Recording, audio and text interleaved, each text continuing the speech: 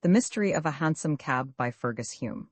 What the August said the following report appeared in the August newspaper of Saturday, the 28th July, 18. Truth is said to be stranger than fiction, and certainly the extraordinary murder which took place in Melbourne on Thursday night, or rather Friday morning, goes a long way towards verifying this saying. A crime has been committed by an unknown assassin, within a short distance of the principal streets of this great city, and is surrounded by an impenetrable mystery. Indeed, from the nature of the crime itself, the place where it was committed, and the fact that the assassin has escaped without leaving a trace behind him, it would seem as though the case itself had been taken bodily from one of Gaboriau's novels, and that his famous detective Lecoq alone would be able to unravel it. The facts of the case are simply these. On the 27th day of July, at the hour of 20 minutes to 2 o'clock in the morning, a hansom cab drove up to the police station in Grey Street, St Kilda, and the driver made the startling statement that his cab contained the body of a man who he had reason to believe had been murdered. Being taken into the presence of the inspector, the cabman, who gave his name as Malcolm Royston, related the following strange story. At the hour of 1 o'clock in the morning, he was driving down Collins Street East when, as he was passing the Burke and Wills Monument, he was hailed by a gentleman standing at the corner by the Scotch Church. He immediately drove up and saw that the gentleman who hailed him was supporting the deceased, who appeared to be intoxicated. Both were in evening dress, but the deceased had on no overcoat, while the other wore a short covert coat of a light fawn color, which was open. As Royston drove up, the gentleman in the light coat said, "Look here, cabby, here's some fellow awfully tight, you'd better take him home." Royston then asked him if the drunken man was his friend, but this the other denied, saying that he had just picked him up from the footpath, and did not know him from Adam. At this moment, the deceased turned his face up to the light of the lamp under which both were standing, and the other seemed to recognize him, for he recoiled a pace, letting the drunken man fall in a heap on the pavement, and gasping out, "You!" he turned on his heel and walked rapidly away down Russell Street in the direction of Burke Street. Royston was staring after him, and wondering at his strange conduct, when he was recalled to himself by the voice of the deceased, who had struggled to his feet, and was holding on to the lamppost, swaying to and fro. "I wan Guillaume," he said in a thick voice, St Kilda. He then tried to get into the cab, but was too drunk to do so, and finally sat down again on the pavement. Seeing this, Royston got down, and lifting him up, helped him into the cab with some considerable difficulty. The deceased fell back into the cab, and seemed to drop off to sleep. So, after closing the door, Royston turned to remount his driving seat, when he found the gentleman in the light coat whom he had seen holding up the deceased, close to his elbow. Royston said, "Oh, you've come back," and the other answered, "Yes, I've changed my mind and will see him home." As he said this, he opened the door of the cab, stepped in beside the deceased, and told Royston to drive down to St Kilda. Royston, who was glad that the friend of the deceased had come to look after him, drove as he had been directed, but near the Church of England Grammar School, on the St Kilda Road, the gentleman in the light coat called out to him to stop. He did so, and the gentleman got out of the cab, closing the door after him. "He won't let me take him home," he said, "so I'll just walk back to the city, and you can drive him to St Kilda." "What street, sir?" asked Royston. "Grey Street, I fancy," said the other, "but my friend will direct you when you get to the junction." "Ain't he too much on, sir?" said Royston, dubiously. "Oh, no, I think he'll be able to tell you where he lives. It's Grey Street or Ackland Street, I fancy. I don't know which." He then opened the door of the cab and looked in. "Good night, old man," he said. The other apparently did not answer, for the gentleman in the light coat, shrugging his shoulders and muttering "sulky brute," closed the door again. He then gave Royston half a sovereign, lit a cigarette, and after making a few remarks about the beauty of the night, walked off quickly in the direction of Melbourne. Royston drove down to the junction, and having stopped there, according to his instructions, he asked his fare several times where he was to drive him to. Receiving no response, and thinking that the deceased was too drunk to answer, he got down from his seat, opened the door of the cab, and found the deceased lying back in the corner with a handkerchief across his mouth. He put out his hand with the intention of rousing him, thinking that he had gone to sleep. But on touching him, the deceased fell forward, and on examination, to his horror, he found that he was quite dead. Alarmed at what had taken place, and suspecting the gentleman in the light coat, he drove to the police station at St Kilda, and there made the above report. The body of the deceased was taken out of the cab and brought into the station, a doctor being sent for at once. On his arrival, however, he found that life was quite extinct, and also discovered that the handkerchief, which was tied lightly over the mouth, was saturated with chloroform. He had no hesitation in stating that from the way in which the handkerchief was placed, and the presence of chloroform, that a murder had been committed, and from all appearances the deceased died easily and without a struggle. The deceased is a slender man, of medium height, with a dark complexion, and is dressed in evening dress, which will render identification difficult, as it is a costume which has no distinctive mark to render it noticeable. There were no papers or cards found on the deceased from which his name could be discovered, and the clothing was not marked in any way. The handkerchief, however, which was tied across his mouth, was of white silk, and marked in one of the corners with the letters O, W, in red silk. The assassin, of course, may have used his own handkerchief to commit the crime, so that if the initials are those of his name, they may ultimately lead to his detection. There will be an inquest held on the body of the deceased this morning, when, no doubt, some evidence may be elicited which may solve the mystery. In Monday morning's issue of the Argus, the following article appeared with reference to the matter. The following additional evidence which has been obtained may throw some light on the mysterious murder in a hansom cab of which we gave a full description in Saturday's issue. Another hansom cabman called at the police office and gave a clue which will, no doubt, prove of value to the detectives in their search for the murderer. He states that he was driving up the St.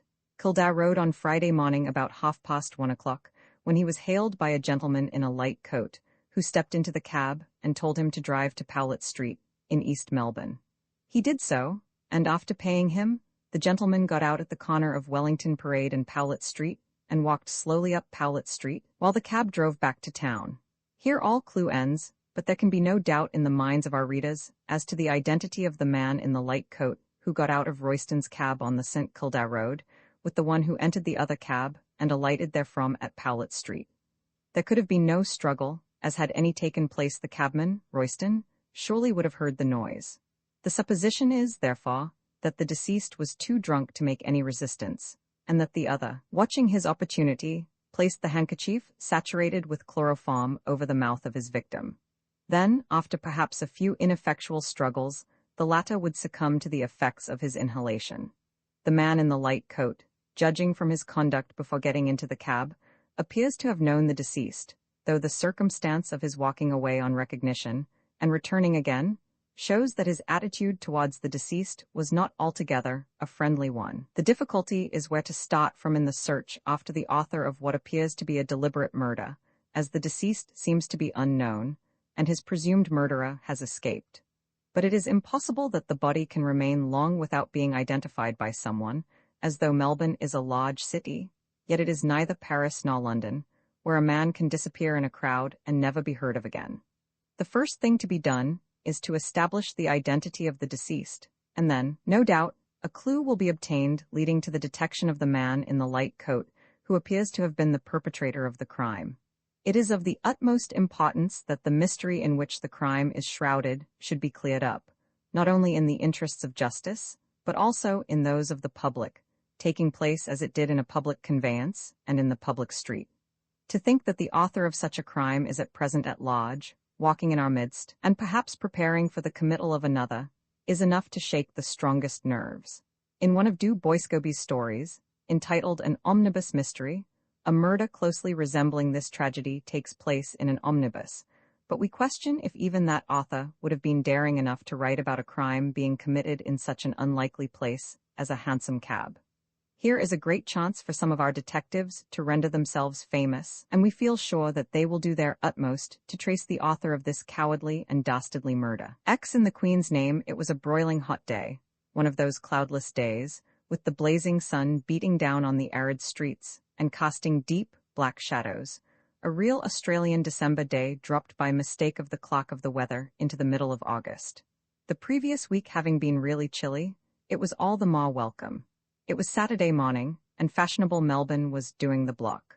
Collins Street is to the southern city what Bond Street and the Row are to London, and the boulevards to Paris. It is on the block that people show off their new dresses, bow to their friends, cut their enemies, and chat a small talk. The same thing no doubt occurred in the Appian Way, the fashionable street of Imperial Rome, when Catullus talked gay nonsense to Lesbia, and Horace received the congratulations of his friends over his new volume of Society Verses. History repeats itself, and every city is bound by all the laws of civilization to have one special street, wherein the votaries of fashion can congregate. Collins Street is not, of course, such a grand thoroughfare as those above mentioned, but the people who stroll up and down the broad pavement are quite as charmingly dressed and as pleasant as any of the peripatetics of those famous cities. As the sun brings out bright flowers, so the seductive influence of the hot weather had brought out all the ladies in gay dresses of innumerable colors, which made the long street look like a restless rainbow. Carriages were bowling smoothly along, their occupants smiling and bowing as they recognized their friends on the sidewalk. Lawyers, their legal quibbles finished for the week, were strolling leisurely with their black bags in their hands. Portly merchants, forgetting Flinders Lane and incoming ships, walked beside their pretty daughters, and the representatives of swelldom were stalking along in their customary apparel of curly-brimmed hats, high collars, and immaculate suits. Altogether, it was a pleasant and animated scene, which would have delighted the heart of anyone who was not dyspeptic, or in love. Dyspeptic people and lovers, disappointed ones, of course, being wont to survey the world in a cynical vein. Madge Frettlby was engaged in that occupation so dear to every female heart, shopping. She was in Mowbray, Rowan, and Hicks, turning over ribbons and laces, while the faithful Brian waited for her outside, and amused himself by looking at the human stream which flowed along the pavement. He disliked shopping quite as much as the majority of his sex, and though as a lover he felt a certain amount of self-abnegation to be becoming in him, it was difficult to drive away the thoughts of his pleasant club, where he could be reading and smoking, with, perchance, something cooling in a glass beside him. However, after she had purchased a dozen or more articles she did not want, Madge remembered that Brian was waiting for her, and hurried to the door. "I haven't been many minutes, have I, dear?" she said, touching him lightly on the arm. "Oh dear no," answered Brian, looking at his watch. "Only 30? A mere nothing, considering a new dress was being discussed." "I thought I had been longer," said Madge, her brow clearing, "but still I am sure you feel a martyr." "Not at all," replied Fitzgerald, handing her into the carriage. "I enjoyed myself very much." "Nonsense," she laughed, opening her sunshade while Brian took his seat beside her. "That's one of those social stories, which everyone considers themselves bound to tell from a sense of duty. I'm afraid I did keep you waiting, though, after all," she went on, with a true feminine idea as to the flight of time. "I was only a few minutes." "And the rest," said Brian, quizzically looking at her pretty face, so charmingly flushed under her great white hat. Madge disdained to notice this interruption. "James," she cried to the coachman, "drive to the Melbourne Club. Papa will be there, you know," she said to Brian, "and we'll take him off to have tea with us."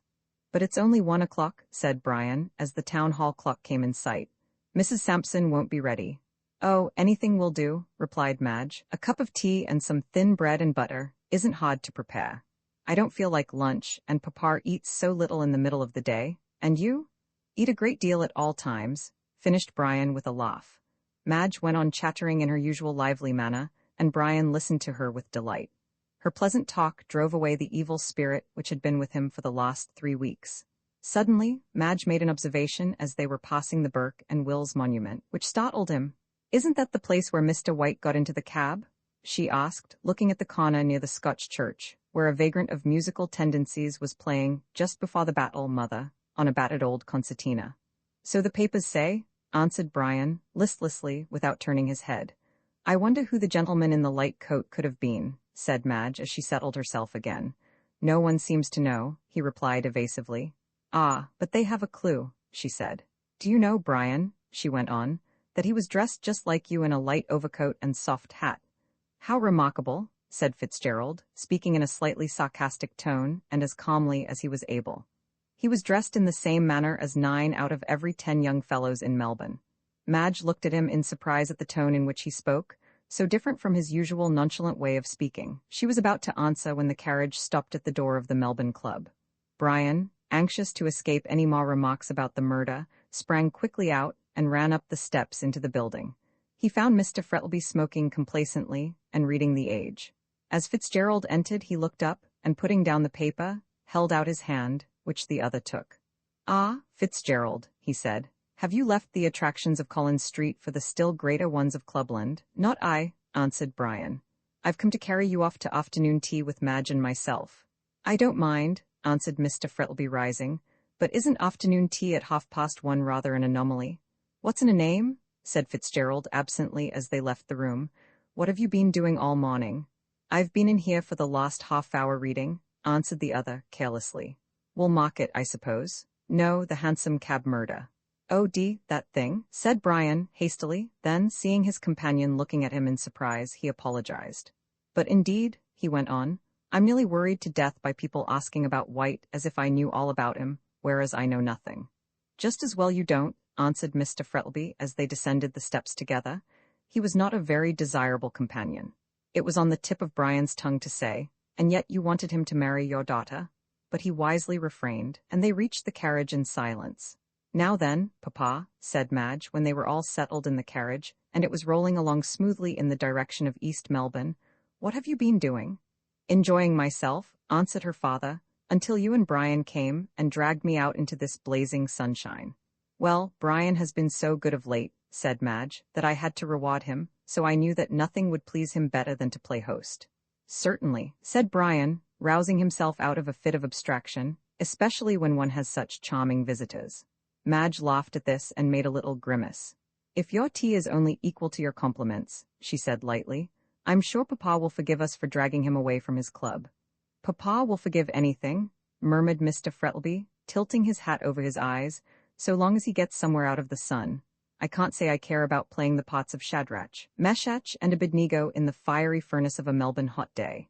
"There now, Papa is quite a host in himself," said Madge mischievously, as the carriage drew up at Mrs. Sampson's door. "No, you are wrong," said Brian, as he alighted and helped her out. "I am the host in myself this time." "If there is one thing I hate above another," observed Miss Frettlby calmly, "it's a pun, and especially a bad one." Mrs. Sampson was very much astonished at the early arrival of her lodger's guests, and did not hesitate to express her astonishment.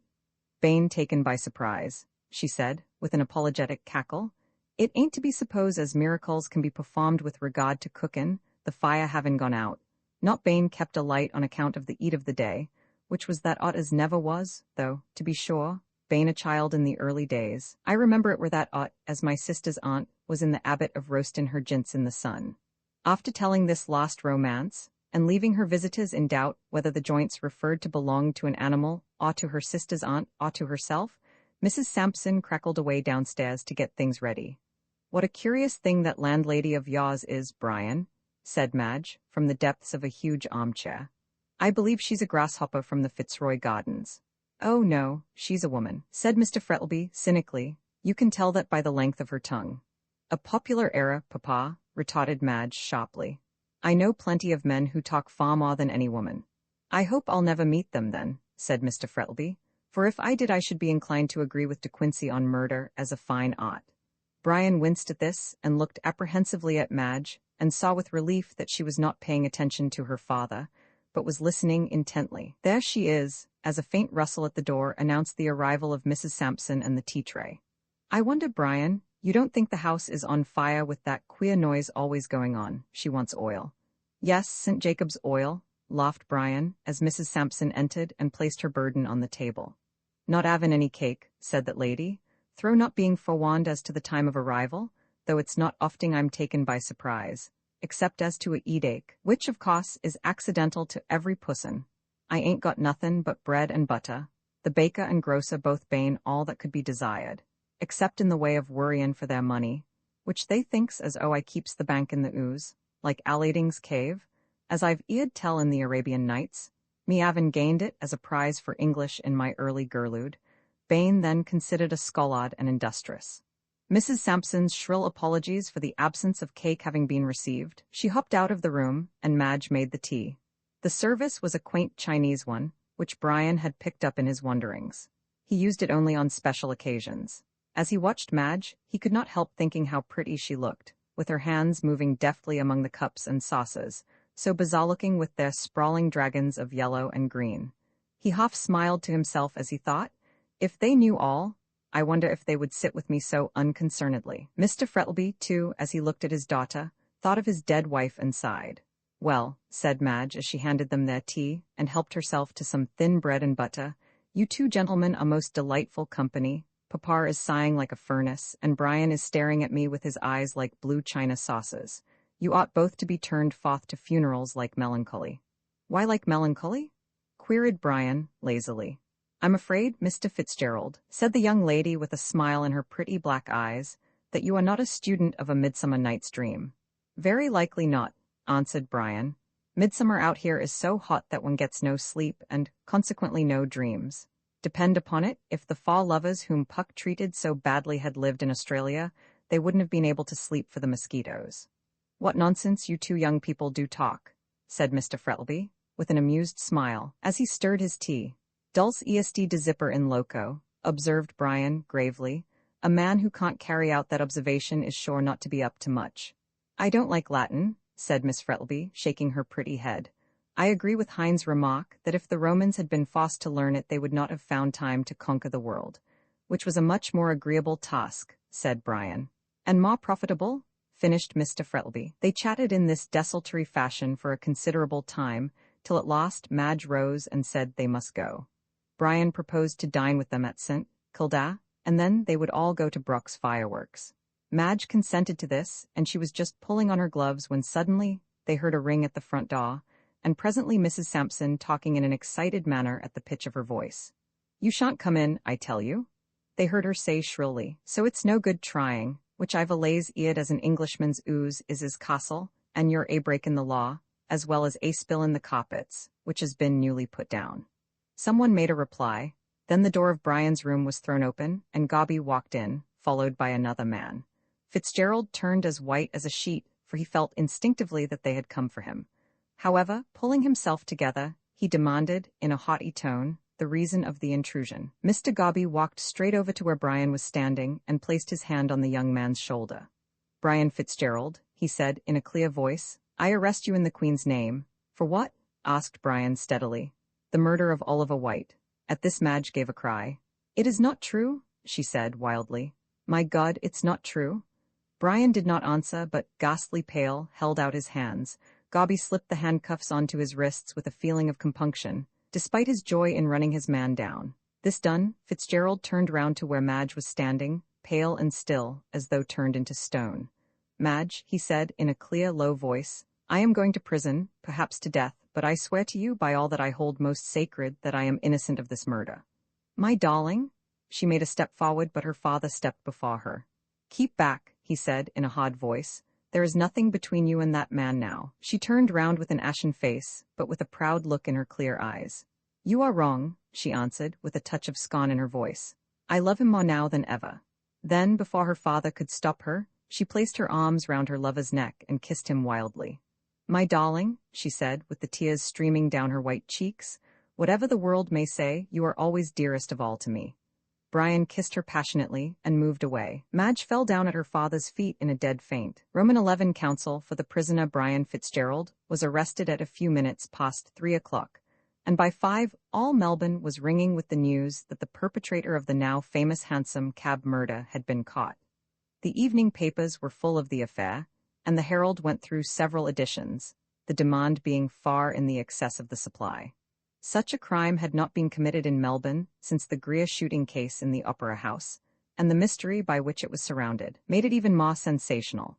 The committal of the crime in such an extraordinary place as a hansom cab had been startling enough, but the discovery that the assassin was one of the most fashionable young men in Melbourne was still more so. Brian Fitzgerald being well known in society as a wealthy squatter, and the future husband of one of the richest and prettiest girls in Victoria, it was no wonder that his arrest caused some sensation. The Herald, which was fortunate enough to obtain the earliest information about the arrest, made the best use of it, and published a flaming article in its most sensational type, somewhat after this fashion. Hansom cab tragedy arrest of the supposed murderer, startling revelations in high life. It is needless to say that some of the reporters had painted the lily pretty freely, but the public were ready to believe everything that came out in the papers. Mr. Frettlby, the day after Brian's arrest, had a long conversation with his daughter and wanted her to go up to Yabba Yallook station until the public excitement had somewhat subsided. But this Madge flatly refused to do. I'm not going to desert him when he most needs me, she said, resolutely. Everybody has turned against him, even before they have heard the facts of the case. He says he is not guilty, and I believe him. Then let him prove his innocence, said her father, who was pacing slowly up and down the room. If he did not get into the cab with White, he must have been somewhere else, so he ought to set up the defense of an alibi. He can easily do that, said Madge, with a ray of hope lighting up her sad face. He was here till 11 o'clock on Thursday night. Very probably, returned her father, dryly. But where was he at 1 o'clock on Friday morning? Besides, Mr. White left the house long before Brian did, she went on rapidly. You must remember, it was when you quarreled with Mr. White. My dear Madge, said Frettlby, stopping in front of her with a displeased look, you are incorrect. White and myself did not quarrel. He asked me if it were true that Fitzgerald was engaged to you, and I answered yes. That was all, and then he left the house. Yes, and Brian didn't go until 2 hours after, said Madge triumphantly. He never saw Mr. White the whole night. So he says, replied Mr. Frettlby significantly. I believe Brian before anyone else in the world, said his daughter, hotly, with flushed cheeks and flashing eyes. Ah, but will a jury? Queried her father. You have turned against him too, answered Madge, her eyes filling with tears. You believe him guilty. I am not prepared either to deny or confirm his guilt, said Mr. Frettlby, coldly. I have done what I could to help him. I have engaged Colton to defend him, and, if eloquence and skill can save him, you may set your mind at rest. My dear father, said Madge, throwing her arms round his neck, I knew you would not desert him altogether for my sake. My darling, replied her father, in a faltering voice as he kissed her, there is nothing in the world I would not do for your sake. Meanwhile, Brian was sitting in his cell in the Melbourne jail, thinking sadly enough about his position. He saw no hope of escape except one, and that he did not intend to take advantage of. It would kill her, he said feverishly as he paced to and fro over the echoing stones. Better that the last of the Fitzgeralds should perish like a common thief than that she should know the bitter truth. If I engage a lawyer to defend me, he went on, the first question he will ask me will be where was I on that night, and if I tell him all will be discovered, and then, no, I cannot do it. It would kill her, my darling, and throwing himself down on the bed, he covered his face with his hands. He was roused by the opening of the door of his cell, and on looking up saw that it was Colton who entered. He was a great friend of Fitzgerald's, and Brian was deeply touched by his kindness in coming to see him. Duncan Colton had a kindly heart and was anxious to help Brian, but there was also a touch of self-interest in the matter. He had received a note from Mr. Frettlby asking him to defend Fitzgerald, which he agreed to do with avidity, as he foresaw, in this case, an opportunity for his name becoming known throughout the Australian colonies. It is true that he was already a celebrated lawyer, but his reputation was purely a local one, and as he foresaw that Fitzgerald's trial for murder would cause a great sensation throughout Australia and New Zealand, he determined to take advantage of it as another step in the ladder which led to fame, wealth, and position. So this tall, keen-eyed man, with the clean-shaven face and expressive mouth, advanced into the cell and took Brian by the hand. It is very kind of you to come and see me, said Fitzgerald. It is at a time like this that one appreciates friendship. Yes, of course, answered the lawyer, fixing his keen eyes on the other's haggard face as if he would read his innermost thoughts. I came partly on my own account, and partly because Frettlby asked me to see you as to your defense. Mr. Frettlby? Said Brian, in a mechanical way. He is very kind. I thought he believed me guilty. No man is considered guilty until he has been proved so, answered Colton, evasively. Brian noticed how guarded the answer was, for he heaved an impatient sigh. And Miss Frettlby? He asked, in a hesitating manner. This time he got a decided answer. She declines to believe you guilty, and will not hear a word said against you. God bless her, said Brian, fervently. She is a true woman. I suppose I am pretty well canvassed? He added bitterly. Nothing else talked about, answered Colton calmly. Your arrest has for the present suspended all interest in theatres, cricket matches, and balls, and you are at the present moment being discussed threadbare in clubs and drawing-rooms. Fitzgerald writhed. He was a singularly proud man, and there was something inexpressibly galling in this unpleasant publicity. But this is all idle chatter, said Colton, taking a seat. We must get to business. Of course you will accept me as your counsel. It's no good my doing so, replied Brian, gloomily. The rope is already round my neck. Nonsense, replied the lawyer cheerfully. The rope is round no man's neck until he is on the scaffold. Now you need not say a word, he went on, holding up his hand as Brian was about to speak. I intend to defend you, whether you like it or not. I do not know all the facts, except what the papers have stated, and they exaggerate so much that one can place no reliance on them.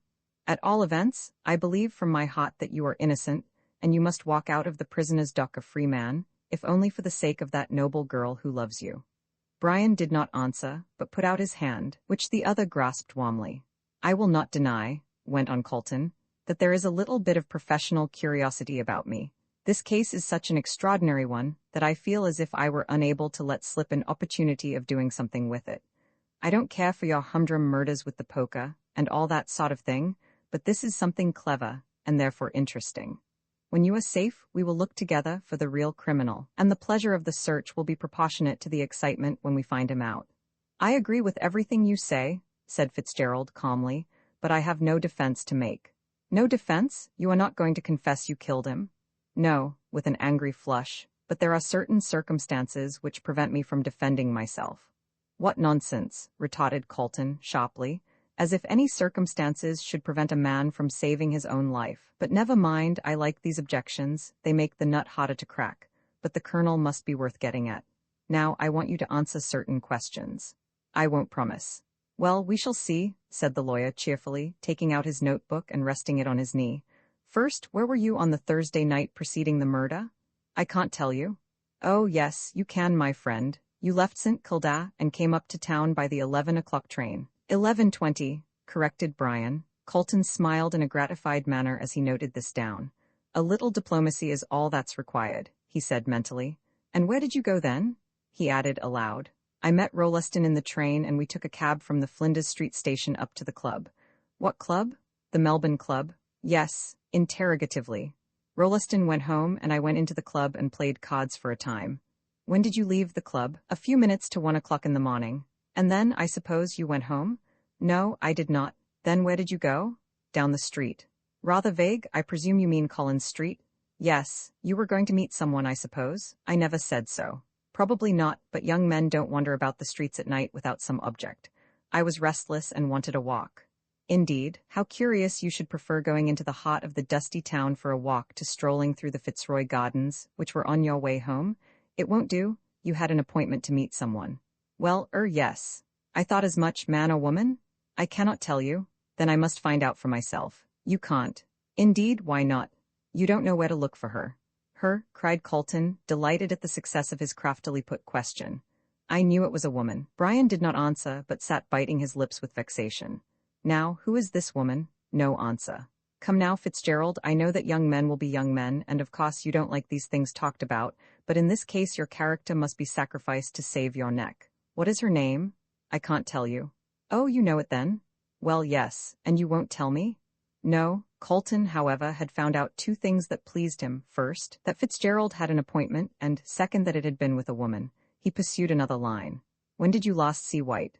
Brian answered with great reluctance. "I saw him drunk by the Scotch church." "What, you were the man who hailed the hansom?" "Yes," assented the other, hesitating slightly. "I was?" The thought flashed through Colton's brain as to whether the young man before him was guilty or not, and he was obliged to confess that things looked very black against him. Then what the newspapers said was correct. Partly. "Ah?" Colton drew a long breath. Here was a ray of hope. "You did not know it was White when you found him lying drunk near the Scotch church?" "No, I did not. Had I known it was he I would not have picked him up." "Of course you recognized him afterwards?" "Yes, I did. And as the paper stated, I dropped him and walked away." "Why did you leave him so abruptly?" Brian looked at his questioner in some surprise. "Because I detested him," he said shortly. "Why did you detest him?" No answer. "Was it because he admired Miss Frettlby and from all appearances was going to marry her?" "Well, yes," sullenly.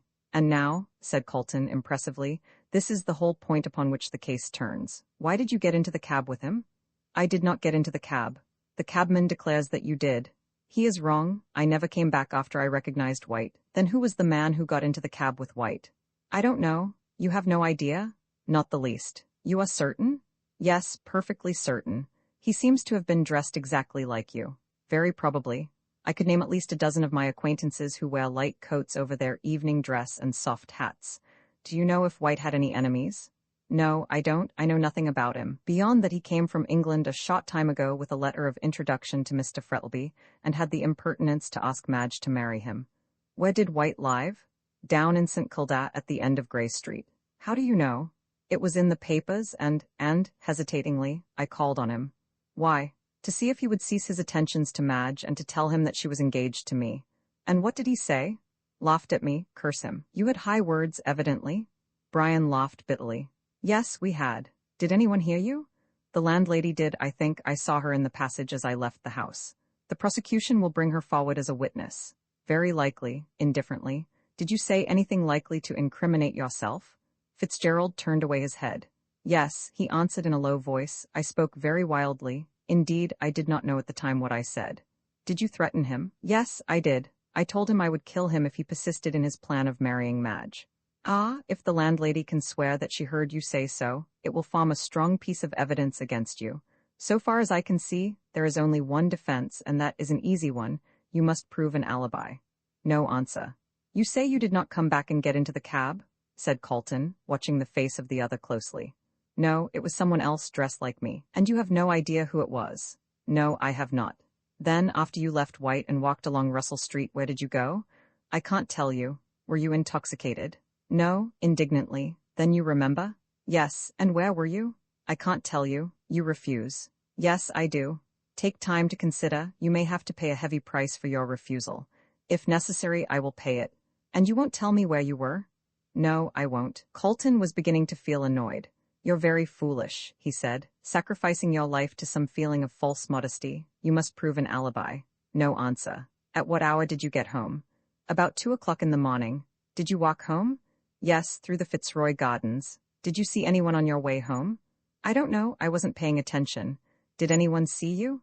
Not that I know of. Then you refused to tell me where you were between 1 and 2 o'clock on Friday morning. Absolutely. Colton thought for a moment to consider his next move. Did you know that White carried valuable papers about with him? Fitzgerald hesitated and turned pale. No, I did not know, he said reluctantly. The lawyer made a master stroke. Then why did you take them from him? What, had he it with him? Colton saw his advantage and seized it at once. Yes, he had it with him. Why did you take it? I did not take it. I didn't even know he had it with him. Indeed, will you kindly tell me what it is? Brian saw the trap into which he had fallen. No, I will not, he answered steadily. Was it a jewel? No. Was it an important paper? I don't know.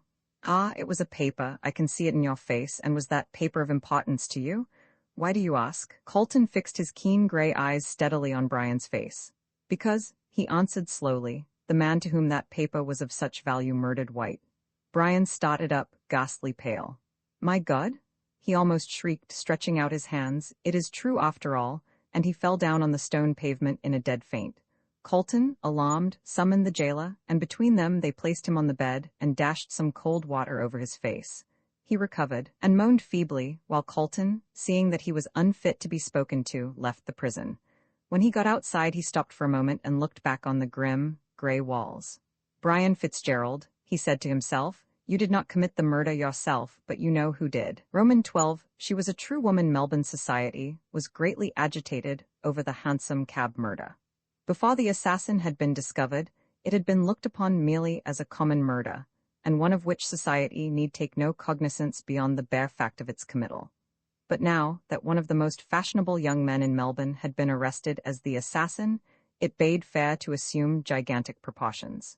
Mrs. Grundy was shocked, and openly talked about having nourished in her bosom a viper which had unexpectedly turned and stung her. Morn, noon, and night, in Torak drawing-rooms and Melbourne clubs, the case formed the principal subject of conversation, and Mrs. Grundy was horrified. Here was a young man, well-born, the Fitzgeralds, my dear, an Irish family, with royal blood in their veins, well-bred. Most charming manners, I assure you, and so very good-looking, and engaged to one of the richest girls in Melbourne. Pretty enough, madam, no doubt, but he wanted her money, sly dog. And this young man, who had been petted by the ladies, voted a good fellow by the men, and was universally popular, both in drawing-room and club, had committed a vulgar murder. It was truly shocking. What was the world coming to, and what were jails and lunatic asylums built for if men of young Fitzgerald's caliber were not put in them, and kept from killing people? And then, of course, everybody asked everybody else who White was, and why he had never been heard of before. All people who had met Mr. White were worried to death with questions about him, and underwent a species of social martyrdom as to who he was, what he was like, why he was killed, and all the rest of the insane questions which some people will ask. It was talked about everywhere, in fashionable drawing rooms at 5 o'clock tea, over thin bread and butter and souchong, at clubs, over brandies and sodas and cigarettes, by working men over their midday pint, and by their wives in the congenial atmosphere of the backyard over the washtub. The papers were full of paragraphs about the famous murder, and the society papers gave an interview with the prisoner by their special reporters, which had been composed by those gentlemen out of the floating rumors which they heard around, and their own fertile imaginations. As to the prisoner's guilt, everyone was certain of it. The cabman Royston had sworn that Fitzgerald had got into the cab with White, and when he got out, White was dead. There could be no stronger proof than that, and the general opinion was that the prisoner would put in no defense, but would throw himself on the mercy of the court.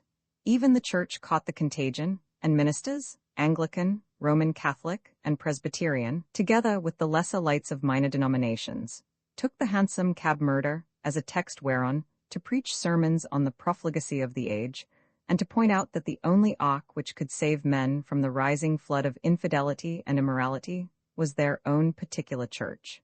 Gad, as Colton remarked, after hearing 5 or 6 ministers each claim their own church as the one special vessel of safety, there seems to be a whole fleet of arks. For Mr. Felix Rolleston, acquainted as he was with all concerned, the time was one of great and exceeding joy. He was ever to the fore in retailing to his friends, plus certain garnishments of his own, any fresh evidence that chanced to come to light. His endeavor was to render it the more piquant, if not dramatic. If you asked him for his definite opinion as to the innocence or guilt of the accused, Mr. Felix shook his head sagaciously, and gave you to understand that neither he nor his dear friend Colton, he knew Colton to nod to, had yet been able to make up their minds about the matter. "Fact is, don't you know," observed Mr. Rolleston wisely, "there's more in this than meets the eye, and all that sort of thing. Think 'tective fellas wrong myself. Don't think Fitz killed White. Jolly well sure he didn't." This would be followed invariably by a query in chorus of "Who killed him then?" "Aha," Felix would retort, putting his head on one side, like a meditative sparrow. "'Tective fellas can't find out, that's the difficulty. Good mind to go on the prowl myself, by Jove. But do you know anything of the detective business?" someone would ask. "Oh dear yes," with an airy wave of his hand. "I've read Gaboro, you know. Awfully jolly life, 'tectives." Despite this evasion, Rolleston, in his heart of hearts, believed Fitzgerald guilty, but he was one of those persons who, having either tender hearts or obstinate natures, the latter is perhaps the more general, deem it incumbent upon them to come forward in championship of those in trouble. There are, doubtless, those who think that Nero was a pleasant young man, whose cruelties were but the resultant of an overflow of high spirits, and who regard Henry Roman VIII in the light of a henpecked husband unfortunate in the possession of 6 wives. These people delight in expressing their sympathy with great scoundrels of the Ned Kelly order. They view them as the embodiment of heroism, unsympathetically and disgracefully treated by the narrow understanding of the law. If one half the world does kick a man when he is down, the other half invariably consoles the prostrate individual with halfpence. And therefore, even while the weight of public opinion was dead against Fitzgerald, he had his share of avowed sympathy. There was a comfort in this for Madge. Not that if the whole countryside had unanimously condemned her lover, she would have believed him guilty. The element of logic does not enter into the championship of woman. Her love for a man is sufficient to exalt him to the rank of a demigod. She absolutely refuses to see the clay feet of her idol. When all others forsake, she clings to him. When all others frown, she smiles on him. And when he dies, she reveres his memory as that of a saint and a martyr. Young men of the present day are prone to disparage their womenkind, but a poor thing is the man who in time of trouble has no woman to stand by him with cheering words and loving comfort. And so Madge Frettlby, true woman that she was, had nailed her colors to the mast. She refused surrender to anyone, or before any argument. He was innocent, and his innocence would be proved, for she had an intuitive feeling that he would be saved at the 11th hour. How, she knew not, but she was certain that it would be so. She would have gone to see Brian in prison, but that her father absolutely forbade her doing so. Therefore she was dependent upon Colton for all the news respecting him, and any message which she wished conveyed. Brian's persistent refusal to set up the defense of an alibi annoyed Colton, the more so as he could conceive no reasons sufficiently worthy of the risk to which it subjected his client. "If it's for the sake of a woman," he said to Brian, "I don't care who she is, it's absurdly quixotic. Self-preservation is the first law of nature, and if my neck was in danger I'd spare neither man, woman, nor child to save it. I dare say, answered Brian, but if you had my reasons you might think differently. Yet in his own mind, the lawyer had a suspicion which he thought might perhaps account for Brian's obstinate concealment of his movements on the fatal night. He had admitted an appointment with a woman. He was a handsome young fellow, and probably his morals were no better than those of his fellows. There was perhaps some intrigue with a married woman. He had perchance been with her on that night, and it was to shield her that he refused to speak. Even so, argued Colton, let him lose his character rather than his life. Indeed, the woman herself should speak. It would be hard upon her, I admit, yet when a man's life is in danger, surely nothing should stop her. Full of these perplexing thoughts, Colton went down to St. Kilda to have a talk with Madge. He intended to ask her to assist him towards obtaining the information he needed. He had a great respect for Madge, and thought her a really clever woman. It was just possible, he argued, that Brian's great love might cause him to confess everything to her, at her urgent request. He found Madge awaiting his arrival with anxiety. "Where have you been all this time?" she said as they sat down. "I have been counting every moment since I saw you last. How is he?" "Just the same," answered Colton, taking off his gloves, still obstinately refusing to save his own life. "Was your father?" he asked suddenly. "Out of town," she answered impatiently. "He will not be back for a week." "But what do you mean that he won't save his own life?" Colton leaned forward and took her hand. "Do you want to save his life?" he asked. "Save his life," she reiterated, starting up out of her chair with a cry. "God knows I would die to save him."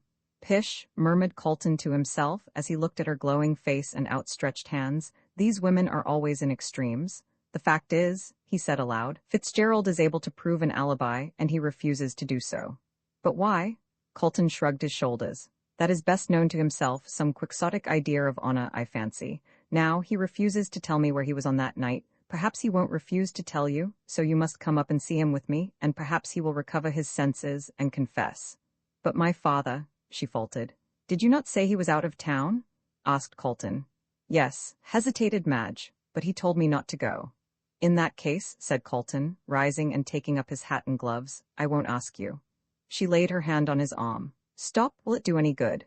Colton hesitated a moment, for he thought that if the reason of Brian's silence was, as he surmised, an intrigue with a married woman, he might not tell the girl he was engaged to about it.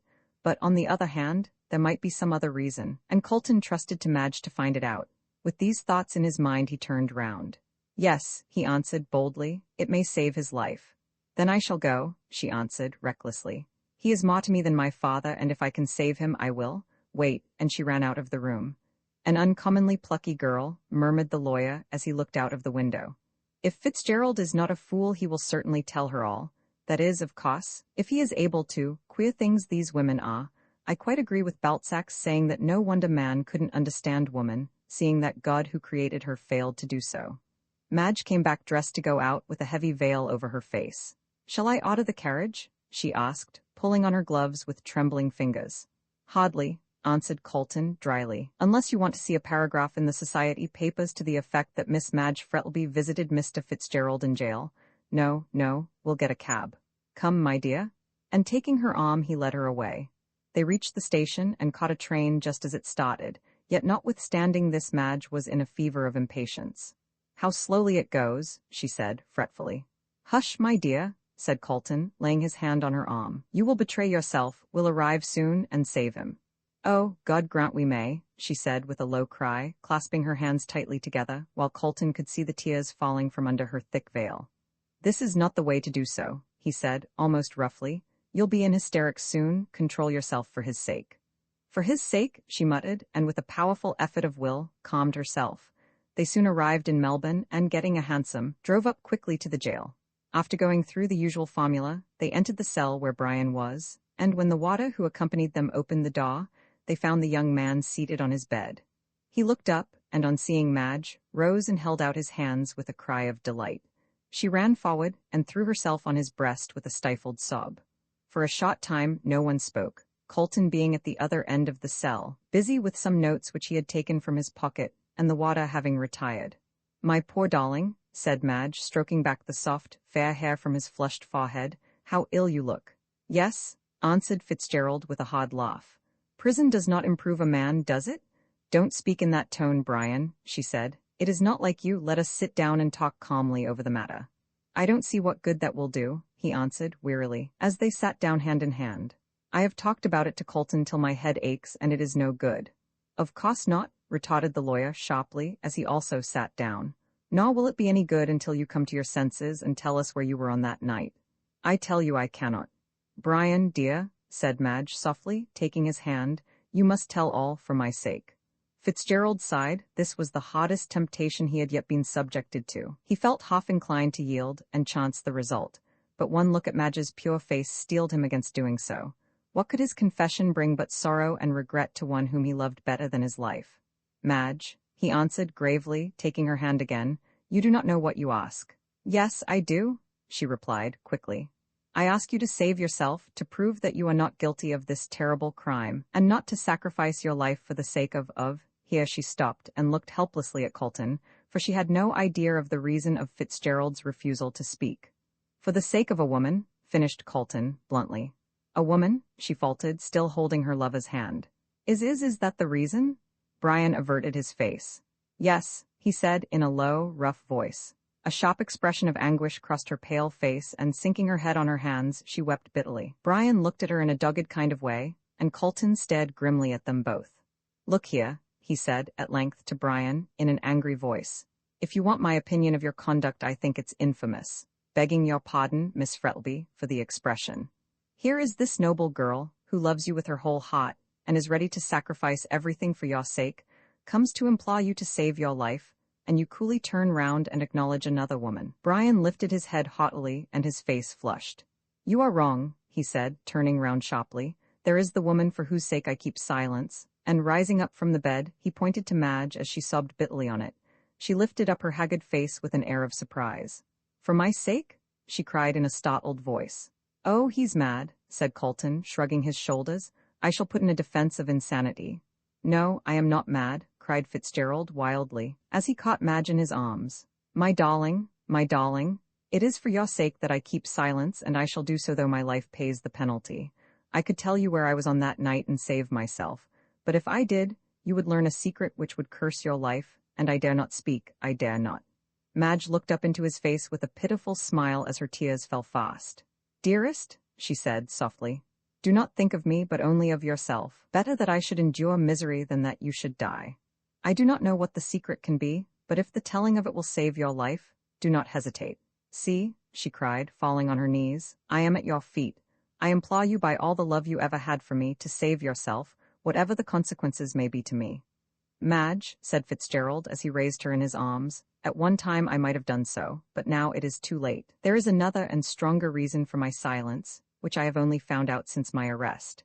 I know that I am closing up the one way of escape from this charge of murder, of which I am innocent, but as there is a God in heaven, I swear that I will not speak. There was a silence in the cell, broken only by Madge's convulsive sobs, and even Colton, cynical man of the world as he was, felt his eyes grow wet. Brian led Madge over to him and placed her in his arms. Take her away, he said in a broken voice, or I shall forget that I am a man. And turning away he threw himself on his bed and covered his face with his hands. Colton did not answer him, but summoned the water and tried to lead Madge away. But just as they reached the door she broke away from him and, running back, flung herself on her lover's breast. My darling, she sobbed, kissing him, you shall not die, I shall save you in spite of yourself. And, as if afraid to trust herself longer, she ran out of the cell, followed by the barrister. Roman 13 Madge makes a discovery. Madge stepped into the cab, and Colton paused a moment to tell the cabman to drive to the railway station. Suddenly she stopped him. Tell him to drive to Brian's lodgings in Powlett Street, she said, laying her hand on Colton's arm. What for? Asked the lawyer in astonishment. And also to go past the Melbourne Club, as I want to stop there. What the deuce does she mean? Muttered Colton as he gave the necessary orders and stepped into the cab. And now, he asked, looking at his companion who had let down her veil, while the cab rattled quickly down the street. What do you intend to do? She threw back her veil, and he was astonished to see the sudden change which had come over her. There were no tears now, and her eyes were hard and glittering, while her mouth was firmly closed. She looked like a woman who had determined to do a certain thing, and would carry out her intention at whatever cost. I intend to save Brian in spite of himself, she said, very distinctly. But how? Ah, you think that being a woman I can do nothing, she said bitterly. Well, you shall see. I beg your pardon, retorted Colton with a grim smile. My opinion of your sex has always been an excellent one, every lawyer's is. Stands to reason that it should be so, seeing that a woman is at the bottom of 9 cases out of 10. The old cry. Nevertheless a true one, answered Colton. Ever since the time of Father Adam, it has been acknowledged that women influence the world either for good or evil more than men. But this is not to the point. He went on, rather impatiently.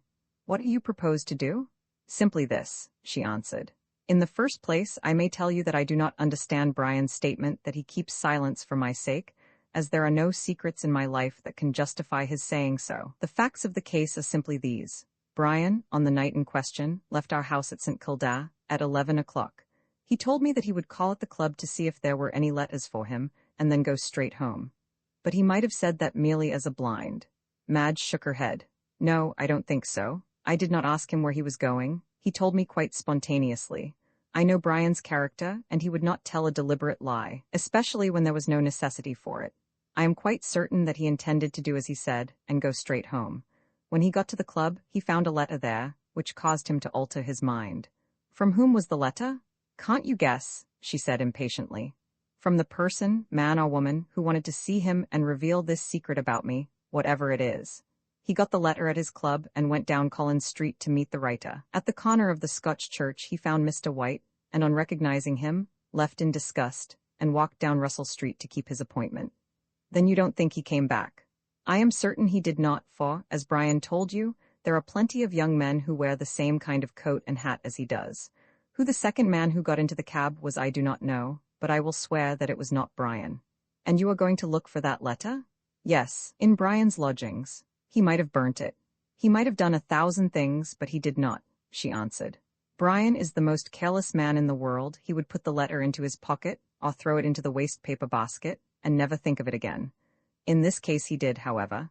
Yes, he thought of the conversation he had with the writer, but not of the letter itself. Depend upon it, we shall find it in his desk, or in one of the pockets of the clothes he wore that night. Then there's another thing, said Colton, thoughtfully. The letter might have been delivered to him between the Elizabeth Street railway station and the club. We can soon find out about that, answered Madge, for Mr. Rolleston was with him at the time. So he was, answered Colton, and here is Rolleston coming down the street. We'll ask him now. The cab was just passing the Burke and Wills monument, and Colton's quick eye had caught a glimpse of Rolleston walking down the left-hand side. What first attracted Colton's attention was the glittering appearance of Felix. His well-brushed top hat glittered, his varnished boots glittered, and his rings and scarf pin glittered. In fact, so resplendent was his appearance that he looked like an animated diamond coming along in the blazing sunshine. The cab drove up to the curb, and Rolleston stopped short as Colton sprang out directly in front of him. Madge lay back in the cab and pulled down her veil, not wishing to be recognized by Felix, as she knew that if he did it would soon be all over the town. "Hallo, old chap," said Rolleston, in considerable astonishment. "Where did you spring from?" "From the cab, of course," answered Colton with a laugh. "A kind of deus ex machina," replied Rolleston, attempting a bad pun. "Exactly," said Colton. "Look here, Rolleston, do you remember the night of White's murder? You met Fitzgerald at the railway station." "In the train," corrected Felix. Well, no matter, you came up with him to the club." "Yes, and left him there. Did you notice if he received any message while he was with you?" "Any message?" repeated Felix. "No, he did not. We were talking together the whole time, and he spoke to no one but me." "Was he in good spirits?" "Excellent. Made me laugh awfully. But why all this thusness?" "Oh, nothing," answered Colton, getting back into the cab. "I wanted a little information from you. I'll explain next time I see you. Goodbye." "But I say," began Felix, but the cab had already rattled away, so Mr. Rolleston turned angrily away. "I never saw anything like these lawyers," he said to himself. "Colton's a perfect whirlwind, by Jove." Meanwhile, Colton was talking to Madge. "You were right," he said. "There must have been a message for him at the club, for he got none from the time he left your place." "And what shall we do now?" asked Madge, who, having heard all the conversation, did not trouble to question the lawyer about it.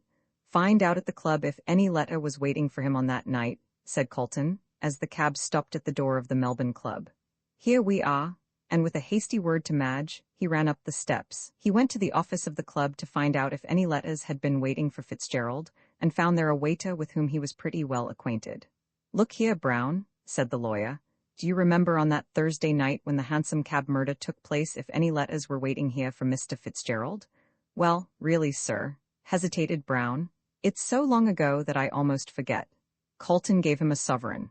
Oh, it's not that, Mr. Colton, said the waiter, pocketing the coin nevertheless. But I really do forget. Try and remember, said Colton shortly. Brown made a tremendous effort of memory and at last gave a satisfactory answer. No, sir, there were none. Are you sure? Said Colton, feeling a thrill of disappointment.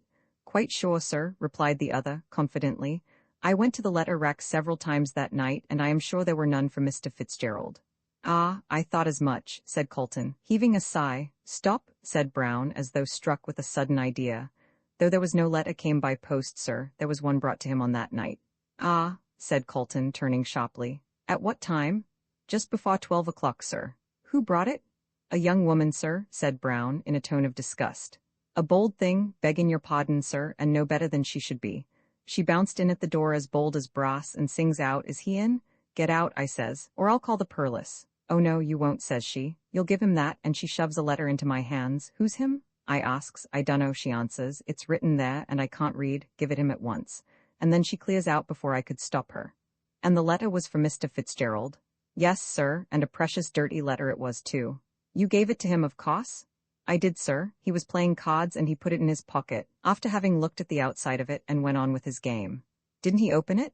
Not then, sir, but he did later on, about 1:15 o'clock. I was in the room and he opens it and reads it. Then he says to himself, what d impertinence, and puts it into his pocket. Was he disturbed? Well, sir, he looked angry-like and put his coat and hat on and walked out about 5 minutes to 1. Ah, and he met White at 1, muttered Colton. There's no doubt about it. The letter was an appointment and he was going to keep it. What kind of a letter was it? He asked. Very dirty, sir, in a square envelope, but the paper was good and so was the writing. That will do, said Colton. I am much obliged to you, and he hurried down to where Madge awaited him in the cab. You were right, he said to her, when the cab was once more in motion. He got a letter on that night, and went to keep his appointment at the time he met White. I knew it, cried Madge with delight. You see, we will find it in his lodgings. I hope so, answered Colton, but we must not be too sanguine. He may have destroyed it. No, he has not, she replied. I am convinced it is there. Well, answered Colton, looking at her, I don't contradict you, for your feminine instincts have done more to discover the truth than my reasonings, but that is often the case with women. They jump in the dock where a man would hesitate, and in 9 cases out of 10 land safely. Alas for the 10th, said Miss Frettlby. She has to be the one exception to prove the rule. She had in a great measure recovered her spirits and seemed confident that she would save her lover, but Mr. Colton saw that her nerves were strung up to the highest pitch, and that it was only her strong will that kept her from breaking down altogether. By Jove, he muttered, in an admiring tone, as he watched her. She's a plucky girl, and Fitzgerald is a lucky man to have the love of such a woman. They soon arrived at Brian's lodgings, and the door was opened by Mrs. Sampson, who looked very disconsolate indeed. The poor cricket had been blaming herself severely for the information she had given to the false insurance agent, and the floods of tears which she had wept had apparently had an effect on her physical condition, for she cackled less loudly than usual, though her voice was as shrill as ever. That such a thing should ave append to him, she wailed, in her thin, high voice. And me that proud of him, not havin' any family of my own, except one as died and went up to eving aught o' his father, which I opes as they both are now angels, and friendly, as his nature had not developed in this valley of the shadow to determine, his feelin's towards his father when he died, bane carried off by a chill, caused by the change from hot to cold, the weather bane that contrary. They had arrived in Brian's sitting room by this time, and Madge sank into a chair, while Colton, anxious to begin the search, hinted to Mrs. Sampson that she could go. I'm departin', sir, piped the cricket with a sad shake of her head as she opened the door, knowin', as I do, as ease as innocent as an unborn babe, and to think of me avin' told that 'orrid pussin, who 'ad no regard for the truth all about him as is now in a cold cell. Not as what the weather ain't warm, and 'e won't want a fire as long as they allows 'im blankets. What did you tell him? Asked Colton sharply. Ah, you may well say that, lamented Mrs. Sampson, rolling her dingy handkerchief into a ball, and dabbing at her red-rimmed eyes, which presented quite a bacchanalian appearance, due, be it said in justice, to grief, not to liquor. Avin been beguiled by that serping in light clothes as wanted to know if Eola's come home afore 12, which I said he was in the habit of doin', though, to be sure, he did sometimes use his latchkey. The night of the murder, for instance. Oh, don't say that, sir, said Mrs. Sampson, with a terrified crackle. Me bane weak and ailin', though common of a strong family, as a lays lived to a good age, throw bane in the habit of wearin' flannels, which my mother's father thought better nor a spillin' the inside with chemistry. Clever man, that detective, murmured Colton to himself. He got out of her by strategy what he never would have done by force. It's a strong piece of evidence against Fitzgerald, but it does not matter much if he can prove an alibi. You'll likely be called as a witness for the prosecution, he said aloud. Me, sir? Squeaked Mrs. Sampson, trembling violently, and thereby producing a subdued rustle, as of wind in the trees. As I've never been in the cot, 'cept the time as father took me for a treat to 'ear a murder, which there's no denyin' is as good as a play, Bainung. Avin it his wife over the Eid with the poker when she weren't lookin', and buryin' cops in a back garden, without even a stone to mock the place, let alone a line from the Psalms and a remuneration of virtues. Well, well, said Colton, rather impatiently, as he opened the door for her. Leave us for a short time, there's a good soul. Miss Frettlby and I want to rest, and we will ring for you when we are going. Thank you, sir, said the lachrymose landlady, and I 'opes they won't 'ang him, which is sich a choky way of dyin'. But in life we are in death, she went on, rather incoherently, as is well known to them as diseases and may be copsed at any minute, and as here Colton, unable to restrain his impatience any longer, shut the door, and they heard Mrs. Sampson's shrill voice and subdued cracklings die away in the distance. Now then, he said, now that we have got rid of that woman and her tongue, where are we to begin? The desk, replied Madge, going over to it. It's the most likely place. Don't think so, said Colton, shaking his head. If, as you say, Fitzgerald is a careless man, he would not have troubled to put it there. However, perhaps we'd better look. The desk was very untidy, just like Brian, as Madge remarked, full of paid and unpaid bills, old letters, playbills, ball programs, and withered flowers. Reminiscences of former flirtations, said Colton, with a laugh, pointing to these. I should not wonder, retorted Miss Frettlby, coolly. Brian always was in love with someone or other, but you know what Lytton says, there are many counterfeits, but only one Eros, so I can afford to forget these things. The letter, however, was not to be found in the desk, nor was it in the sitting room. They tried the bedroom, but with no better result. Madge was about to give up the search in despair, when suddenly Colton's eye fell on the waste-paper basket, which, by some unaccountable reason, they had overlooked. The basket was half full, in fact, more than half, and on looking at it, a sudden thought struck the lawyer. He rang the bell, and presently Mrs. Sampson made her appearance. How long has that waste-paper basket been standing like that? He asked, pointing to it. It bane the only fault I 'ad to find with him, said Mrs. Sampson. E bane that untidy that e never let me clean it out until he told me pussenly. E said as e throwed things into it as e might ave to look up again, and I haven't touched it for more nor 6 weeks. Oppen you won't think me a bad housekeeper, it bane his own wish. Bane fond of litter and sich like. 6 weeks, repeated Colton, with a look at Madge. Ah, and he got the letter 4 weeks ago. Depend upon it, we shall find it there. Madge gave a cry and, falling on her knees, emptied the basket out on the floor, and both she and Colton were soon as busy among the fragments of paper as though they were ragpickers. Oppen they ain't off their eads, murmured Mrs. Sampson, as she went to the door, but it looks like it, they bane. Suddenly a cry broke from Madge as she drew out of the mass of paper a half-burnt letter, written on thick and creamy-looking paper. At last, she cried, rising off her knees and smoothing it out. I knew he had not destroyed it. Pretty nearly, however, said Colton, as his eye glanced rapidly over it. It's almost useless as it is. There's no name to it. He took it over to the window and spread it out upon the table. It was dirty and half-burnt, but still it was a clue. The above is a facsimile of the letter. There is not much to be gained from that, I'm afraid, said Madge sadly. It shows that he had an appointment, but where? Colton did not answer, but leaning his head on his hands, stared hard at the paper. At last he jumped up with a cry. I have it, he said, in an excited tone. Look at that paper, see how creamy and white it is, and above all, look at the printing in the corner, Aut Villa Torak. Then he went down to Torak. In an hour and back again, hardly? Then it was not written from Torak? No, it was written in one of the Melbourne back slums. How do you know? Look at the girl who brought it, said Colton, quickly. A disreputable woman, one far more likely to come from the back slums than from Torak.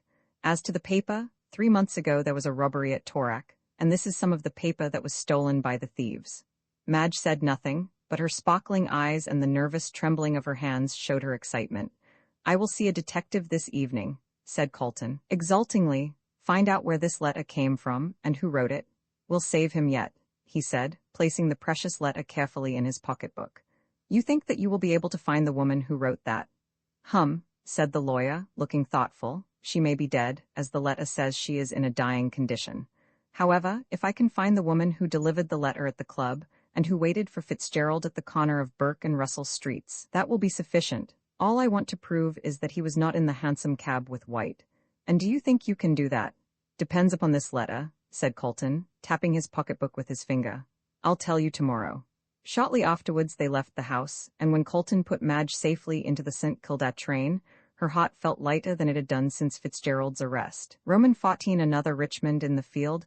There is an old adage that says, like draws to like. The antithesis of this is probably that unlike repels unlike. But there are times when individualism does not enter into the matter, and fate alone, by throwing two persons together, sets up a state, congenial or uncongenial, as the case may be. Fate chose to throw together Mr. Gobby and Mr. Culsip, and each was something more than uncongenial to the other. Each was equally clever in their common profession. Each was a universal favorite, yet each hated the other. They were as fire and water to one another, and when they came together, invariably there was trouble. Culsip was tall and slender, Gobby was short and stout. Culsip looked clever, Gobby wore a smile of self-satisfaction, which alone was sufficient to prevent his doing so. Yet, singularly enough, it was this very smile that proved most useful to Gobby in the pursuit of his calling. It enabled him to come at information where his sharp-looking colleague might try in vain. The hearts of all went forth to Gobby's sweet smile and insinuating manner. But when Culsip appeared, people were wont to shut up, and to retire promptly, like alarmed snails, within their shells. Gobby gave the lie direct to those who hold that the face is ever the index to the mind. Culsip, on the other hand, with his hawk-like countenance, his brilliant black eyes, hooked nose, and small, thin-lipped mouth, endorsed the theory. His complexion was quite colorless, and his hair was jet black. Altogether, he could not be called fair to look upon. His craft and cunning were of the snake-like order. So long as he conducted his inquiries in secret, he was generally successful, but once let him appear personally on the scene, and failure was assured to him. Thus, while Culsip passed as the cleverer, Gobby was invariably the more successful, at all events, ostensibly. When, therefore, this hansom cab murder case was put into Gobby's hands, the soul of Culsip was smitten with envy, and when Fitzgerald was arrested, and all the evidence collected by Gobby seemed to point so conclusively to his guilt, Culsip writhed in secret over the triumph of his enemy. Though he would only have been too glad to say that Gobby had got hold of the wrong man, yet the evidence was so conclusive that such a thought never entered his head until he received a note from Mr. Colton, asking him to call at his office that evening at 8 o'clock, with reference to the murder. Culsip knew that Colton was counsel for the prisoner.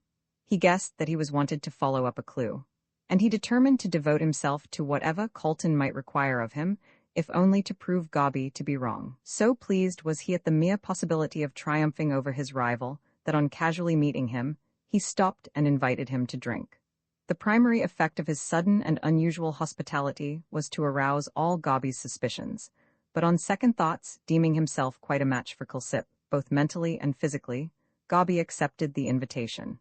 "Ah," said Culsip in his soft, low voice, rubbing his lean white hands together, as they sat over their drinks. "You're a lucky man to have laid your hands on that hansom cab murderer so quickly."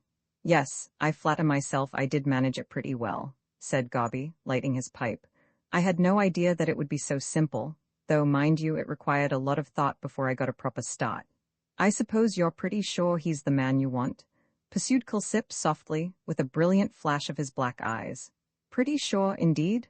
retorted Mr. Gobby, scornfully. "There ain't no pretty sure about it.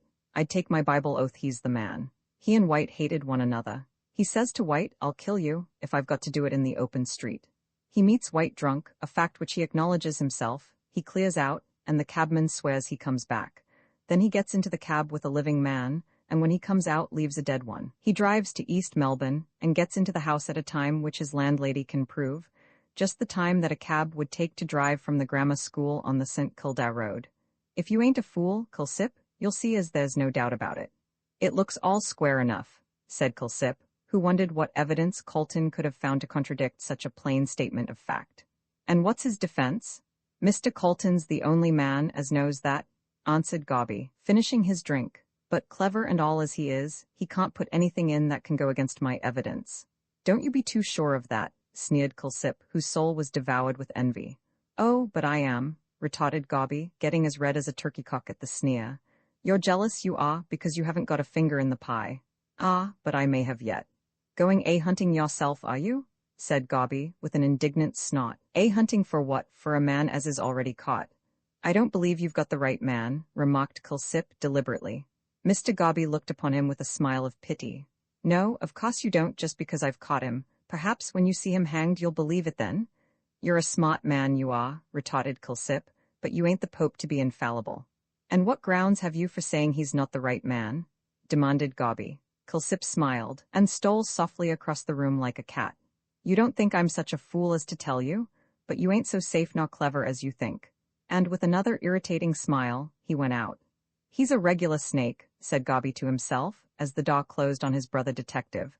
"But he's bragging now. There isn't a link missing in the chain of evidence against Fitzgerald, so I defy him.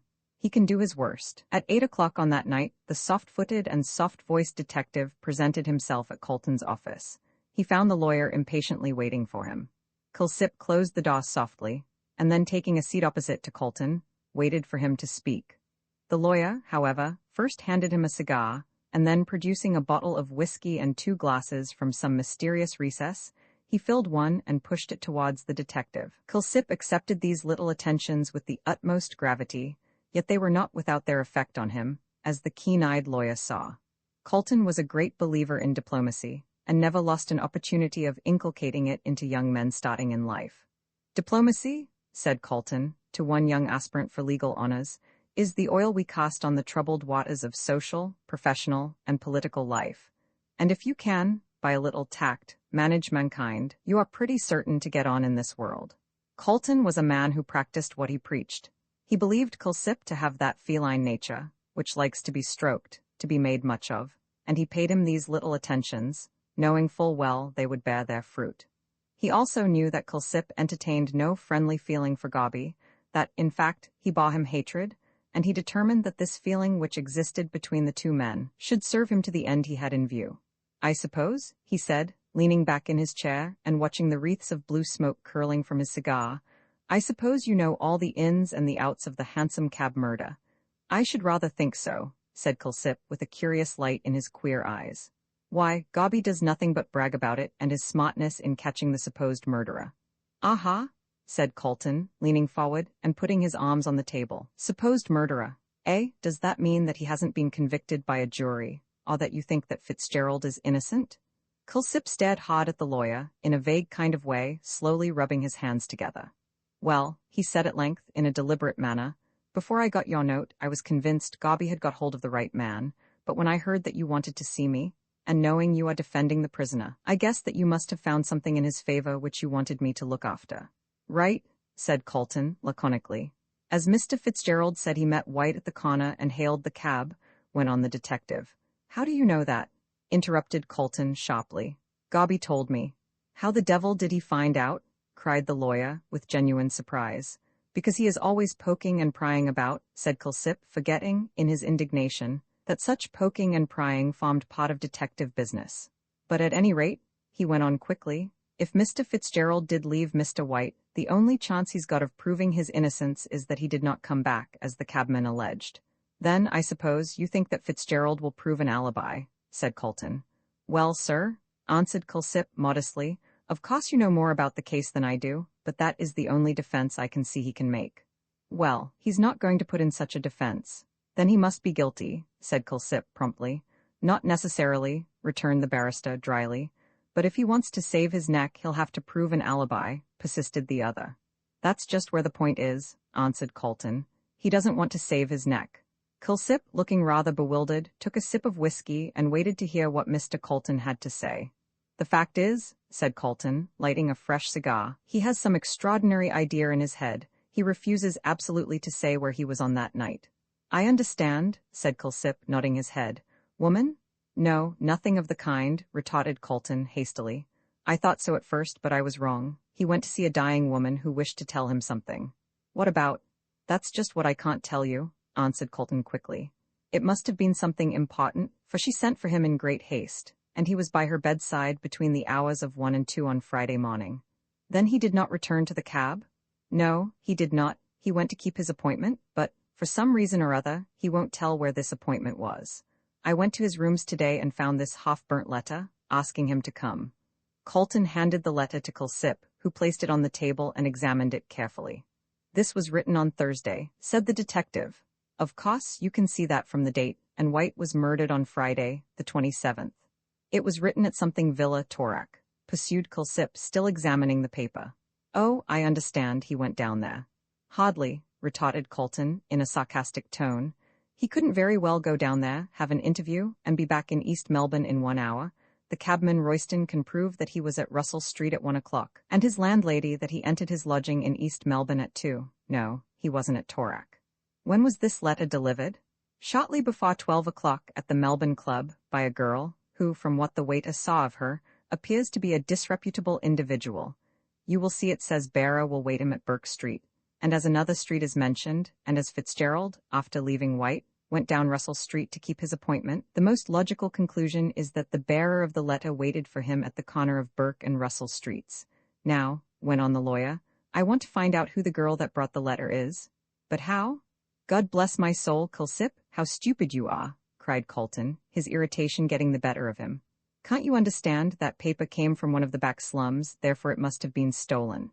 A sudden light flashed into Culsip's eyes. Talbot Villa Torak, he cried quickly, snatching up the letter again and examining it with great attention, where that burglary took place. Exactly, said Colton, smiling complacently. Now do you understand what I want? You must take me to the crib in the back slums where the articles stolen from the house in Torak were hidden. This paper, pointing to the letter, is part of the swag left behind and must have been used by someone there. Brian Fitzgerald obeyed the directions given in the letter, and he was there at the time of the murder. I understand, said Culsip with a gratified purr. There were 4 men engaged in that burglary, and they hid the swag at Mother Guttersnipe's crib in a lane off Little Burke Street. But hang it, a swell like Mr. Fitzgerald in evening dress couldn't very well have gone down there unless he had someone with him well known in the locality, finished Colton, rapidly.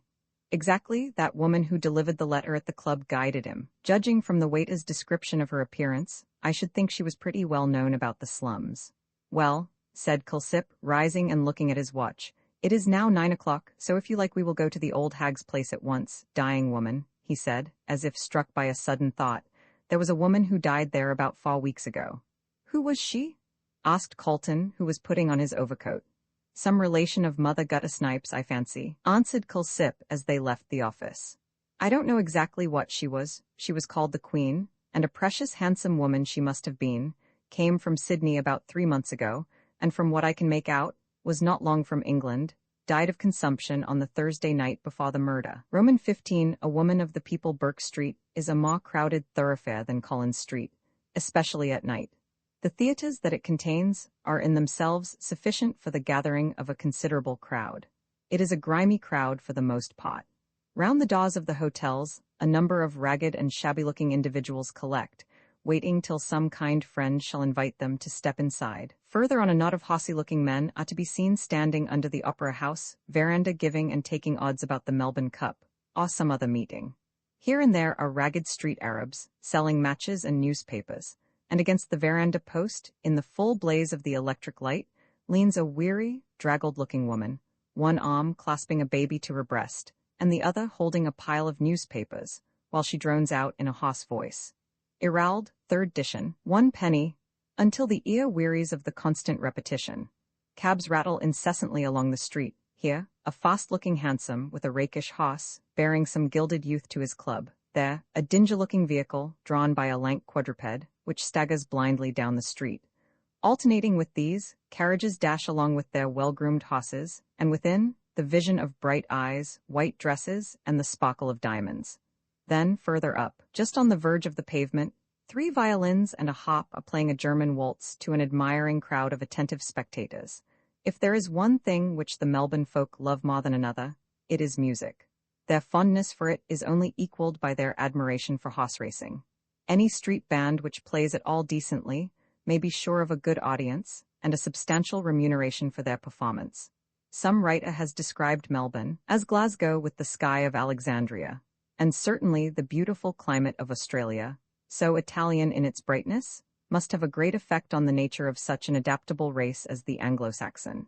In spite of the dismal prognostications of Marcus Clarke regarding the future Australian, whom he describes as being a tall, coarse, strong-jawed, greedy, pushing, talented man, excelling in swimming and horsemanship, it is more likely that he will be a cultured, indolent individual, with an intense appreciation of the arts and sciences and a dislike to hard work and utilitarian principles. Climatic influence should be taken into account with regard to the future Australian, and our posterity will no more resemble us than the luxurious Venetians resembled their hardy forefathers, who first started to build on those lonely sandy islands of the Adriatic. This was the conclusion at which Mr. Colton arrived as he followed his guide through the crowded streets, and saw with what deep interest the crowd listened to the rhythmic strains of Strauss and the sparkling melodies of Offenbach. The brilliantly lit street, with the never-ceasing stream of people pouring along, the shrill cries of the street Arabs, the rattle of vehicles, and the fitful strains of music, all made up a scene which fascinated him, and he could have gone on wondering all night, watching the myriad phases of human character constantly passing before his eyes. But his guide, with whom familiarity with the proletarians had, in a great measure, bred indifference, hurried him away to Little Burke Street, where the narrowness of the thoroughfare, with the high buildings on each side, the dim light of the sparsely scattered gas lamps, and the few ragged-looking figures slouching along, formed a strong contrast to the brilliant and crowded scene they had just left. Turning off Little Burke Street, the detective led the way down a dark lane. It was as hot as a furnace from the accumulated heat of the day. To look up at the clear starlit sky was to experience a sensation of delicious coolness. "Keep close to me," whispered Culsip, touching the barrister on the arm. "We may meet some nasty customers about here." It was not quite dark, for the atmosphere had that luminous kind of haze so observable in Australian twilights, and this weird light was just sufficient to make the darkness visible.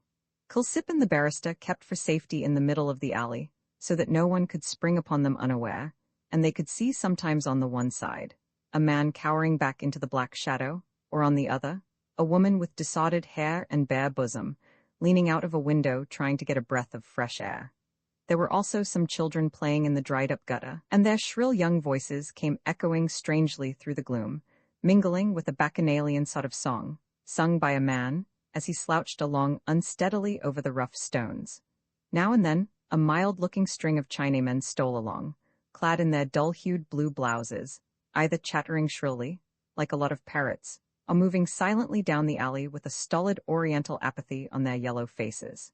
Here and there came a stream of warm light through an open door, and within, the Mongolians were gathered round the gambling tables, playing fan-tan, or leaving the seductions of their favorite pastime to glide soft-footed to the many cook-shops, where enticing-looking fowls and turkeys already cooked were awaiting purchases.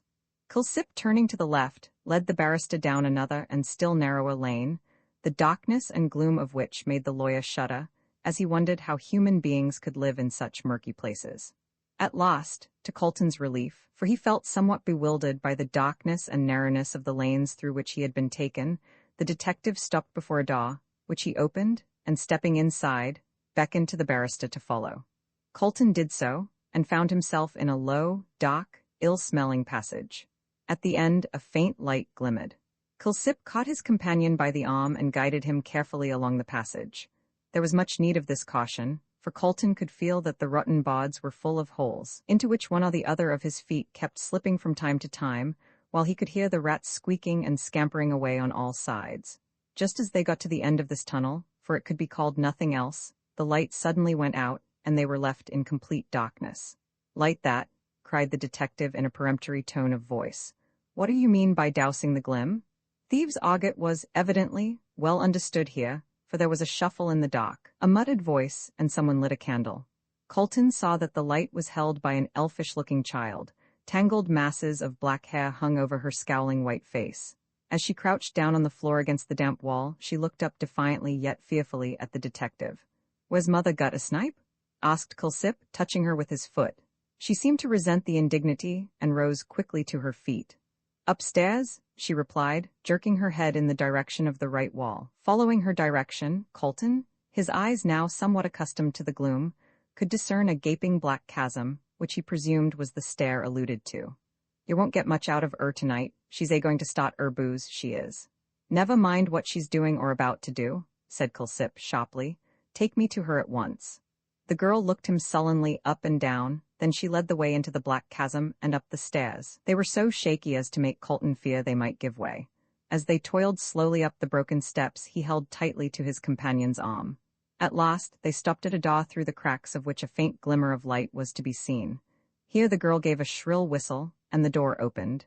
Still preceded by their elfish guide, Colton and the detective stepped through the doorway. A curious scene was before them. A small square room with a low roof, from which the paper mildewed and torn hung in shreds. On the left hand at the far end was a kind of low stretcher, upon which a woman, almost naked, lay, amid a heap of greasy clothes. She appeared to be ill, for she kept tossing her head from side to side restlessly, and every now and then sang snatches of song in a cracked voice. In the center of the room was a rough deal table, upon which stood a guttering tallow candle, which but faintly illuminated the scene, and a half-empty rectangular bottle of schnapps, with a broken cup beside it.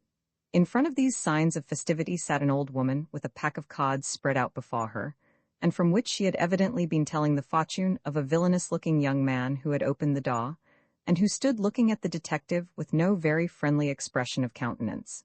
He wore a greasy brown velvet coat, much patched, and a black wide-awake hat, pulled down over his eyes. From his expression, so scowling and vindictive was it, the barrister judged his ultimate destiny to lie between Pentridge and the gallows.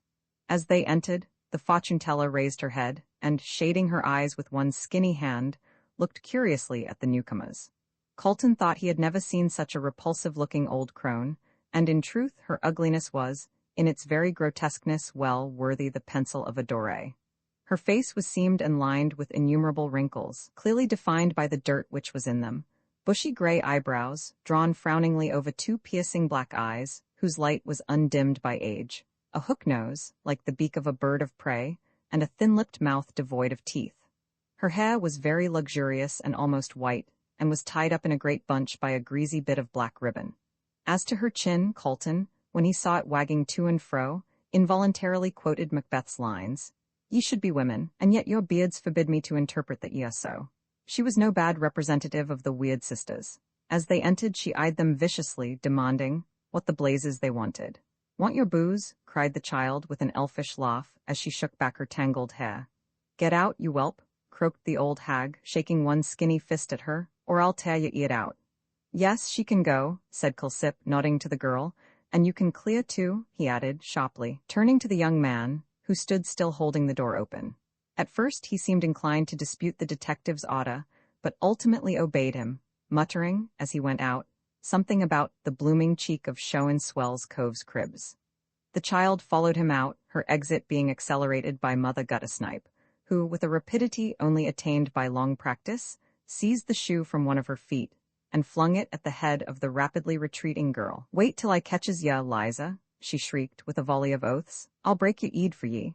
Liza responded with a shrill laugh of disdain and vanished through the shaky door, which she closed after her. When she had disappeared, Mother Guttersnipe took a drink from the broken cup, and gathering all her greasy cards together in a businesslike way, looked insinuatingly at Colton, with a suggestive leer. "It's the future you want unveiled, dearie?" she croaked, rapidly shuffling the cards. "And old Mother'll tell." "No, she won't," interrupted the detective sharply. "I've come on business." The old woman started at this and looked keenly at him from under her bushy eyebrows. "What have the boys been up to now?" she asked harshly. "There ain't no swag air this time." Just then the sick woman, who had been restlessly tossing on the bed, commenced singing a snatch of the quaint old ballad of Bobber Allen. "Oh, mither, mither, mak my bed, and mak it soft and narrow. Since my true love died for me today, I'll die for him tomorrow." "Shut up, cuss you!" yelled Mother Guttersnipe viciously, "or I'll knock you bloomin' eed off." And she seized the square bottle as if to carry out her threat, but altering her mind, she poured some of its contents into the cup and drank it off with avidity. "The woman seems ill," said Colton, casting a shuddering glance at the stretcher. "So she are," growled Mother Guttersnipe angrily. She ought to be in Yarra Bend. She ought, instead of stoppin' air and singin' them beastly things, which makes my blood run cold. Just she said viciously, as the sick woman broke out once more. Oh, little did my mither think, when first she cradled me, I'd die saw far away fra home, upon the gallows tree. Ya, said the old woman hastily, drinking some more gin out of the cup. She's allays a talkin' of dyin' and gallas, as if they were nice things to jower about. Who was that woman who died here 3 or 4 weeks ago? Asked Culsip sharply. Oh, should I know? Retorted Mother Guttersnipe sullenly. I didn't kill her, did I? It were the brandy she drank. She was allays drinkin', cuss her. Do you remember the night she died? No, I don't, answered the beldame, frankly. I were drunk, blind, bloomin', blazin' drunk, help me. You're always drunk, said Culsip. What if I am? Snarled the woman, seizing her bottle. You don't pay for it. Yes, I'm drunk. I'm allays drunk. I was drunk last night and the night before, and I'm a-goin' to get drunk tonight, with an impressive look at the bottle, and tomorrow night, and I'll keep it up till I'm rotten in the grave. Colton shuddered, so full of hatred and suppressed malignity was her voice, but the detective merely shrugged his shoulders. Ma fool you, he said briefly. Come now, on the night the Queen, as you call her, died, there was a gentleman came to see her. So she said, retorted Mother Guttersnipe, but law, I dunno anythin', I were drunk. Who said, the Queen? No, my granddaughter Sal. The Queen sent her to fetch the toff to see cut lucky. Wanted him to look at his work, I suppose, cuss him, and Sal prigged some paper from my box, she shrieked, indignantly. Prigged it WN, I were too drunk to stop her. The detective glanced at Colton, who nodded to him with a gratified expression on his face. They were right as to the paper having been stolen from the villa at Torak. You did not see the gentleman who came? Said Culsip, turning again to the old hag. Not I, cuss you, she retorted politely. E came about 1:30 in the morning, and you don't expects we can stop up all night, do ye? 1:30, repeated Colton, quickly. The very time? Is this true? Wish I may die if it ain't, said Mother Guttersnipe graciously. My granddaughter Sal kin tell ye. Where is she? Asked Culsip sharply. At this the old woman threw back her head and howled dismay. She's ooked it, she wailed, drumming on the ground with her feet. Gone and left poor old gran and joined the army, cuss a comin' round an spillin' business. Here the woman on the bed broke out again, since the flowers o' the forest are a wet-awa. Old Yajawa, yelled Mother Guttersnipe, rising and making a dot at the bed. I'll choke the life out ye, help me. I want me to murder ye, singin' funeral things. Meanwhile the detective was talking rapidly to Mr. Colton. The only person who can prove Mr. Fitzgerald was here between 1 and 2 o'clock, he said, quickly. Is Sal Rollins, as everyone else seems to have been drunk or asleep. As she has joined the Salvation Army, I'll go to the barracks the first thing in the morning and look for her. I hope you'll find her, answered Colton, drawing a long breath. A man's life hangs on her evidence. They turned to go, Colton having first given Mother Guttersnipe some loose silver, which she seized on with an avaricious clutch. You'll drink it, I suppose? Said the barrister, shrinking back from her. Very likely, retorted the hag, with a repulsive grin, tying the money up in a piece of her dress, which she tore off for the purpose. I'm a-fotting to the public ooze, I am, and it's the only pleasure I ave in my life, cuss it. The sight of money had a genial effect on her nature, for she held the candle at the head of the stairs as they went down, so that they should not break their heads. As they arrived safely, they saw the light vanish, and heard the sick woman singing, The Lost Rose of Summer. The street door was open, and after groping their way along the dark passage, with its pitfalls, they found themselves in the open street. Thank heaven, said Colton, taking off his hat and drawing a long breath. Thank heaven we are safely out of that den. At all events, our journey has not been wasted, said the detective as they walked along. We've found out where Mr. Fitzgerald was on the night of the murder, so he will be safe. That depends upon Sal Rollins, answered Colton gravely. But come, let us have a glass of brandy, for I feel quite ill after my experience of low life. Roman 16 missing the next day, Culsip called at Colton's office late in the afternoon and found the lawyer eagerly expecting him. The detective's face, however, looked rather dismal, and Colton was not reassured. Well, he said impatiently when Culsip had closed the door and taken his seat. Where is she? That's just what I want to know, answered the detective coolly. I went to the Salvation Army headquarters and made inquiries about her. It appears that she had been in the army as a hallelujah lass, but got tired of it in a week, and went off with a friend of hers to Sydney.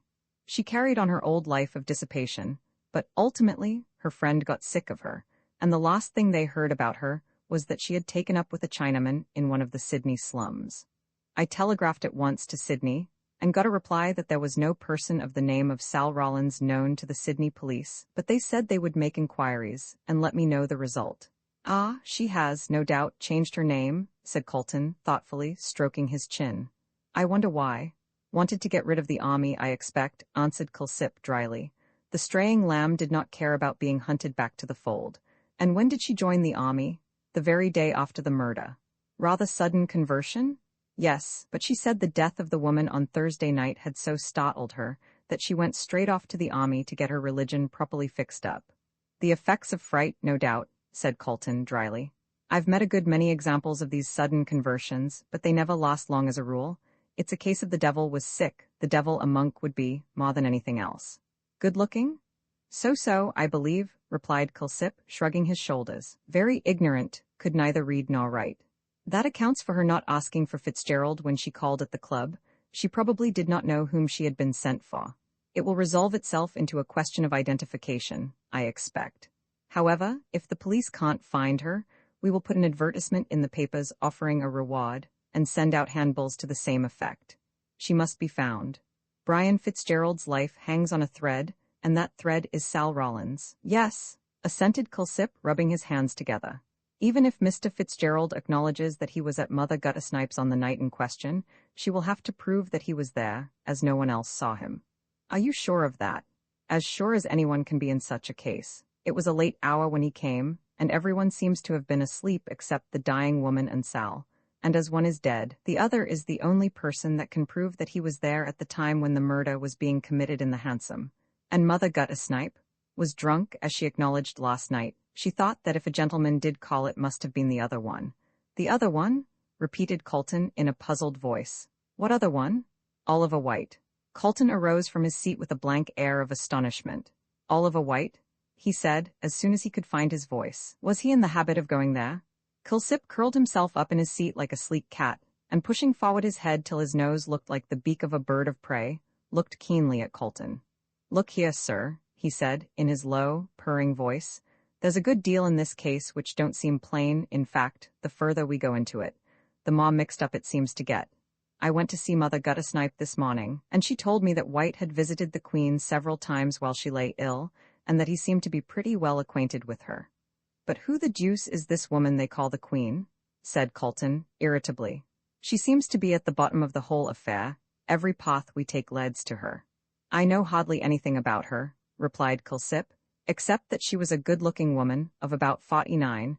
She came out from England to Sydney a few months ago. Then on here, how she got to Mother Guttersnipe's I can't find out, though I've tried to pump that old woman, but she's as close as wax, and it's my belief she knows more about this dead woman than she chooses to tell.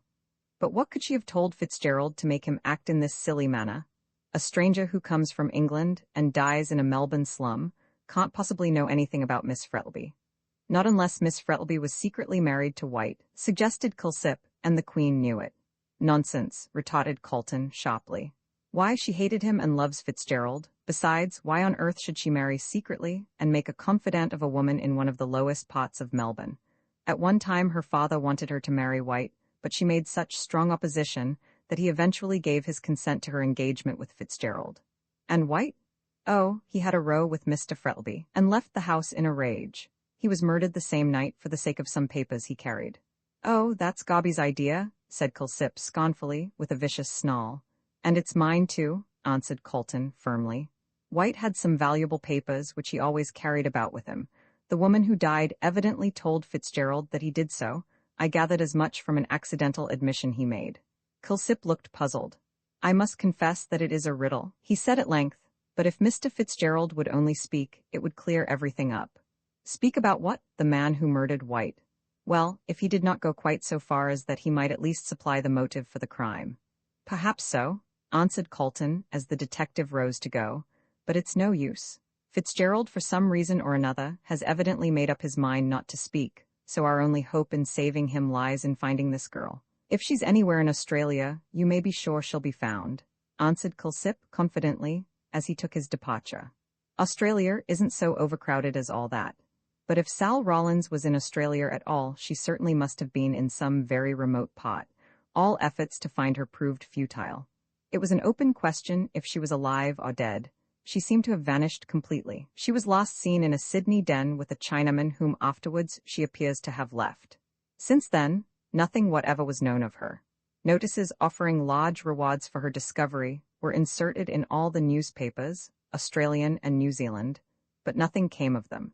As she herself was unable to read, there seemed little chance of her knowing of them, and if, as Colton surmised, she had changed her name, no one would be likely to tell her of them. There was only the bare chance that she might hear of them casually, or that she might turn up of her own accord. If she returned to Melbourne, she would certainly go to her grandmother's. She had no motive for not doing so. So Kilsip kept a sharp watch on the house, much to Mrs. Rawlins' disgust, for, with true English pride, she objected to this system of espionage.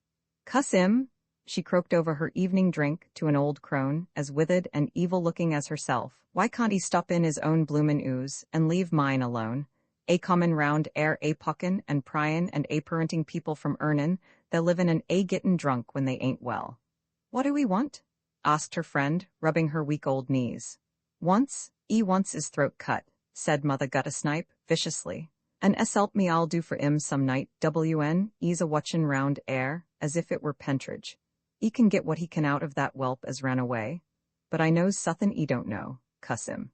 She ended with a senile laugh, and her companion having taken advantage of the long speech to drink some gin out of the broken cup, Mother Guttersnipe seized the unfortunate old creature by the hair, and in spite of her feeble cries, banged her head against the wall. "I'll have the perlis in it, ya," whimpered the assaulted one, as she tottered as quickly away as her rheumatics would allow her.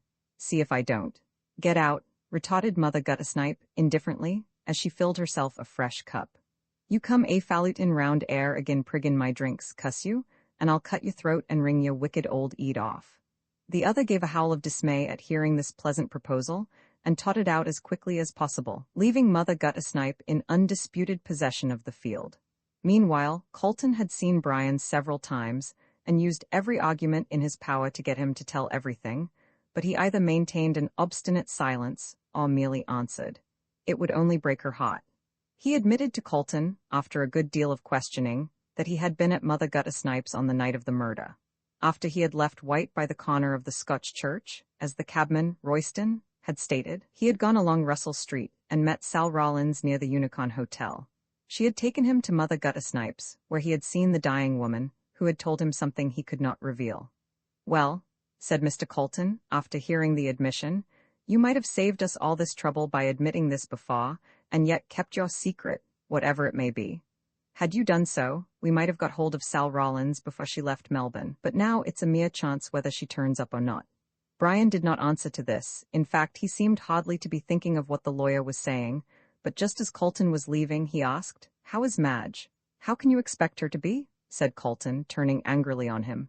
"She is very ill, owing to the worry she has had over this affair."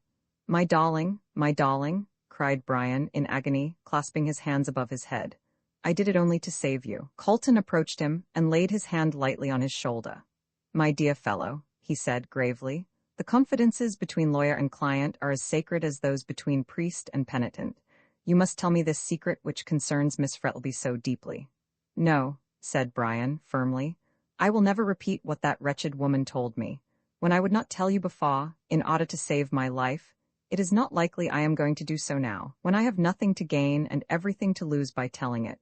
"I will never ask you again," said Colton, rather annoyed, as he walked to the door. "And as to this accusation of murder, if I can find this girl, you are safe." When the lawyer left the jail, he went to the detective office to see Kilsip, and ascertain if there was any news of Sal Rawlins, but as usual there was none. "It is fighting against fate," he said sadly, as he went away. "His life hangs on a mere chance." The trial was fixed to come off in September, and of course, there was great excitement in Melbourne as the time drew near.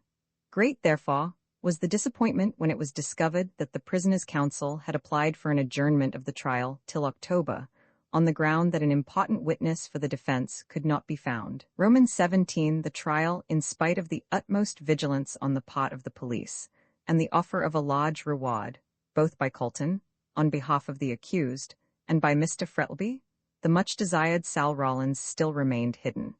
The millionaire had maintained a most friendly attitude towards Brian throughout the whole affair.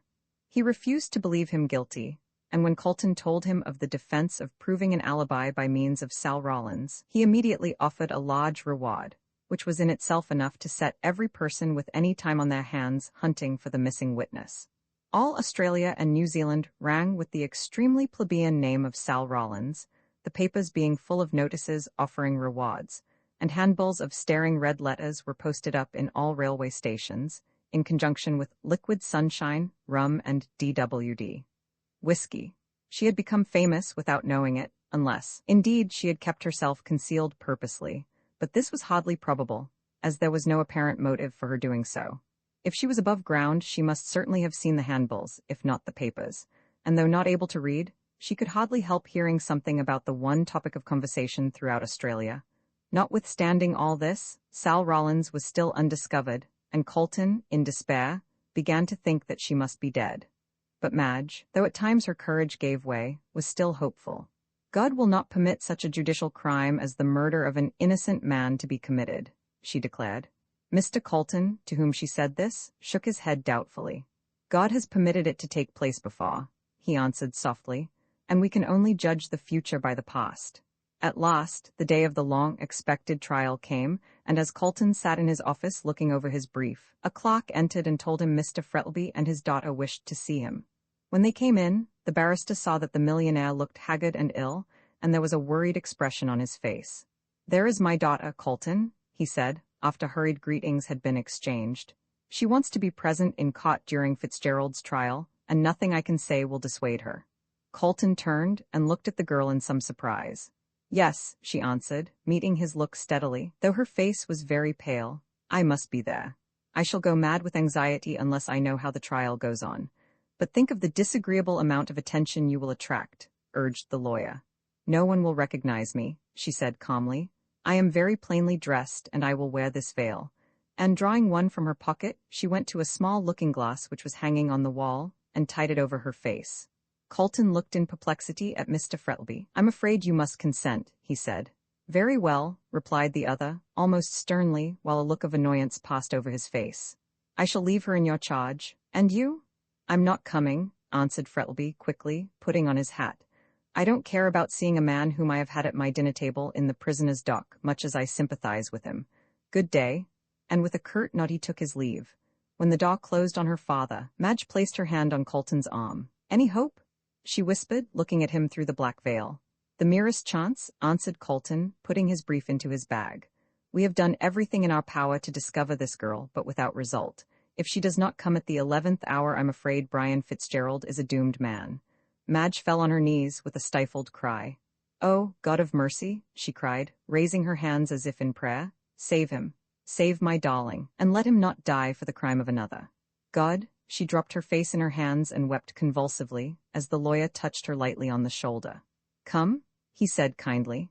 "Be the brave girl you were, and we may save him yet. The hour is darkest before the dawn, you know." Madge dried her tears and followed the lawyer to the cab, which was waiting for them at the door. They drove quickly up to the cot, and Colton put her in a quiet place, where she could see the dock, and yet be unobserved by the people in the body of the cot. Just as he was leaving her, she touched his arm. "Tell him," she whispered, in a trembling voice, "tell him I am here." Colton nodded and hurried away to put on his wig and gown, while Madge looked hurriedly round the cot from her point of vantage. It was crowded with fashionable Melbourne of both sexes, and they were all talking together in subdued whispers. The popular character of the prisoner, his good looks, and engagement to Madge Frettlby, together with the extraordinary circumstances of the case, had raised public curiosity to the highest pitch, and, consequently, everybody who could possibly manage to gain admission was there. Felix Rolleston had secured an excellent seat beside the pretty Miss Featherweight, whom he admired so much, and he was chattering to her with the utmost volubility. "Puts me in mind of the Colosseum and all that sort of thing, you know," he said, putting up his eyeglass and staring round. "Butchered to make a Roman holiday, by Jove." "Don't say such horrid things, you frivolous creature," simpered Miss Featherweight, using her smelling bottle. "We are all here out of sympathy for that poor dear Mr. Fitzgerald." The mercurial Felix, who had more cleverness in him than people gave him credit for, smiled outright at this eminently feminine way of covering an overpowering curiosity. "Ah, yes," he said lightly. "Exactly. I dare say Eve only ate the apple because she didn't like to see such a lot of good fruit go to waste. Miss Featherweight eyed him doubtfully. She was not quite certain whether he was in jest or earnest. Just as she was about to reply to the effect that she thought it wicked to make the Bible a subject for joking, the judge entered and the cot rose. When the prisoner was brought in, there was a great flutter among the ladies, and some of them even had the bad taste to produce opera glasses. Brian noticed this, and he flushed up to the roots of his fair hair, for he felt his degradation acutely. He was an intensely proud man, and to be placed in the criminal dock, with a lot of frivolous people, who had called themselves his friends, looking at him as though he were a new actor or a wild animal, was galling in the extreme. He was dressed in black and looked pale and wan, but all the ladies declared that he was as good-looking as ever, and they were sure he was innocent. The jury were sworn in, and the Crown Prosecutor rose to deliver his opening address. Most of those present knew the facts only through the medium of the newspapers and such floating rumors as they had been able to gather. They were therefore unaware of the true history of events which had led to Fitzgerald's arrest, and they prepared to listen to the speech with profound attention. The ladies ceased to talk, the men to stare round, and nothing could be seen but row after row of eager and attentive faces, hanging on the words that issued from the lips of the Crown Prosecutor. He was not a great orator, but he spoke clearly and distinctly, and every word could be heard in the dead silence. He gave a rapid sketch of the crime, merely a repetition of what had been published in the newspapers, and then proceeded to enumerate the witnesses for the prosecution. He would call the landlady of the deceased to show that ill feeling existed between the prisoner and the murdered man, and that the accused had called on the deceased a week prior to the committal of the crime and threatened his life. There was great excitement at this, and several ladies decided, on the spur of the moment, that the horrid man was guilty, but the majority of them still refused to believe in the guilt of such a good-looking young fellow. He would call a witness who could prove that White was drunk on the night of the murder and went along Russell Street, in the direction of Collins Street. The cabman Royston could swear to the fact that the prisoner had hailed the cab, and after going away for a short time, returned and entered the cab with the deceased. He would also prove that the prisoner left the cab at the grammar school, in the St. Kilda Road, and on the arrival of the cab at the junction, he discovered the deceased had been murdered. The cabman Rankin would prove that he drove the prisoner from the St. Kilda Road to Powlett Street in East Melbourne, where he got out, and he would call the prisoner's landlady to prove that the prisoner resided in Powlett Street, and that on the night of the murder, he had not reached home till shortly after 2 o'clock. He would also call the detective who had charge of the case to prove the finding of a glove belonging to the deceased in the pocket of the coat which the prisoner wore on the night of the murder, and the doctor who had examined the body of the deceased would give evidence that the death was caused by inhalation of chloroform. As he had now fully shown the chain of evidence which he proposed to prove, he would call the first witness, Malcolm Royston. Royston, on being sworn, gave the same evidence as he had given at the inquest, from the time that the cab was hailed up to his arrival at the St. Kilda police station with the dead body of White. In the cross-examination, Colton asked him if he was prepared to swear that the man who hailed the cab and the man who got in with the deceased were one and the same person. Witness, I am. Colton, you are quite certain? Witness, yes, quite certain. Colton, do you then recognize the prisoner as the man who hailed the cab? Witness, hesitatingly, I cannot swear to that. The gentleman who hailed the cab had his hat pulled down over his eyes so that I could not see his face, but the height and general appearance of the prisoner are the same. Colton, then it is only because the man who got into the cab was dressed like the prisoner on that night that you thought they were both the same? Witness, it never struck me for a minute that they were not the same. Besides, he spoke as if he had been there before. I said, "Oh, you've come back," and he said, "Yes, I'm going to take him home," and got into my cab. Colton, did you notice any difference in his voice? Witness, no, except that the first time I saw him he spoke in a loud voice, and the second time he came back, very low. Colton, you were sober, I suppose? Witness, indignantly, yes, quite sober. Colton, ah, you did not have a drink, say at the Oriental Hotel, which, I believe, is near the rank where your cab stands. Witness, hesitating, well, I might have had a glass. Colton, so you might have had several. Witness, sulkily, well, there's no law against a cove feeling thirsty. Colton, certainly not, and I suppose you took advantage of the absence of such a law. Witness, defiantly, yes, I did. Colton, and you were elevated? Witness, yes, on my cab. Laughter. Colton, severely, You are here to give evidence, sir, not to make jokes, however clever they may be. Were you, or were you not, slightly the worse for drink? Witness, I might have been. Colton, so you were in such a condition that you did not observe very closely the man who hailed you? Witness, no, I didn't. There was no reason why I should. I didn't know a murder was going to be committed. Colton, and it never struck you it might be a different man? Witness, no, I thought it was the same man the whole time. This closed Royston's evidence, and Colton sat down very dissatisfied at not being able to elicit anything more definite from him. One thing appeared clear, that someone must have dressed himself to resemble Brian, and have spoken in a low voice for fear of betraying himself. Clement Rankin, the next witness, deposed to having picked up the prisoner on the St. Kildare Road between 1 and 2 on Friday morning, and driven him to Powlett Street, East Melbourne. In the cross-examination, Colton elicited one point in the prisoner's favor. Colton, is the prisoner the same gentleman you drove to Powlett Street? Witness, confidently. Oh yes. Colton, how do you know? Did you see his face? Witness, no, his hat was pulled down over his eyes and I could only see the ends of his mustache and his chin, but he carried himself the same as the prisoner, and his mustache is the same light color. Colton, when you drove up to him on the St. Kildare Road, where was he, and what was he doing? Witness, he was near the grammar school, walking quickly in the direction of Melbourne, and was smoking a cigarette. Colton, did he wear gloves? Witness, yes, one on the left hand, the other was bare. Colton, did he wear any rings on the right hand? Witness, yes, a large diamond one on the forefinger. Colton, are you sure? Witness, yes, because I thought it a curious place for a gentleman to wear a ring, and when he was paying me my fare, I saw the diamond glitter on his finger in the moonlight. Colton, that will do. The counsel for the defense was pleased with this bit of evidence, as Fitzgerald detested rings, and never wore any, so he made a note of the matter on his brief. Mrs. Hableton, the landlady of the deceased, was then called, and deposed that Oliver White had lodged with her for nearly 2 months. He seemed a quiet enough young man, but often came home drunk. The only friend she knew he had was a Mr. Molland, who was often with him. On the 14th July, the prisoner called to see Mr. White, and they had a quarrel. She heard White say, "She is mine, you can't do anything with her," and the prisoner answered, "I can kill you, and if you marry her I shall do so in the open street." She had no idea at the time of the name of the lady they were talking about. There was a great sensation in the court at these words, and half the people present looked upon such evidence as being sufficient in itself to prove the guilt of the prisoner. In cross-examination, Colton was unable to shake the evidence of the witness, as she merely reiterated the same statements over and over again.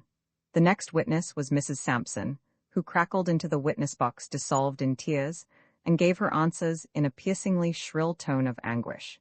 She stated that the prisoner was in the habit of coming home early, but on the night of the murder had come in shortly before 2 o'clock. Crown Prosecutor, referring to his brief, "You mean after 2. Witness, Avon made a mistake once by saying 5 minutes after 2 to the policeman as called herself a insurance agent, which he put the words into my mouth. I ain't a-going to do so again. It bane 5 minutes afore 2, as I can swear to." Crown Prosecutor, "You are sure your clock was right?" Witness, "It hadn't been, but my nevy bane a watchmaker, called unbeknown to me, and made it right on Thursday night, which it was Friday mornin' when Mr. Fitzgerald came home." Mrs. Sampson bravely stuck to this statement, and ultimately left the witness box in triumph, the rest of her evidence being comparatively unimportant as compared with this point of time. The witness Rankin, who drove the prisoner to Powlett Street, as sworn to by him, was recalled, and gave evidence that it was 2 o'clock when the prisoner got down from his cab in Powlett Street. Crown Prosecutor, "How do you know that?" Witness, "Because I heard the post office clock strike." Crown Prosecutor, "Could you hear it at East Melbourne?" Witness, "It was a very still night, and I heard the chimes and then the hour strike quite plainly." This conflicting evidence as to time was a strong point in Brian's favor, if, as the landlady stated, on the authority of the kitchen clock, which had been put right on the day previous to the murder, Fitzgerald had come into the house at 5 minutes to 2, he could not possibly be the man who had alighted from Rankin's cab at 2 o'clock at Powlett Street. The next witness was Dr. Chinston, who swore to the death of the deceased by means of chloroform, administered in a large quantity, and he was followed by Mr. Gobby, who deposed as to the finding of the glove belonging to the deceased in the pocket of the prisoner's coat. Roger Molland, an intimate friend of the deceased, was next called. He stated that he had known the deceased in London and had met him in Melbourne. He was with him a great deal. On the night of the murder, he was in the Orient Hotel in Burke Street. White came in and was greatly excited. He was in evening dress and wore a light coat. They had several drinks together, and then went up to an hotel in Russell Street and had some more drinks there. Both witness and deceased were intoxicated. White took off his light coat, saying he felt warm, and went out shortly afterwards, leaving witness asleep in the bar. He was awakened by the barman, who wanted him to leave the hotel. He saw that White had left his coat behind him and took it up with the intention of giving it to him. As he stood in the street, someone snatched the coat from him and made off with it. He tried to follow the thief, but he could not do so, being too intoxicated. He then went home and to bed, as he had to leave early for the country in the morning. In cross-examination, Colton, when you went into the street after leaving the hotel, did you see the deceased? Witness: no, I did not, but I was very drunk, and unless deceased had spoken to me, I would not have noticed him. Colton: what was deceased excited about when you met him? Witness: I don't know, he did not say. Colton: what were you talking about? Witness: all sorts of things. London principally.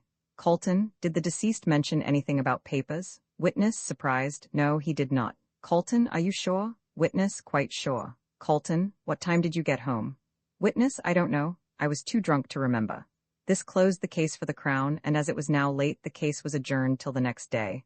The court was soon emptied of the busy, chattering crowd, and Colton, on looking over his notes, found that the result of the first day's trial was 2 points in favor of Fitzgerald.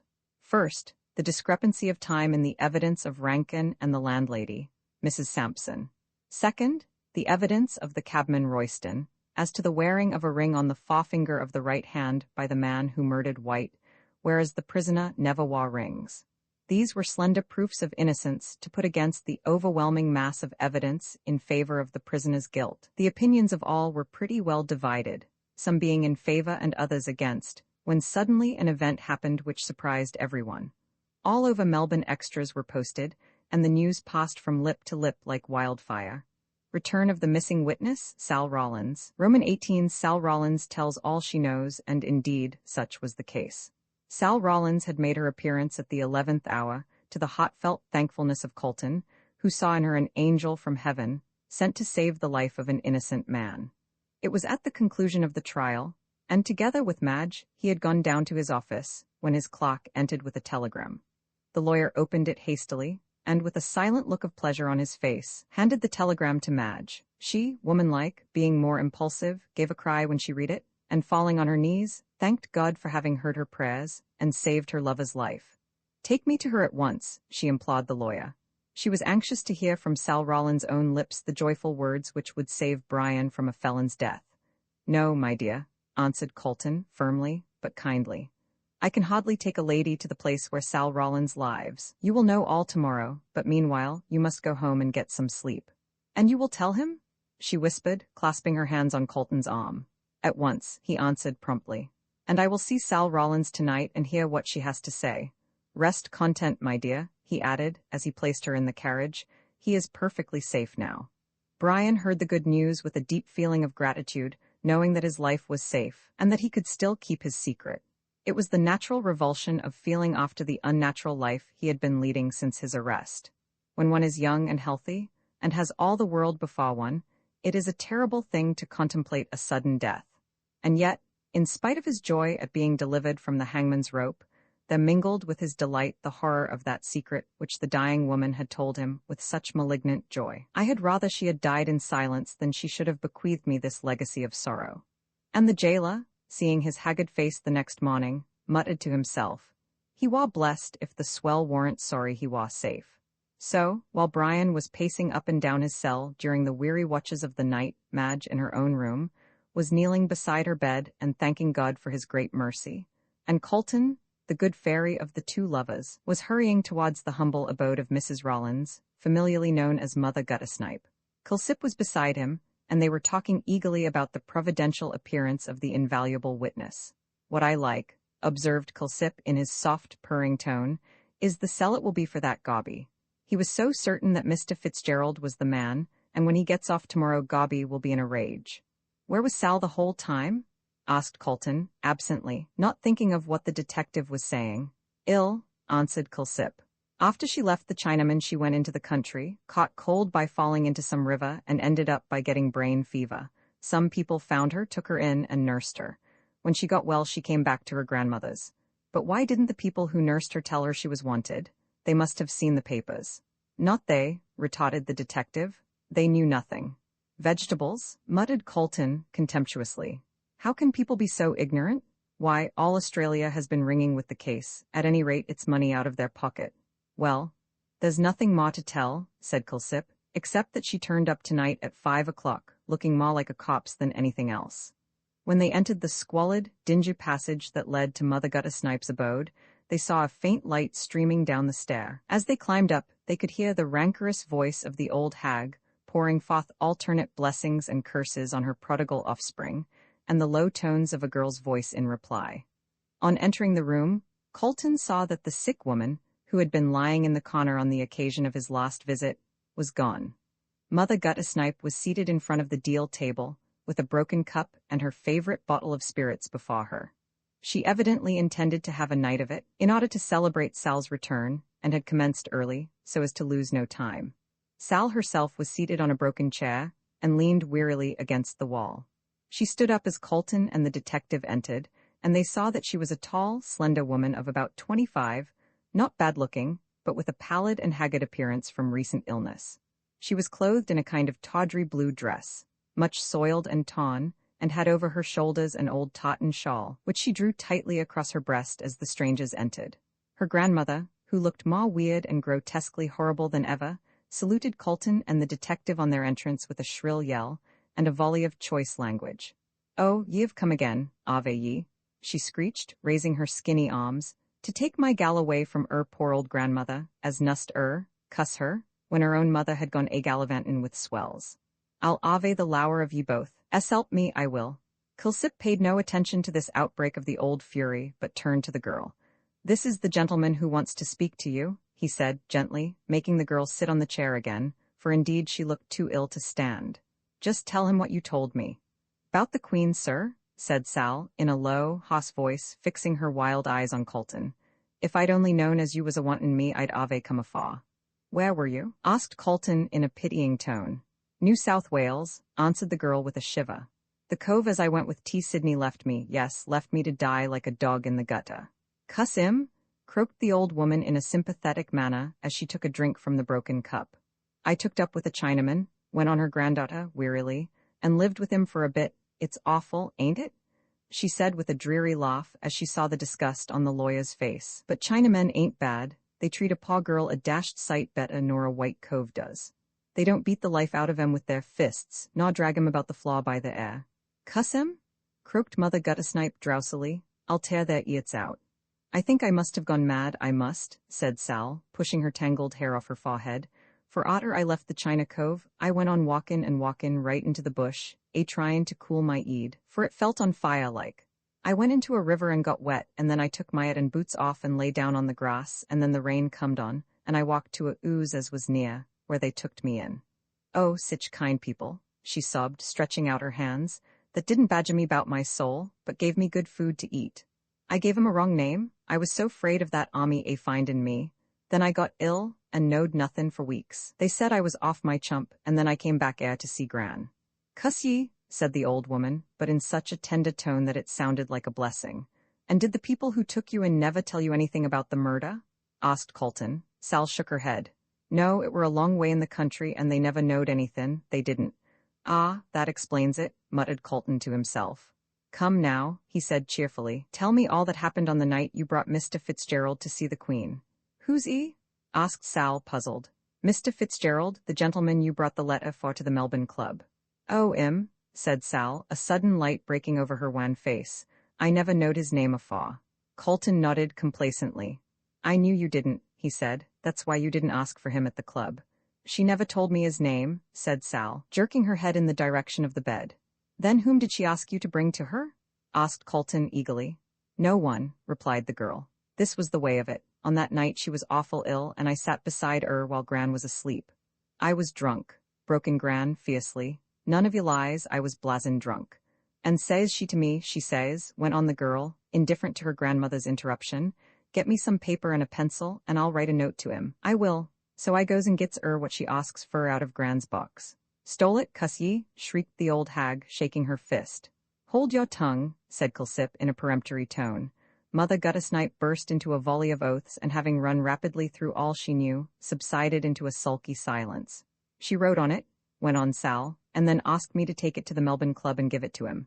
Says I, who's him? Says she, it's on the letter. Don't you ask no questions and you won't hear no lies, but give it to 'im at the club, and wait for 'im at the corner of Burke Street and Russell Street. So out I goes and gives it to a cove at the club, and then he comes along, and says take me to and I tooked him. And what like was the gentleman? Oh, werry good lookin', said Sal. Werry tall, with yellow hair and moustache, he 'ad potty clothes on, and a masher coat, and a soft hat. That's Fitzgerald right enough, muttered Colton. And what did he do when he came? He goes right up to and she says, are you E? And he says, I am. Then says she, do you know what I'm going to tell you? And he says, no. Then she says, it's about and says lookin' very white, oh dare you ave her name on your vile lips. And she gets up and screeches, turn that gal out and I'll tell you. And takes me by the arm and says, get out, and I gets out, and that's all I knows. And how long was he with her? Asked Colton, who had been listening attentively. 'Bout 'alf a hour, answered Sal. I takes him back to Russell Street 'bout 25 minutes to 2, 'cause I looked at the clock on the post office, and gives me a sov. And then he goes tearin' up the street like anything. Take him about 20 minutes to walk to East Melbourne, said Colton to himself, so he must just have got in at the time Mrs. Sampson said. He was in with the Queen the whole time, I suppose? He asked, looking keenly at Sal. I was at that door, said Sal, pointing to it, and he couldn't ave got out unless I'd seen him. Oh, it's all right, said Colton, nodding to Kilsip. There won't be any difficulty in proving an alibi, but I say, he added, turning to Sal, what were they talking about? I dunno, answered Sal. I was at the door, and they talks that quiet I couldn't hear 'em. Then he sings out, my gee, it's too horrible, and I hear a laughin' like to bust, and then he comes to me and says, quite wild like, take me out of this and I tooked him. And when you came back, she was dead. Dead? As a blessed dawn ale, said Sal cheerfully. And I never knowed I was in the room with the cops, wailed Mother Guttersnipe, waking up. Cuss she was a lays doin' country things. How do you know? Said Colton sharply as he rose to go. I knowed her longer nor you, croaked the old woman, fixing one evil eye on the lawyer. And I know what you'd like to know, but ye shan't. Colton turned from her with a shrug of his shoulders. You will come to the cot tomorrow with Mr. Kilsip, he said to Sal, and tell what you have just now told me. It's all true, help me, said Sal, eagerly. Was all the time. Colton stepped towards the door, followed by the detective, when Mother Guttersnipe rose. Where's the money for Finn and her? She screeched, pointing one skinny finger at Sal. Well, considering the girl found herself, said Colton dryly, the money is in the bank and will remain there. And I'm to be done out of my odd-earned tin, help me? Howled the old fury. Cuss ye, I'll ave the lower of ye and get ye put in quod. You'll go there yourself if you don't take care, said Kilsip in his soft, purring tones. Yah, shrieked Mother Guttersnipe, snapping her fingers at him. What do I care about you quod? Ain't I been in Pentrig, and it ain't 'urt me, it ain't? I'm as lively as a gal, I am. And the old fury, to prove the truth of her words, danced a kind of war dance in front of Mr. Colton, snapping her fingers and yelling out curses as an accompaniment to her ballet. Her luxurious white hair streamed out during her gyrations, and with her grotesque appearance and the faint light of the candle, she presented a gruesome spectacle. Colton remembered the tales he had heard of the women of Paris at the Revolution, and the way they danced la Carmagnole. Mother Guttersnipe would have been in her element in that sea of blood and turbulence, he thought, but he merely shrugged his shoulders and walked out of the room, as with a final curse, delivered in a hoarse voice, Mother Guttersnipe sank exhausted on the floor and yelled for gin. Roman 19, the verdict of the jury next morning, the cot was crowded, and numbers were unable to gain admission. The news that Sal Rawlins, who alone could prove the innocence of the prisoner, had been found, and would appear in court that morning, had spread like wildfire, and the acquittal of the prisoner was confidently expected by a large number of sympathizing friends, who seemed to have sprung up on all sides, like mushrooms, in a single night. There were, of course, plenty of cautious people left who waited to hear the verdict of the jury before committing themselves, and who still believed him to be guilty. But the unexpected appearance of Sal Rawlins had turned the great tide of public feeling in favor of the prisoner, and many who had been loudest in their denunciations of Fitzgerald were now more than half convinced of his innocence. Pious clergymen talked in an incoherent way about the finger of God, and the innocent not suffering unjustly, which was a case of counting unhatched chickens, as the verdict had yet to be given. Felix Rolleston awoke, and found himself famous in a small way.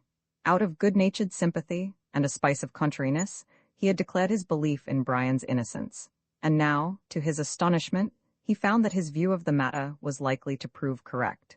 He received so much praise on all sides for his presumed perspicuity that he soon began to think that he had believed in Fitzgerald's innocence by a calm course of reasoning, and not because of a desire to differ from everyone else in their opinion of the case. After all, Felix Rolleston is not the only man who has been astonished to find greatness thrust upon him, and come to believe himself worthy of it. He was a wise man, however, and while in the full tide of prosperity he seized the flying moment, and proposed to Miss Featherweight, who, after some hesitation, agreed to endow him with herself and her thousands. She decided that her future husband was a man of no common intellect, seeing that he had long ago arrived at a conclusion which the rest of Melbourne were only beginning to discover now. So she determined that, as soon as she assumed marital authority, Felix, like Strephon in Ireland, should go into Parliament, and with her money and his brains she might some day be the wife of a premier. Mr. Rolleston had no idea of the political honours which his future spouse intended for him, and was seated in his old place in the cot, talking about the case. "Knew he was innocent, don't you know," he said, with a complacent smile, "Fitzgerald's too jolly good-looking a fellow, and all that sort of thing, to commit murder." Whereupon a clergyman, happening to overhear the lively Felix make this flippant remark, disagreed with it entirely, and preached a sermon to prove that good looks and crime were closely connected, and that both Judas Iscariot and Nero were beauty men. "Ah," said Colton, when he heard the sermon, "if this unique theory is a true one, what a truly pious man that clergyman must be." This allusion to the looks of the reverend gentleman was rather unkind, for he was by no means bad-looking. But then Colton was one of those witty men who would rather lose a friend than suppress an epigram. When the prisoner was brought in, a murmur of sympathy ran through the crowded cot, so ill and worn out he looked. But Colton was puzzled to account for the expression of his face, so different from that of a man whose life had been saved, or rather, was about to be saved, for in truth it was a foregone conclusion. "You know who stole those papers," he thought, as he looked at Fitzgerald keenly, "and the man who did so is the murderer of White." The judge having entered, and the cot being opened, Colton rose to make his speech, and stated in a few words the line of defense he intended to take. He would first call Albert Dendy, a watchmaker, to prove that on Thursday night, at 8 o'clock in the evening, he had called at the prisoner's lodgings while the landlady was out, and while they had put the kitchen clock right, and had regulated the same. He would also call Felix Rolleston, a friend of the prisoner's, to prove that the prisoner was not in the habit of wearing rings, and frequently expressed his detestation of such a custom. Sebastian Brown, a waiter at the Melbourne Club, would be called to prove that on Thursday night a letter was delivered to the prisoner at the club by one Sarah Rollins, and that the prisoner left the club shortly before 1 o'clock on Friday morning. He would also call Sarah Rollins to prove that she had delivered a note to Sebastian Brown for the prisoner at the Melbourne Club at 11:15 on Thursday night, and that at a few minutes past 1 o'clock on Friday morning she had conducted the prisoner to a slum off Little Burke Street, and that he was there between 1 and 2 on Friday morning, the hour at which the murder was alleged to have taken place. This being his defense to the charge brought against the prisoner, he would call Albert Dendy. Albert Dendy, duly sworn, stated, "I am a watchmaker, and carry on business in Fitzroy. I remember Thursday, the 26th of July last. On the evening of that day I called at Powlett Street, East Melbourne, to see my aunt, who is the landlady of the prisoner. She was out at the time I called, and I waited in the kitchen till her return. I looked at the kitchen clock to see if it was too late to wait, and then at my watch. I found that the clock was 10 minutes fast, upon which I put it right, and regulated it properly." Colton, "At what time did you put it right?" Witness, "About 8 o'clock. Colton, "Between that time and 2 in the morning, was it possible for the clock to gain 10 minutes? Witness, "No, it was not possible." Colton, "Would it gain at all?" Witness, "Not between 8 and 2 o'clock, the time was not long enough." Colton, "Did you see your aunt that night?" Witness, "Yes, I waited till she came in." Colton, "And did you tell her you had put the clock right?" Witness, "No, I did not, I forgot all about it." Colton, "Then she was still under the impression that it was 10 minutes fast." Witness, "Yes, I suppose so." After Dendy had been cross-examined, Felix Rolleston was called and deposed as follows: I am an intimate friend of the prisoner. I have known him for 5 or 6 years, and I never saw him wearing a ring during that time. He has frequently told me he did not care for rings, and would never wear them. In cross-examination, Crown Prosecutor, you have never seen the prisoner wearing a diamond ring. Witness, no, never. Crown Prosecutor, have you ever seen any such ring in his possession? Witness, no, I have seen him buying rings for ladies, but I never saw him with any rings such as a gentleman would wear. Crown Prosecutor, not even a seal ring. Witness, no, not even a seal ring. Sarah Rollins was then placed in the witness box and, after having been sworn, deposed, I know the prisoner. I delivered a letter, addressed to him at the Melbourne Club, at 11:45 on Thursday, 26 July. I did not know what his name was. He met me shortly after 1 at the corner of Russell and Burke Streets, where I had been told to wait for him. I took him to my grandmother's place in a lane off Little Burke Street. There was a dying woman there who had sent for him. He went in and saw her for about 20 minutes, and then I took him back to the corner of Burke and Russell Streets. I heard the 3/4 strike shortly after I left him. Crown Prosecutor, you are quite certain that the prisoner was the man you met on that night? Witness, quite certain, help me G. Crown Prosecutor, and he met you a few minutes past 1 o'clock? Witness, yes, 'bout 5 minutes. I eared the clock a stricken 1 just afore he came down the street, and when I leaves him again, it were about 25 to 2, cause it took me 10 minutes to get home, and I eared the clock go 3/4, just as I gets to the door. Crown Prosecutor, how do you know it was exactly 25 to 2 when you left him?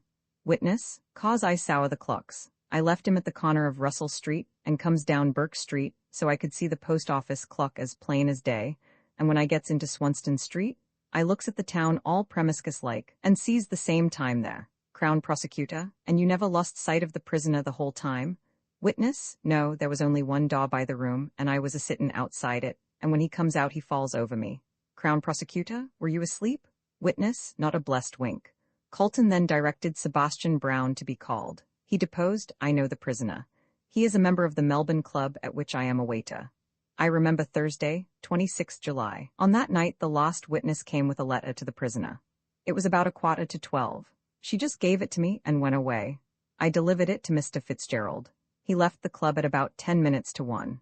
This closed the evidence for the defense, and after the Crown Prosecutor had made his speech, in which he pointed out the strong evidence against the prisoner, Colton arose to address the jury. He was a fine speaker and made a splendid defense. Not a single point escaped him, and that brilliant piece of oratory is still remembered and spoken of admiringly in the purlieus of Temple Court and Chancery Lane. He began by giving a vivid description of the circumstances, of the murder, of the meeting of the murderer and his victim in Collins Street East, the cab driving down to St. Kilda, the getting out of the cab of the murderer after committing the crime, and the way in which he had secured himself against pursuit. Having thus enchained the attention of the jury by the graphic manner in which he described the crime, he pointed out that the evidence brought forward by the prosecution was purely circumstantial, and that they had utterly failed to identify the prisoner in the dock with the man who entered the cab. The supposition that the prisoner and the man in the light coat were one and the same person rested solely upon the evidence of the cabman, Royston, who, although not intoxicated, was, judging from his own statements, not in a fit state to distinguish between the man who hailed the cab and the man who got in. The crime was committed by means of chloroform. Therefore, if the prisoner was guilty, he must have purchased the chloroform in some shop or obtained it from some friends. At all events, the prosecution had not brought forward a single piece of evidence to show how and where the chloroform had been obtained. With regard to the glove belonging to the murdered man found in the prisoner's pocket, he picked it up off the ground at the time when he first met White, when the deceased was lying drunk near the Scotch church. Certainly, there was no evidence to show that the prisoner had picked it up before the deceased entered the cab, but on the other hand, there was no evidence to show that it had been picked up in the cab. It was far more likely that the glove, and especially a white glove, would be picked up under the light of the lamp near the Scotch church, where it was easily noticeable, than in the darkness of a cab, where there was very little room, and where it would be quite dark, as the blinds were drawn down. The cabman, Royston, swore positively that the man who got out of his cab on the St.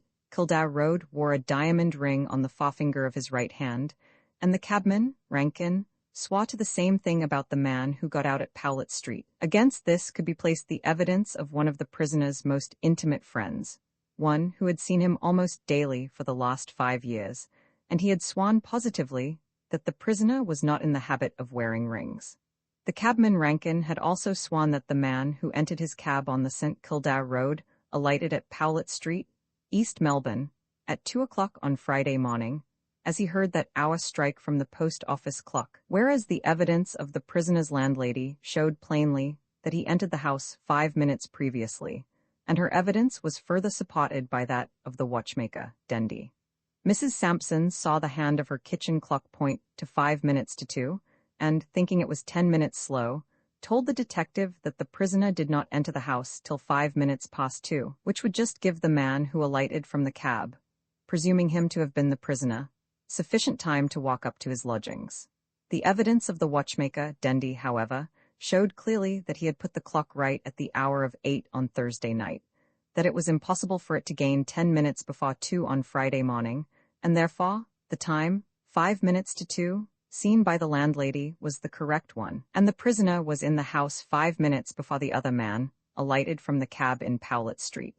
These points in themselves were sufficient to show that the prisoner was innocent, but the evidence of the woman, Rollins, must prove conclusively to the jury that the prisoner was not the man who committed the crime. The witness Brown had proved that the woman Rollins had delivered a letter to him, which he gave to the prisoner, and that the prisoner left the club to keep the appointment spoken of in the letter, which letter, or, rather, the remains of it had been put in evidence. The woman Rollins swore that the prisoner met her at the corner of Russell and Burke Streets, and had gone with her to one of the back slums, there to see the writer of the letter. She also proved that at the time of the committal of the crime, the prisoner was still in the back slum, by the bed of the dying woman, and there being only one door to the room, he could not possibly have left without the witness seeing him. The woman Rollins further proved that she left the prisoner at the corner of Burke and Russell Streets at 25 minutes to 2 o'clock, which was 5 minutes before Royston drove his cab up to the St. Kildare police station, with the dead body inside.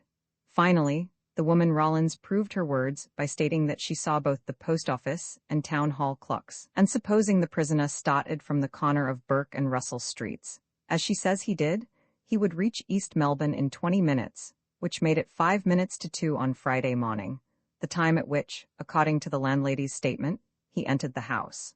All the evidence given by the different witnesses agreed completely and formed a chain which showed the whole of the prisoner's movements at the time of the committal of the murder.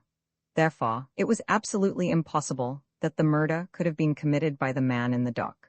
The strongest piece of evidence brought forward by the prosecution was that of the witness Hableton, who swore that the prisoner used threats against the life of the deceased. But the language used was merely the outcome of a passionate Irish nature, and was not sufficient to prove the crime to have been committed by the prisoner. The defense which the prisoner set up was that of an alibi, and the evidence of the witnesses for the defense proved conclusively that the prisoner could not, and did not, commit the murder. Finally, Colton wound up his elaborate and exhaustive speech, which lasted for over 2 hours, by a brilliant peroration, calling upon the jury to base their verdict upon the plain facts of the case, and if they did so, they could hardly fail in bringing in a verdict of not guilty.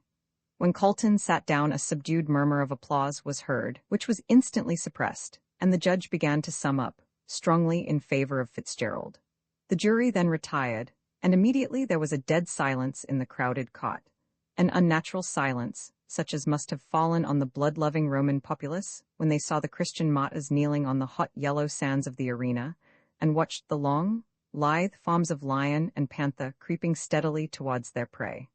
The hour being late, the gas had been lighted, and there was a sickly glare through the wide hall.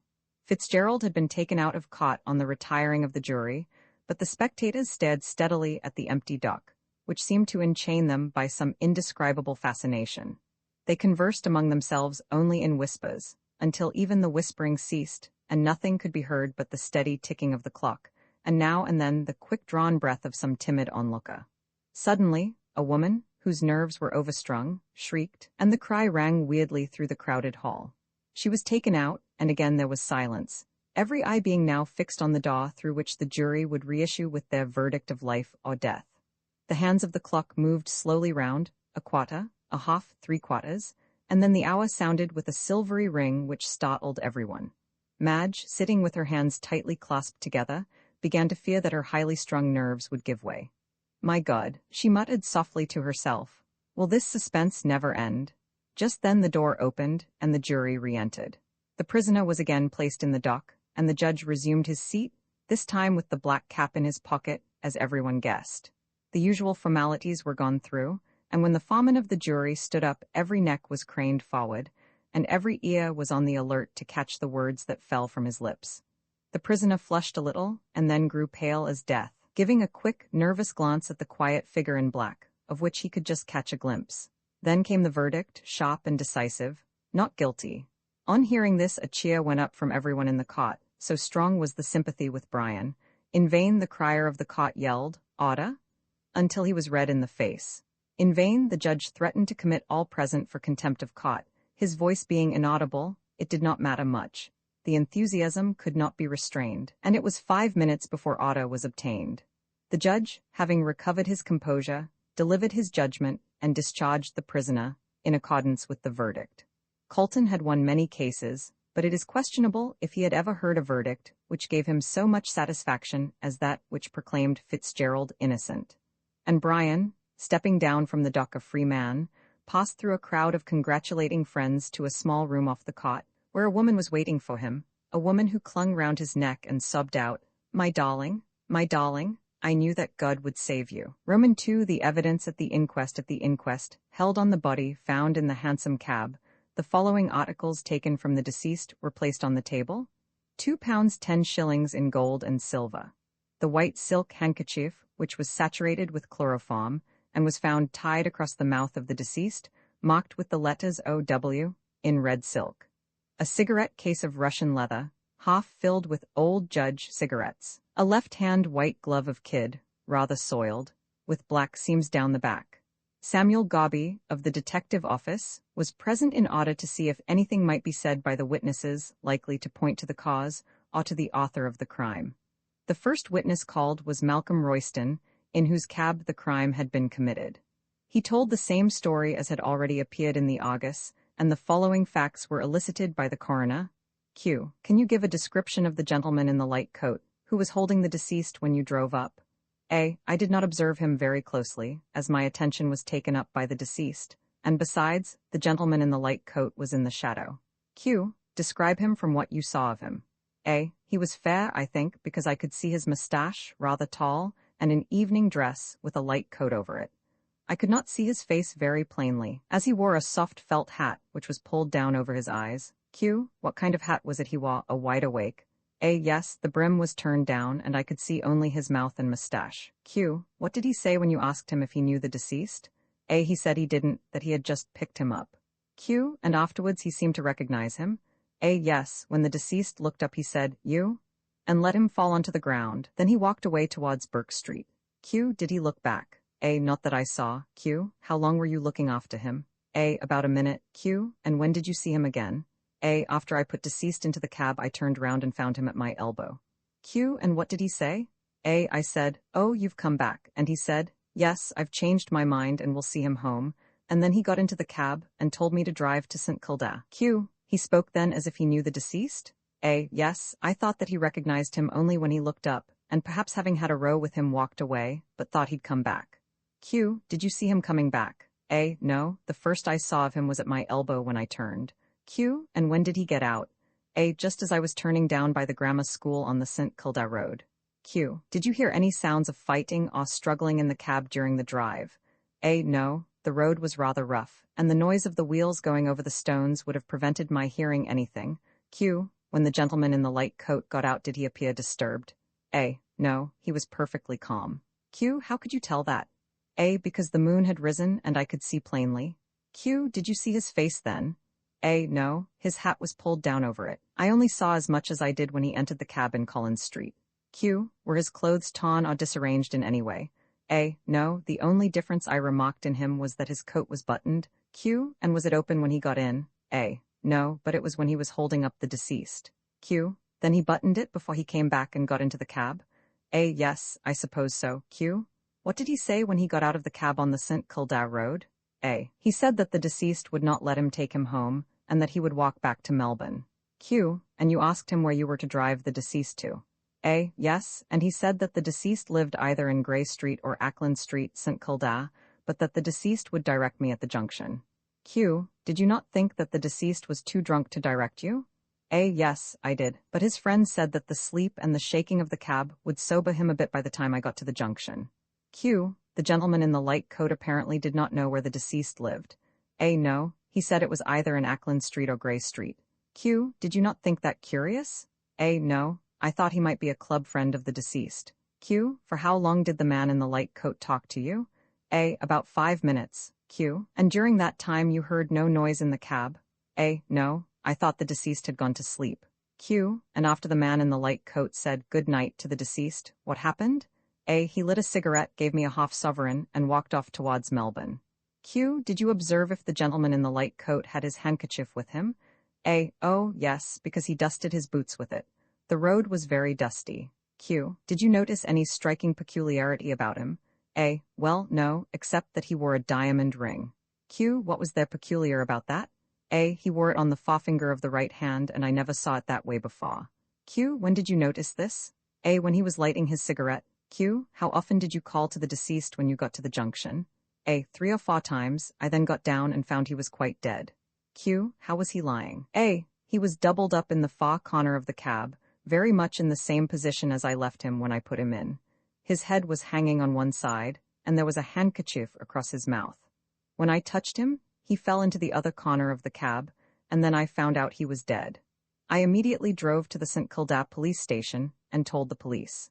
At the conclusion of Royston's evidence, during which Gobby had been continually taking notes, Robert Chinston was called. He deposed, I am a duly qualified medical practitioner, residing in Collins Street East. I made a post-mortem examination of the body of the deceased on Friday. Q. That was within a few hours of his death.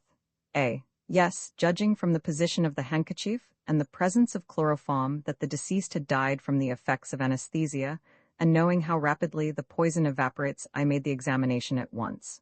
Coroner. Go on, sir. Dr. Chinston. Externally, the body was healthy-looking and well-nourished. There were no marks of violence. The staining apparent at the back of the legs and trunk was due to post-mortem congestion. Internally, the brain was hyperemic, and there was a considerable amount of congestion, especially apparent in the superficial vessels. There was no brain disease. The lungs were healthy, but slightly congested. On opening the thorax, there was a faint spirituous odor discernible. The stomach contained about a pint of completely digested food. The heart was flaccid. The right heart contained a considerable quantity of dark, fluid blood. There was a tendency to fatty degeneration of that organ. I am of opinion that the deceased died from the inhalation of some such vapor as chloroform or methylene. Q. You say there was a tendency to fatty degeneration of the heart. Would that have anything to do with the death of deceased? A. Not of itself, but chloroform administered while the heart was in such a state would have a decided tendency to accelerate the fatal result. At the same time, I may mention that the post-mortem signs of poisoning by chloroform are mostly negative. Dr. Chinston was then permitted to retire, and Clement Rankin, another Hansom cabman, was called. He deposed, I am a cabman, living in Collingwood, and usually drive a hansom cab. I remember Thursday last. I had driven a party down to St. Kilda, and was returning about 1:30. A short distance past the grammar school, I was hailed by a gentleman in a light coat. He was smoking a cigarette, and told me to drive him to Powlett Street, East Melbourne. I did so, and he got out at the corner of Wellington Parade and Powlett Street. He paid me half a sovereign for my fare, and then walked up Powlett Street while I drove back to town. Q. What time was it when you stopped at Powlett Street? A. 2 o'clock exactly. Q. How do you know? A. Because it was a still night and I heard the post office clock strike 2 o'clock. Q. Did you notice anything peculiar about the man in the light coat? A. No, he looked just the same as anyone else. I thought he was some swell of the town out for a lark. His hat was pulled down over his eyes and I could not see his face. Q. Did you notice if he wore a ring? A. Yes, I did. When he was handing me the half-sovereign, I saw he had a diamond ring on the forefinger of his right hand. Q. He did not say why he was on the St. Kilda road at such an hour? A. No, he did not. Clement Rankin was then ordered to stand down, and the coroner then summed up in an address of half an hour's duration. There was, he pointed out, no doubt that the death of the deceased had resulted not from natural causes, but from the effects of poisoning. Only slight evidence had been obtained up to the present time regarding the circumstances of the case, but the only person who could be accused of committing the crime was the unknown man who entered the cab with the deceased on Friday morning at the corner of the Scotch Church, near the Burke and Wills Monument.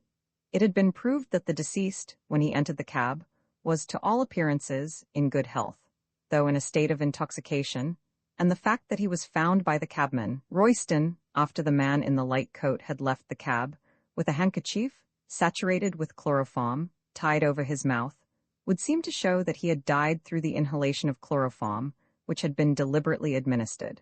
All the obtainable evidence in the case was circumstantial, but nevertheless showed conclusively that a crime had been committed. Therefore, as the circumstances of the case pointed to one conclusion, the jury could not do otherwise than frame a verdict in accordance with that conclusion. The jury retired at 4 o'clock, and after an absence of a quarter of an hour, returned with the following verdict: that the deceased, whose name there is no evidence to determine, died on the 27th day of July, from the effects of poison, namely, chloroform, feloniously administered by some person unknown. And the jury, on their oaths, say that the said unknown person feloniously, willfully, and maliciously did murder the said deceased. Roman 20, the August gives its opinion the morning after the trial, was concluded the following article, in reference to the matter, appeared in the August. During the past 3 months, we have frequently in our columns commented on the extraordinary case, which is now so widely known as the Hansom cab tragedy. We can safely say that it is the most remarkable case which has ever come under the notice of our criminal court, and the verdict given by the jury yesterday has enveloped the matter in a still deeper mystery. By a train of strange coincidences, Mr. Brian Fitzgerald, a young squatter, was suspected of having murdered White, and had it not been for the timely appearance of the woman Rollins who turned up at the 11th hour, we feel sure that a verdict of guilty would have been given, and an innocent man would have suffered punishment for the crime of another. Fortunately for the prisoner, and for the interests of justice, his counsel, Mr. Colton, by unwearied diligence, was able to discover the lost witness and prove an alibi. Had it not been for this, in spite of the remarks made by the learned counsel in his brilliant speech yesterday, which resulted in the acquittal of the prisoner, we question very much if the rest of the evidence in favor of the accused would have been sufficient to persuade the jury that he was an innocent man. The only points in favor of Mr. Fitzgerald were the inability of the cabman Royston to swear to him as the man who had got into the cab with White, the wearing of a diamond ring on the forefinger of the right hand, whereas Mr. Fitzgerald wears no rings, and the difference in time sworn to by the cabman Rankin and the landlady. Against these points, however, the prosecution placed a mass of evidence which seemed conclusively to prove the guilt of the prisoner, but the appearance of Sal Rollins in the witness box put an end to all doubt. In language which could not be mistaken for anything else than the truth, she positively swore that Mr. Fitzgerald was in one of the slums off Burke Street, between the hours of 1 and 2 on Friday morning, at which time the murder was committed. Under these circumstances, the jury unanimously agreed and returned a verdict of not guilty, and the prisoner was forthwith acquitted. We have to congratulate his counsel, Mr. Colton, for the able speech he made for the defense, and also Mr. Fitzgerald for his providential escape from a dishonorable and undeserved punishment. He leaves the court without a stain on his character, and with the respect and sympathy of all Australians, for the courage and dignity with which he comported himself throughout, while resting under the shadow of such a serious charge. But now that it has been conclusively proved that he is innocent, the question arises in everyone's mind: who is the murderer of Oliver White? The man who committed this dastardly crime is still at large, and, for all we know, may be in our midst. Emboldened by the impunity with which he has escaped the hands of justice, he may be walking securely down our streets, and talking of the very crime of which he is the perpetrator, secure in the thought that all traces of him have been lost forever. From the time he alighted from Rankin's cab at Powlett Street, he has ventured probably to remain in Melbourne, and for all that anyone knows, he may have been in the court during the late trial. Nay, this very article may meet his eye, and he may rejoice at the futile efforts which have been made to find him. But let him beware, justice is not blind, but blindfolded, and when he least expects it, she will tear the bandage from her keen eyes, and drag him forth to the light of day to receive the reward of his deed. Owing to the strong evidence against Fitzgerald, that is the only direction in which the detectives have hitherto looked, but baffled on one side, they will look on the other, and this time may be successful. That such a man as the murderer of Oliver White should be at large is a matter of danger, not only to individual citizens, but to the community at large, for it is a well-known fact that a tiger who once tastes human blood never overcomes his craving for it. And without doubt the man who so daringly and coolly murdered a drunken, and therefore defenseless man, will not hesitate to commit a second crime. The present feeling of all classes in Melbourne must be one of terror, that such a man should be at large, and must, in a great measure, resemble the fear which filled everyone's heart in London when the Marr murders were committed, and it was known that the murderer had escaped. Anyone who has read De Quincey's graphic description of the crime perpetrated by Williams must tremble to think that such another devil incarnate is in our midst. It is an imperative necessity that such a feeling should be done away with. But how is this to be managed? It is one thing to speak, and another to act.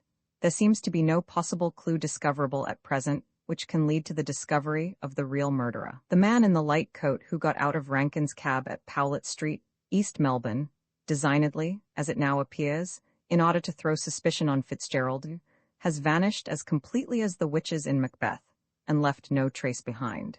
It was 2 o'clock in the morning when he left the cab, and in a quiet suburb like East Melbourne, no one would be about, so that he could easily escape unseen. There seems to be only one chance of ever tracing him, and that is to be found in the papers which were stolen from the pocket of the dead man. What they were, only 2 persons knew, and one knows now. The first 2 were White and the woman who was called the Queen, and both of them are now dead. The other who knows now is the man who committed the crime. There can be no doubt that these papers were the motive for the crime, as no money was taken from the pockets of the deceased.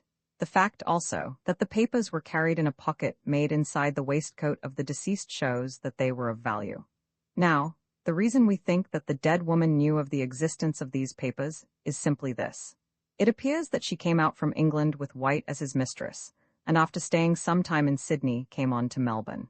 How she came into such a foul and squalid den as that she died in, we are unable to say, unless, seeing that she was given to drink, she was picked up drunk by some Samaritan of the slums, and carried to Mrs. Rollin's humble abode. White visited her there frequently, but appears to have made no attempt to remove her to a better place, alleging as his reason that the doctor said she would die if taken into the air. Our reporter learned from one of the detectives that the dead woman was in the habit of talking to White about certain papers, and on one occasion was overheard to say to him, "They'll make your fortune if you play your cards well." This was told to the detective by the woman Rollins, to whose providential appearance Mr. Fitzgerald owes his escape. From this it can be gathered that the papers, whatever they might be, were of value, and sufficient to tempt another to commit a murder in order to obtain them. White, therefore, being dead, and his murderer having escaped, the only way of discovering the secret which lies at the root of this tree of crime is to find out the history of the woman who died in the slum. Traced back for some years, circumstances may be discovered which will reveal what these papers contained, and once that is found, we can confidently say that the murderer will soon be discovered. This is the only chance of finding out the cause and the author of this mysterious murder, and if it fails, we fear the Hansom cab tragedy will have to be relegated to the list of undiscovered crimes, and the assassin of White will have no other punishment than that of the remorse of his own conscience. Roman 21 3 months afterwards, a hot December day, with a cloudless blue sky, and a sun blazing down on the earth, clothed in all the beauty of summer garments. Such a description of snowy December sounds perchance a trifle strange to English ears. It may strike them as being somewhat fantastic, as was the play in A Midsummer Night's Dream, to Demetrius when he remarked, "This is hot ice and wondrous cold fire." But here in Australia, we are in the realm of contrariety, and many things other than dreams go by contrary. Here black swans are an established fact, and the proverb concerning them, made when they were considered as mythical a bird as the phoenix, has been rendered null and void by the discoveries of Captain Cook. Here ironwood sinks and pumice stone floats, which must strike the curious spectator as a queer freak on the part of Dame Nature.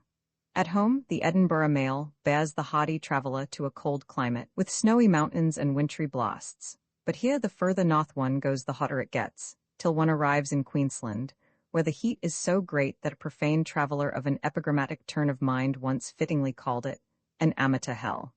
But however contrary, as Mrs. Gamp would say, nature may be in her dealings, the English race out in this great continent are much the same as in the old country.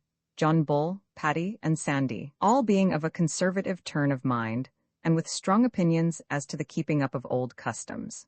Therefore, on a hot Christmas day, with the sun 100 odd in the shade, Australian revellers sit down to the roast beef and plum pudding of old England, which they eat contentedly as the orthodox thing, and on New Year's Eve the festive Celt repairs to the doors of his friends with a bottle of whisky and a cheering verse of Auld Lang Syne. Still, it is these peculiar customs that give an individuality to a nation, and John Bull abroad loses none of his insular obstinacy, but keeps his Christmas in the old fashion, and wears his clothes in the new fashion, without regard to heat or cold. A nation that never surrenders to the fire of an enemy cannot be expected to give in to the fire of the sun. But if some ingenious mortal would only invent some light and airy costume, after the fashion of the Greek dress, and Australians would consent to adopt the same, life in Melbourne and her sister cities would be much cooler than it is at present. Madge was thinking somewhat after this fashion as she sat on the wide veranda, in a state of exhaustion from the heat, and stared out at the wide plains lying parched and arid under the blazing sun. There was a dim kind of haze rising from the excessive heat, hanging midway between heaven and earth, and through its tremulous veil the distant hills looked aerial and unreal. Stretched out before her was the garden with its intensely vivid flowers. To look at them merely was to increase one's caloric condition. Great bushes of oleanders, with their bright pink blossoms, luxurious rose trees, with their yellow, red, and white blooms, and all along the border a rainbow of many-colored flowers, with such brilliant tints that the eye ached to see them in the hot sunshine, and turned restfully to the cool green of the trees which encircled the lawn. In the center was a round pool, surrounded by a ring of white marble, and containing a still sheet of water, which flashed like a mirror in the blinding light. The homestead of Yabba Yallook Station was a long, low house, with no upper story, and with a wide veranda running nearly round it.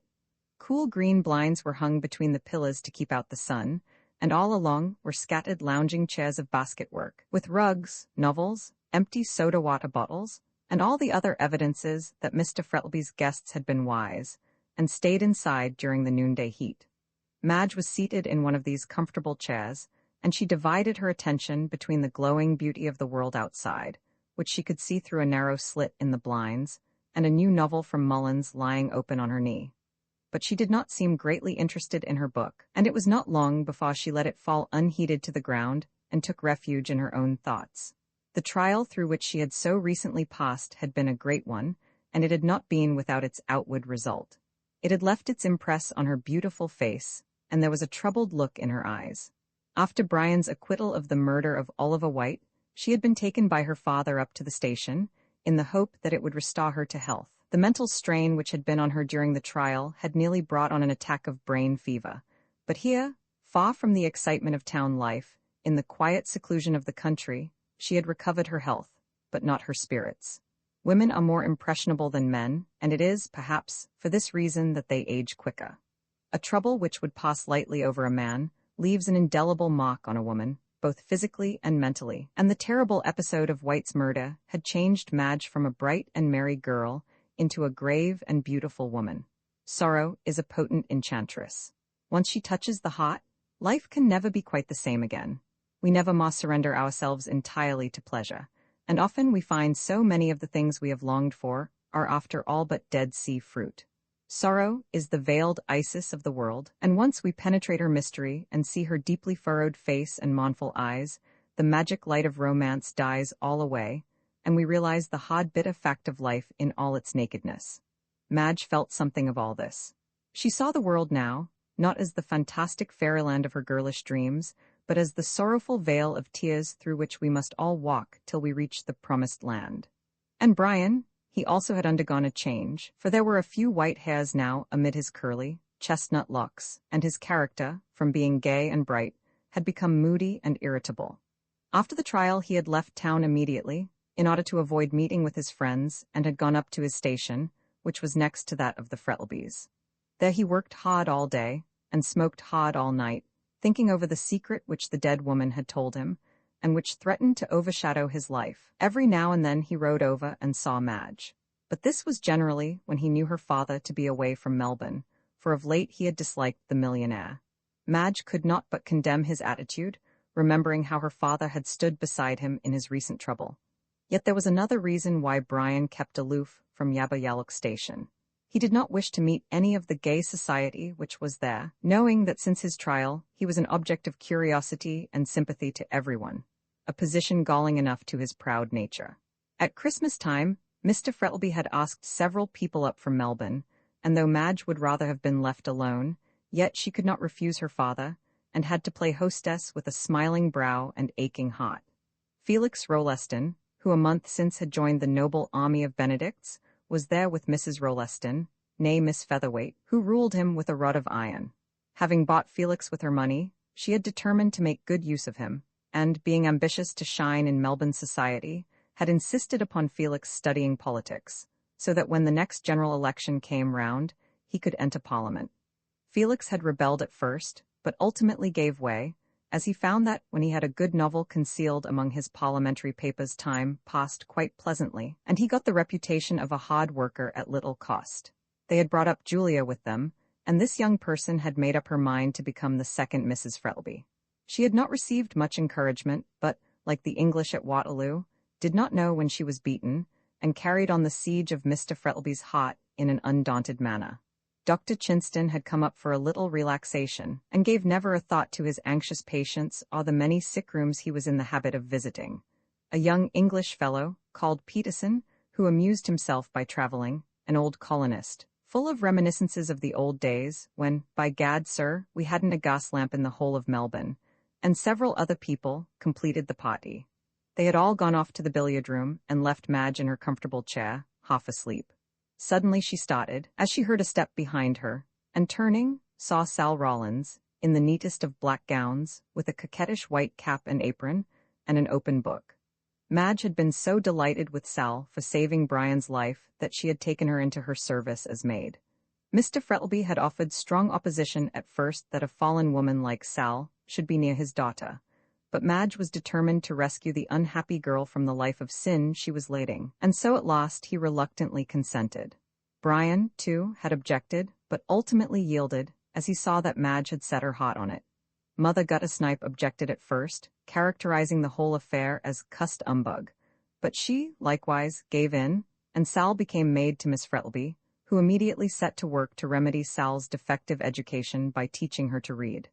The book she held in her hand was a spelling book, and this she handed to Madge. "I think I knows it now, miss," she said respectfully as Madge looked up with a smile. "Do you indeed?" said Madge gaily. "You will be able to read in no time, Sal." "Read this," said Sal, touching Tristan, a romance by Zoe. "Hardly," said Madge, picking it up with a look of contempt. "I want you to learn English and not a confusion of tongues like this thing. But it's too hot for lessons, Sal," she went on, leaning back in her seat, "so get a chair and talk to me." Sal complied, and Madge looked out at the brilliant flower beds, and at the black shadow of the tall wych elm which grew on one side of the lawn. She wanted to ask a certain question of Sal, and did not know how to do it. The moodiness and irritability of Brian had troubled her very much of late, and, with the quick instinct of her sex, she ascribed it indirectly to the woman who had died in the back slum. Anxious to share his troubles and lighten his burden, she determined to ask Sal about this mysterious woman, and find out, if possible, what secret had been told to Brian which affected him so deeply. "Sal," she said after a short pause, turning her clear gray eyes on the woman, "I want to ask you something." The other shivered and turned pale. About that?" Madge nodded. Sal hesitated for a moment and then flung herself at the feet of her mistress. "I will tell you," she cried. "You have been kind to me and have a right to know. I will tell you all I know." "Then," asked Madge firmly as she clasped her hands tightly together, "who was this woman whom Mr. Fitzgerald went to see, and where did she come from?" "Gran and me found her one evening in Little Burke Street," answered Sal, "just near the theatre. She was quite drunk and we took her home with us."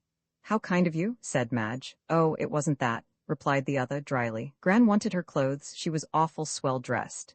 "And she took the clothes? How wicked." "Anyone would have done it down our way," answered Sal, indifferently, "but Gran changed her mind when she got her home. I went out to get some gin for Gran, and when I came back she was hugging and kissing the woman." She recognized her. Yes, I suppose so, replied Sal, and next mornin', when the lady got square, she made a grab at Gran, and hollered out, I was comin' to see you. And then, Gran chucked me out of the room and they had a long jaw, and then when I come back, Gran tells me the lady is goin' to stay with us 'cause she was ill, and sent me for Mr. White. And he came? Oh, yes, often, said Sal. He kicked up a row when he first turned up, but when he found she was ill, he sent a doctor, but it weren't no good. She was 2 weeks with us and then died the mornin' she saw Mr. Fitzgerald. I suppose Mr. White was in the habit of talking to this woman. Lots, returned Sal, but he always turned Gran and me out of the room afore he started. And, hesitating, did you ever overhear one of these conversations? Yes, one, answered the other, with a nod. I got riled at the way he cleared us out of our own room, and once when he shut the door and Gran went off to get some gin, I sat down at the door and listened. He wanted her to give up some papers, and she wouldn't. She said she'd die first, but at last he got 'em and took 'em away with him. Did you see them? Asked Madge, as the assertion of Gobby that White had been murdered for certain papers flashed across her mind. Rather, said Sal. I was looking through a hole in the door, and she takes 'em from under her pillow, and takes 'em to the table, where the candle was, and looks at 'em. They were in a large blue envelope, with writing on it in red ink.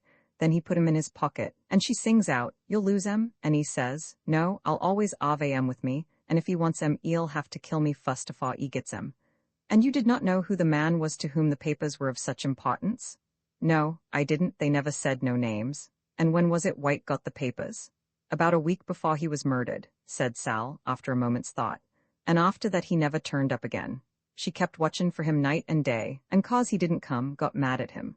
I hear her sayin', You think you've done with me, my gentleman, and leaves me here to die, but I'll spoil your little game, and then she wrote that letter to Mr. Fitzgerald, and I brought him to her, as you know.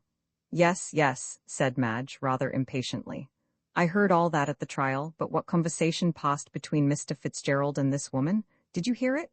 Bits of it, replied the other. I didn't split and caught, 'cause I thought the lawyer would be down on me for listening. The first thing I heard Mr. Fitzgerald sayin' was, You're mad. It ain't true, and she says, help me it is. White's got the proof, and then he sings out, My poor girl, and she says, Will you marry her now? And says he, I will, I love her more than ever. And then she makes a grab at him and says, Spile his game if you can, and says he, What's your name? And she says, What? Asked Madge, breathlessly. Rosanna Moore. There was a sharp exclamation as Sal said the name, and turning round quickly, Madge found Brian standing beside her, pale as death, with his eyes fixed on the woman, who had risen to her feet. Go on, he said sharply. That's all I know, she replied in a sullen tone. Brian gave a sigh of relief. You can go, he said slowly. I wish to speak with Miss Frettleby alone. Sal looked at him for a moment and then glanced at her mistress, who nodded to her as a sign that she might withdraw. She picked up her book, and with another sharp, inquiring look at Brian, turned and walked slowly into the house. Roman 22, a daughter of Eve after Sal had gone, Brian sank into a chair beside Madge with a weary sigh. He was in riding dress, which became his stalwart figure well, and he looked remarkably handsome but ill and worried. What on earth were you questioning that girl about? He said abruptly, taking his hat off and tossing it and his gloves on to the floor. Madge flushed crimson for a moment, and then taking Brian's 2 strong hands in her own, looked steadily into his frowning face. Why don't you trust me? She asked in a quiet tone. It is not necessary that I should, he answered moodily. The secret that Rosanna Moore told me on her deathbed is nothing that would benefit you to know. Is it about me? She persisted. It is and it is not, he answered epigrammatically. I suppose that means that it is about a third person and concerns me, she said calmly, releasing his hands. Well, yes, impatiently striking his boot with his riding whip. But it is nothing that can harm you so long as you do not know it. But God help you should anyone tell it to you, for it would embitter your life. My life being so very sweet now, answered Madge, with a slight sneer. You are trying to put out a fire by pouring oil on it, and what you say only makes me more determined to learn what it is. Madge, I implore you not to persist in this foolish curiosity, he said, almost fiercely. It will bring you only misery. If it concerns me, I have a right to know it, she answered curtly. When I marry you, how can we be happy together, with the shadow of a secret between us? Brian rose and leaned against the veranda post with a dark frown on his face. Do you remember that verse of Browning's, he said, coolly, where the apple reddens never pry, lest we lose our Edens, Eve and I? Singularly applicable to our present conversation, I think. Ah, she said, her pale face flushing with anger. You want me to live in a fool's paradise which may end at any moment. That depends upon yourself, he answered coldly. I never roused your curiosity by telling you that there was a secret, but betrayed it inadvertently to Colton's cross-questioning. I tell you candidly that I did learn something from Rosanna Moore, and it concerns you, though only indirectly through a third person. But it would do no good to reveal it, and would ruin both our lives. She did not answer, but looked straight before her into the glowing sunshine. Brian fell on his knees beside her, and stretched out his hands with an entreating gesture. Oh, my darling, he cried sadly, cannot you trust me? The love which has stood such a test as yours cannot fail like this. Let me bear the misery of knowing it alone, without blighting your young life with the knowledge of it. I would tell you if I could, but, God help me, I cannot, and he buried his face in his hands. Madge closed her mouth firmly, and touched his comely head with her cool, white fingers. There was a struggle going on in her breast between her feminine curiosity and her love for the man at her feet. The latter conquered, and she bowed her head over his. Brian, she whispered softly, let it be as you wish. I will never again try to learn this secret, since you do not desire it. He arose to his feet, and caught her in his strong arms with a glad smile. My dearest, he said, kissing her passionately, and then for a few moments neither of them spoke. We will begin a new life, he said at length. We will put the sad past away from us and think of it only as a dream. But this secret will still fret you, she murmured. It will wear away with time and with change of scene, he answered sadly. Change of scene? She repeated in a startled tone. Are you going away? Yes, I have sold my station, and intend leaving Australia forever during the next 3 months. And where are you going?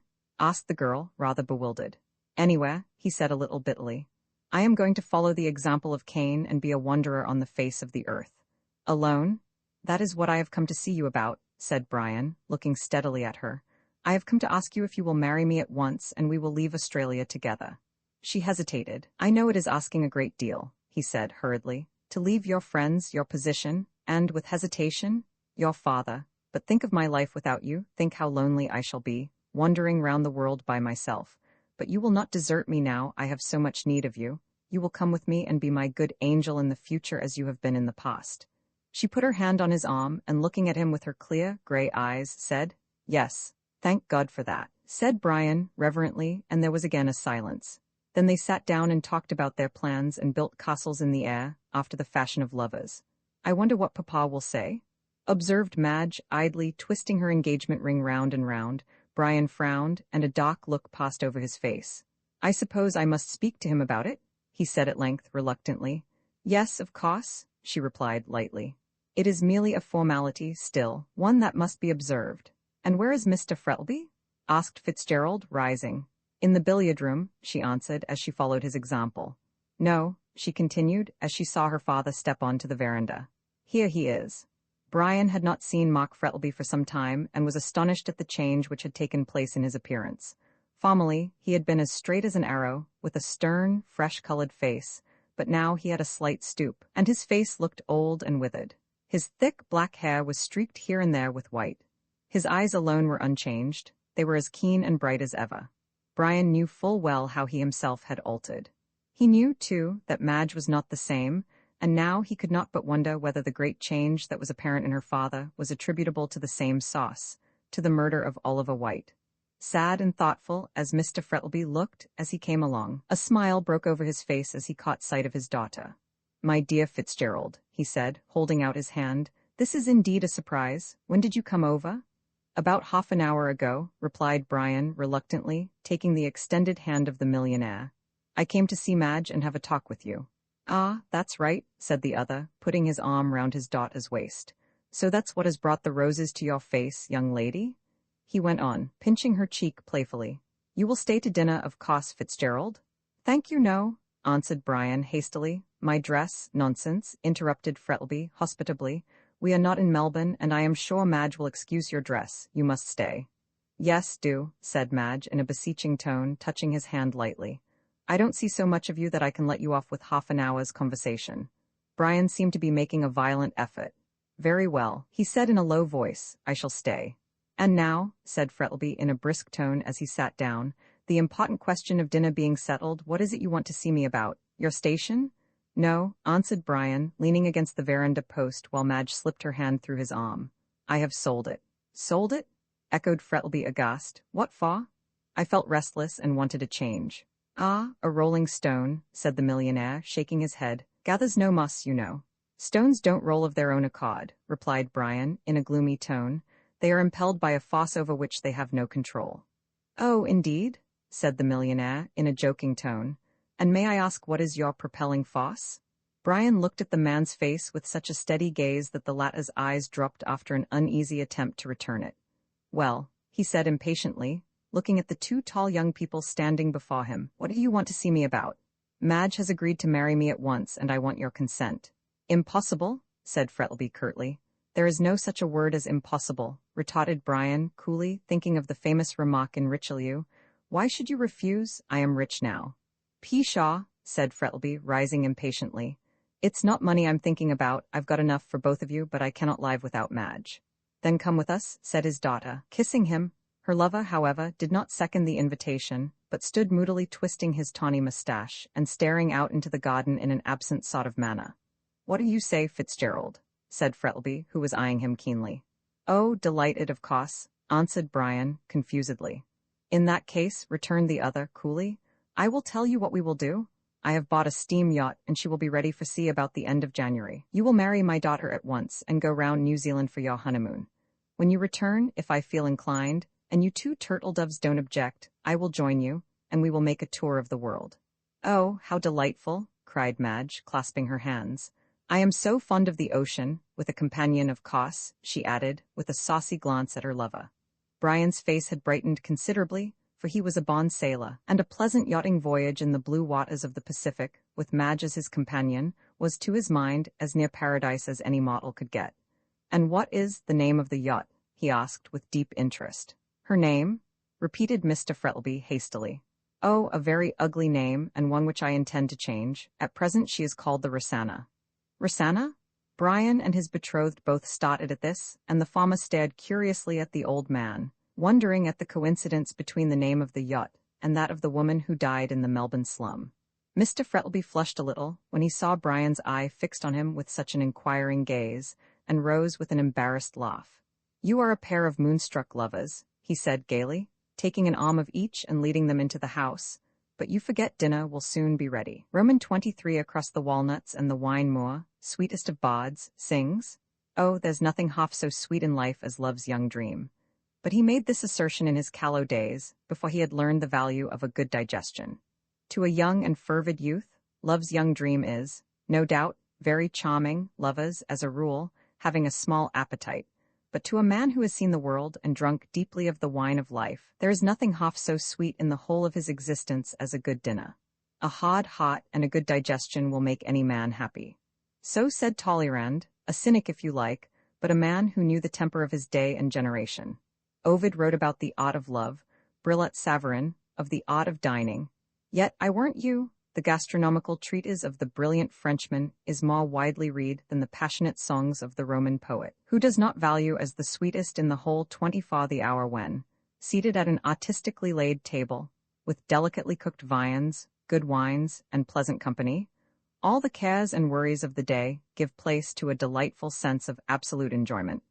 Dinner with the English people is generally a very dreary affair, and there is a heaviness about the whole thing which communicates itself to the guests, who eat and drink with a solemn persistence, as though they were occupied in fulfilling some sacred rite.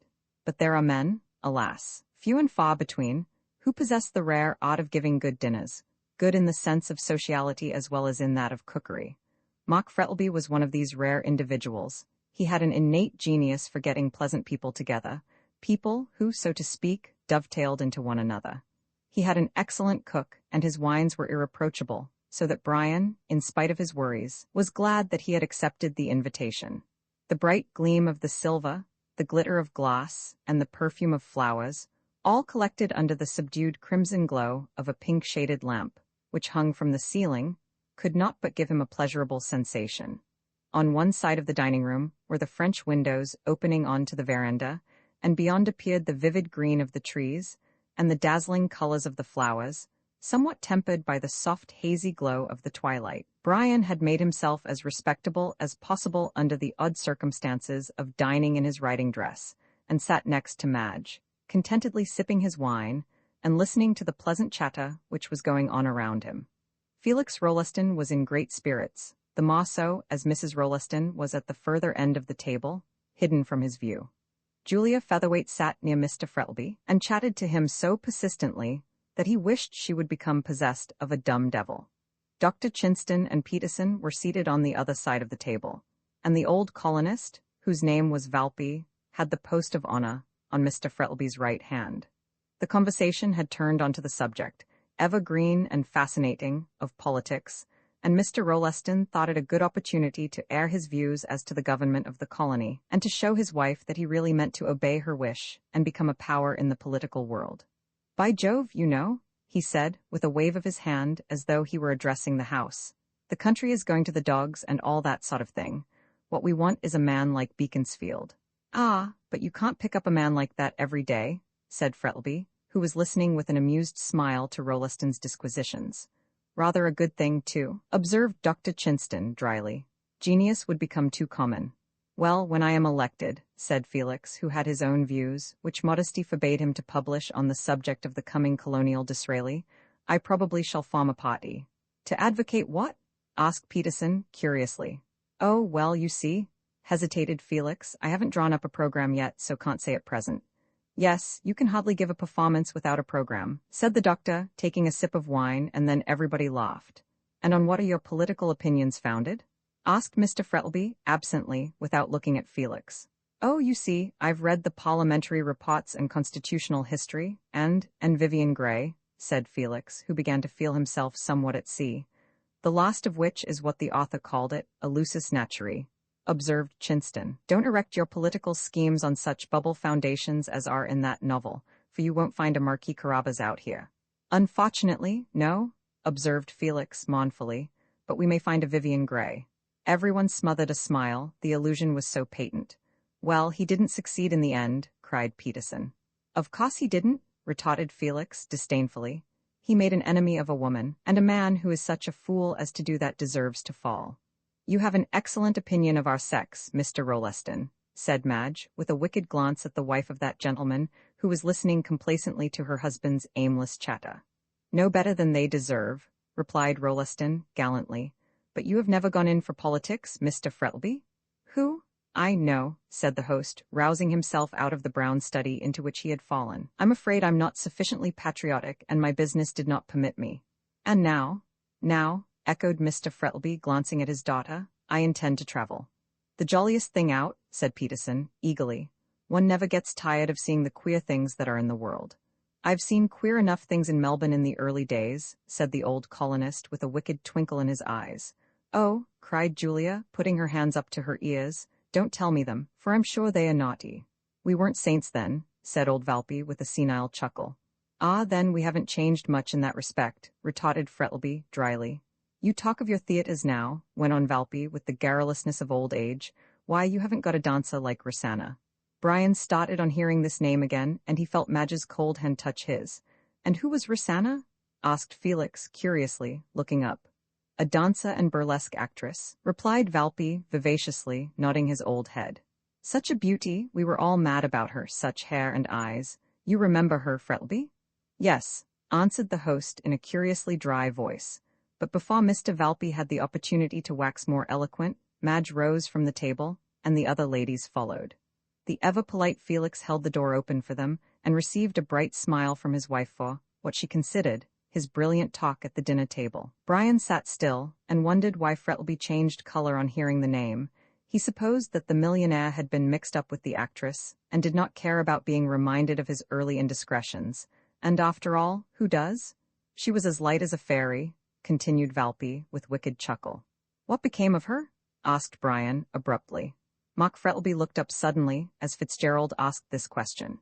"She went to England in 1858, said the aged one. "I'm not quite sure if it was July or August, but it was in 1858. "You will excuse me, Valpy, but I hardly think that these reminiscences of a ballet dancer are amusing," said Frettlby, curtly, pouring himself out a glass of wine. "Let us change the subject." Notwithstanding the plainly expressed wish of his host, Brian felt strongly inclined to pursue the conversation. Politeness, however, forbade such a thing, and he consoled himself with the reflection that, after dinner, He would ask old Valpy about the ballet dancer, whose name caused Mark Frettlby to exhibit such strong emotion. But to his annoyance, when the gentleman went into the drawing-room, Frettlby took the old colonist off to his study, where he sat with him the whole evening talking over old times. Fitzgerald found Madge seated at the piano in the drawing-room, playing one of Mendelssohn's songs without words. "What a dismal thing that is you are playing, Madge," he said lightly, as he sank into a seat beside her. "It is more like a funeral march than anything else." "Gad, so it is," said Felix, who came up at this moment. "I don't care myself about Op. 84 and all that classical humbug. Give me something light, Belle Helene with Amelie Melville, and all that sort of thing." "Felix," said his wife in a stern tone. "My dear," he answered recklessly, rendered bold by the champagne he had taken. "You observed?" "Nothing particular," answered Mrs. Rolleston, glancing at him with a stony eye, "except that I consider Offenbach low." "I don't," said Felix, sitting down to the piano, from which Madge had just risen, "and to prove he ain't, here goes." He ran his fingers lightly over the keys and dashed into a brilliant Offenbach gallop which had the effect of waking up the people in the drawing-room, who felt sleepy after dinner, and sent the blood tingling through their veins. When they were thoroughly roused, Felix, now that he had an appreciative audience, for he was by no means an individual who believed in wasting his sweetness on the desert air, prepared to amuse them. "You haven't heard the last new song by Frosty, have you?" he asked, after he had brought his gallop to a conclusion. "Is that the composer of Inasmuch, and how so?" asked Julia, clasping her hands. "I do love his music, and the words are so sweetly pretty." "Infernally stupid, she means," whispered Peterson to Brian. "They've no more meaning in them than the titles." "Sing us the new song, Felix," commanded his wife, and her obedient husband obeyed her. It was entitled Somewhere, words by Vashti, music by Paula Frosty, and was one of those extraordinary compositions which may mean anything, that is, if the meaning can be discovered. Felix had a pleasant voice, though it was not very strong, and the music was pretty, while the words were mystical. The first verse was as follows: "A flying cloud, a breaking wave, a faint light in a moonless sky, a voice that from the silent grave sounds sad in one long bitter cry. I know not, sweet, where you may stand, with shining eyes and golden hair, yet I know I will touch your hand and kiss your lips somewhere, somewhere, somewhere. When the summer sun is fair, waiting me, on land or sea, somewhere, love, somewhere." The second verse was very similar to the first, and when Felix finished a murmur of applause broke from every one of the ladies. "How sweetly pretty," sighed Julia. "Such a lot in it. But what is its meaning?" asked Brian, rather bewildered. "It hasn't got one," replied Felix, complacently. "Surely you don't want every song to have a moral, like a book of Aesop's fables?" Brian shrugged his shoulders and turned away with Madge. "I must say I agree with Fitzgerald," said the doctor, quickly. "I like a song with some meaning in it. The poetry of the one you sang is as mystical as Browning, without any of his genius to redeem it." "Philistine," murmured Felix, under his breath, and then vacated his seat at the piano in favor of Julia, who was about to sing a ballad called "Going Down the Hill," which had been the rage in Melbourne musical circles during the last 2 months. Meanwhile, Madge and Brian were walking up and down in the moonlight. It was an exquisite night, with a cloudless blue sky glittering with the stars, and a great yellow moon in the west. Madge seated herself on the side of the marble ledge which girdled the still pool of water in front of the house, and dipped her hand into the cool water. Brian leaned against the trunk of a great magnolia tree, whose glossy green leaves and great creamy blossoms looked fantastic in the moonlight. In front of them was the house, with the ruddy lamplight streaming through the wide windows, and they could see the guests within, excited by the music, waltzing to Rolleston's playing, and their dark figures kept passing and repassing the windows while the charming music of the waltz mingled with their merry laughter. "Looks like a haunted house," said Brian, thinking of Poe's weird poem, "but such a thing is impossible out here." "I don't know so much about that," said Madge gravely, lifting up some water in the palm of her hand and letting it stream back like diamonds in the moonlight. "I knew a house in St. Kilda which was haunted." "By what?" asked Brian, skeptically. "Noises," she answered solemnly. Brian burst out laughing and startled a bat, which flew round and round in the silver moonlight and whirred away into the shelter of a wych elm. "Rats and mice are more common here than ghosts," he said, lightly. "I'm afraid the inhabitants of your haunted house were fanciful." "So you don't believe in ghosts?" "There's a banshee in our family," said Brian, with a gay smile, "who is supposed to cheer our deathbeds with her howlings, but as I've never seen the lady myself, I'm afraid she's a Mrs. Harris." "It's aristocratic to have a ghost in a family, I believe," said Madge. That is the reason we colonials have none.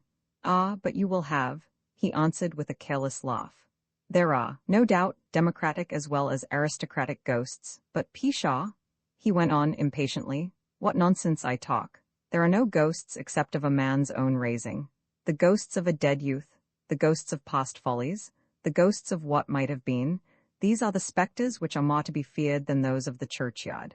Madge looked at him in silence, for she understood the meaning of that passionate outburst, the secret which the dead woman had told him, and which hung like a shadow over his life. She arose quietly and took his arm.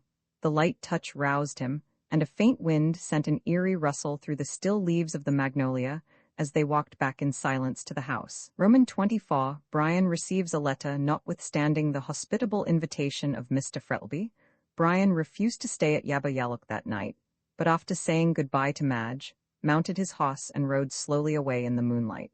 He felt very happy, and letting the reins lie on his horse's neck, he gave himself up unreservedly to his thoughts. Atra Cura certainly did not sit behind the horseman on this night, and Brian, to his surprise, found himself singing Kitty of Coleraine as he rode along in the silver moonlight. And was he not right to sing when the future seemed so bright and pleasant? Oh, yes, they would live on the ocean, and she would find how much pleasanter it was on the restless waters, with their solemn sense of mystery, than on the crowded land. Was not the sea made for the free, land for cots and slaves alone? Moore was perfectly right. She would learn that when with a fair wind and all sail set, they were flying over the blue Pacific waters. And then they would go home to Ireland, to the ancestral home of the Fitzgeralds, where he would lead her in under the arch, with Sayed Mile Failt on it, and everyone would bless the fair young bride. Why should he trouble himself about the crime of another? No, he had made a resolve, and intended to keep it. He would put this secret with which he had been entrusted behind his back, and would wander about the world with Madge and her father. He felt a sudden chill come over him as he murmured the last words to himself, her father. I'm a fool, he said, impatiently, as he gathered up the reins, and spurred his horse into a canter. It can make no difference to me so long as Madge remains ignorant, but to sit beside him, to eat with him, to have him always present like a skeleton at a feast, God help me. He urged his horse into a gallop, and as he rushed over the turf, with the fresh, cool night wind blowing keenly against his face, he felt a sense of relief, as though he were leaving some dark spectre behind. On he galloped, with the blood throbbing in his young veins, over miles of plain, with the dark blue, star-studded sky above, and the pale moon shining down on him, past a silent shepherd's hut, which stood near a wide creek, splashing through the cool water, which wound through the dark plain like a thread of silver in the moonlight. Then, again, the wide, grassy plain, dotted here and there with tall clumps of shadowy trees, and on either side he could see the sheep scurrying away like fantastic spectres, on, ever on, until his own homestead appears, and he sees the star-like light shining brightly in the distance, a long avenue of tall trees, over whose wavering shadows his horse thundered, and then the wide, grassy space in front of the house, with the clamorous barking of dogs. A groom, roused by the clatter of hoofs up the avenue, comes round the side of the house, and Brian leaps off his horse and, flinging the reins to the man, walks into his own room. There he finds a lighted lamp, brandy and soda on the table, and a packet of letters and newspapers. He flung his hat on the sofa and opened the window and door so as to let in the cool breeze, then mixing for himself a glass of brandy and soda, he turned up the lamp and prepared to read his letters. The first he took up was from a lady. Always a she correspondent for me, says Isaac Disraeli, provided she does not cross. Brian's correspondence did not cross, but notwithstanding this, after reading half a page of small talk and scandal, he flung the letter on the table with an impatient ejaculation. The other letters were principally business ones, but the last one proved to be from Colton, and Fitzgerald opened it with a sensation of pleasure. Colton was a capital letter-writer, and his epistles had done much to cheer Fitzgerald in the dismal period which succeeded his acquittal of White's murder, when he was in danger of getting into a morbid state of mind. Brian, therefore, sipped his brandy and soda, and lying back in his chair, prepared to enjoy himself. My dear Fitzgerald, wrote Colton in his peculiarly clear handwriting, which was such an exception to the usual crabbed hieroglyphics of his brethren of the bar, while you are enjoying the cool breezes and delightful freshness of the country, here am I, with numerous other poor devils, cooped up in this hot and dusty city. How I wish I were with you in the land of Goshen, by the rolling waters of the Murray, where everything is bright and green and unsophisticated. The two latter terms are almost identical, instead of which my view is bounded by bricks and mortar, and the muddy waters of the Yarra have to do duty for your noble river.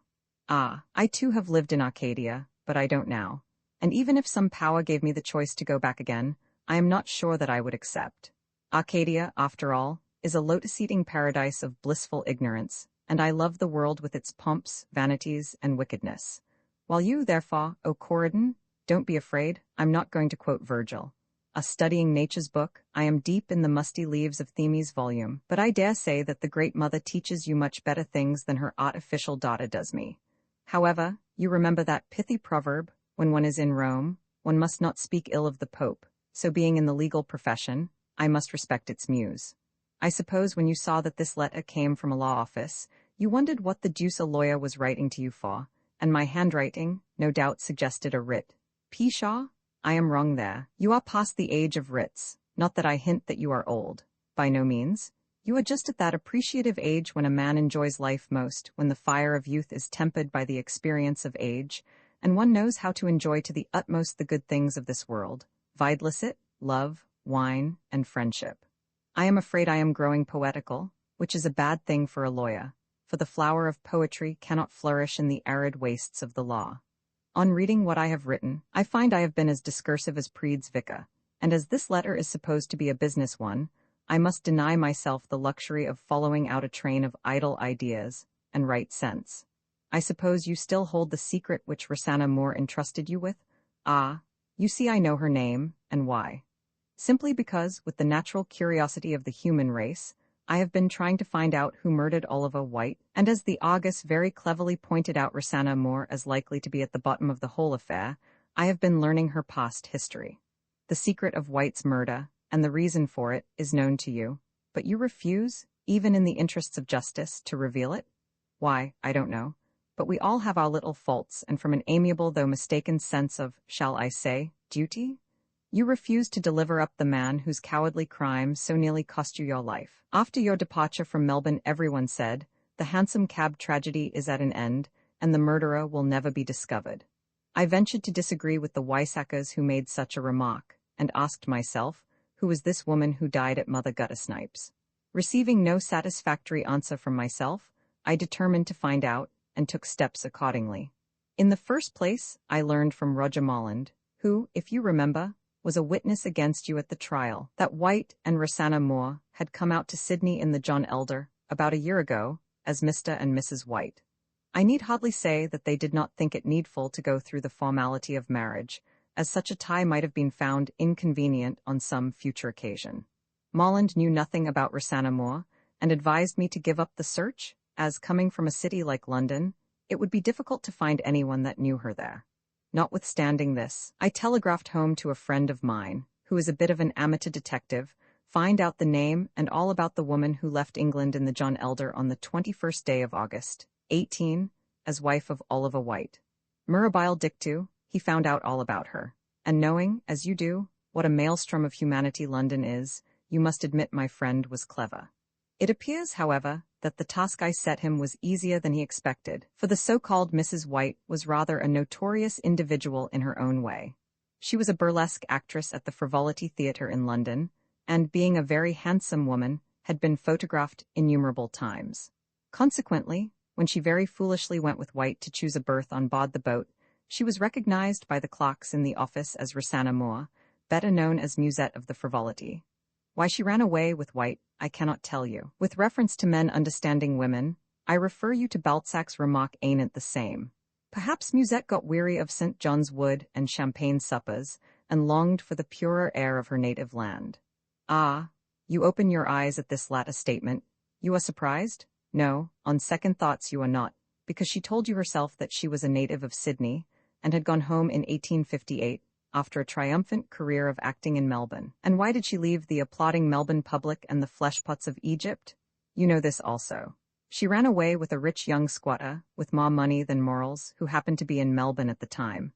She seems to have had a weakness for running away, but why she chose White to go with this time puzzles me.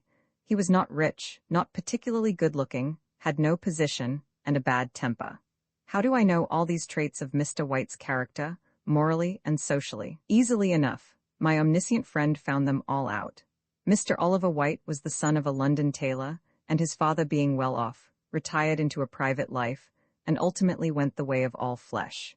His son, finding himself with a capital income and a pretty taste for amusement, cut the shop of his late lamented parent, found out that his family had come over with the Conqueror.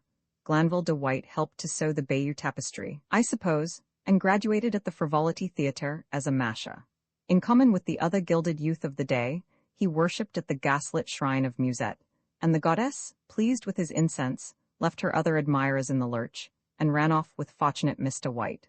So far as this goes, there is nothing to show why the murder was committed.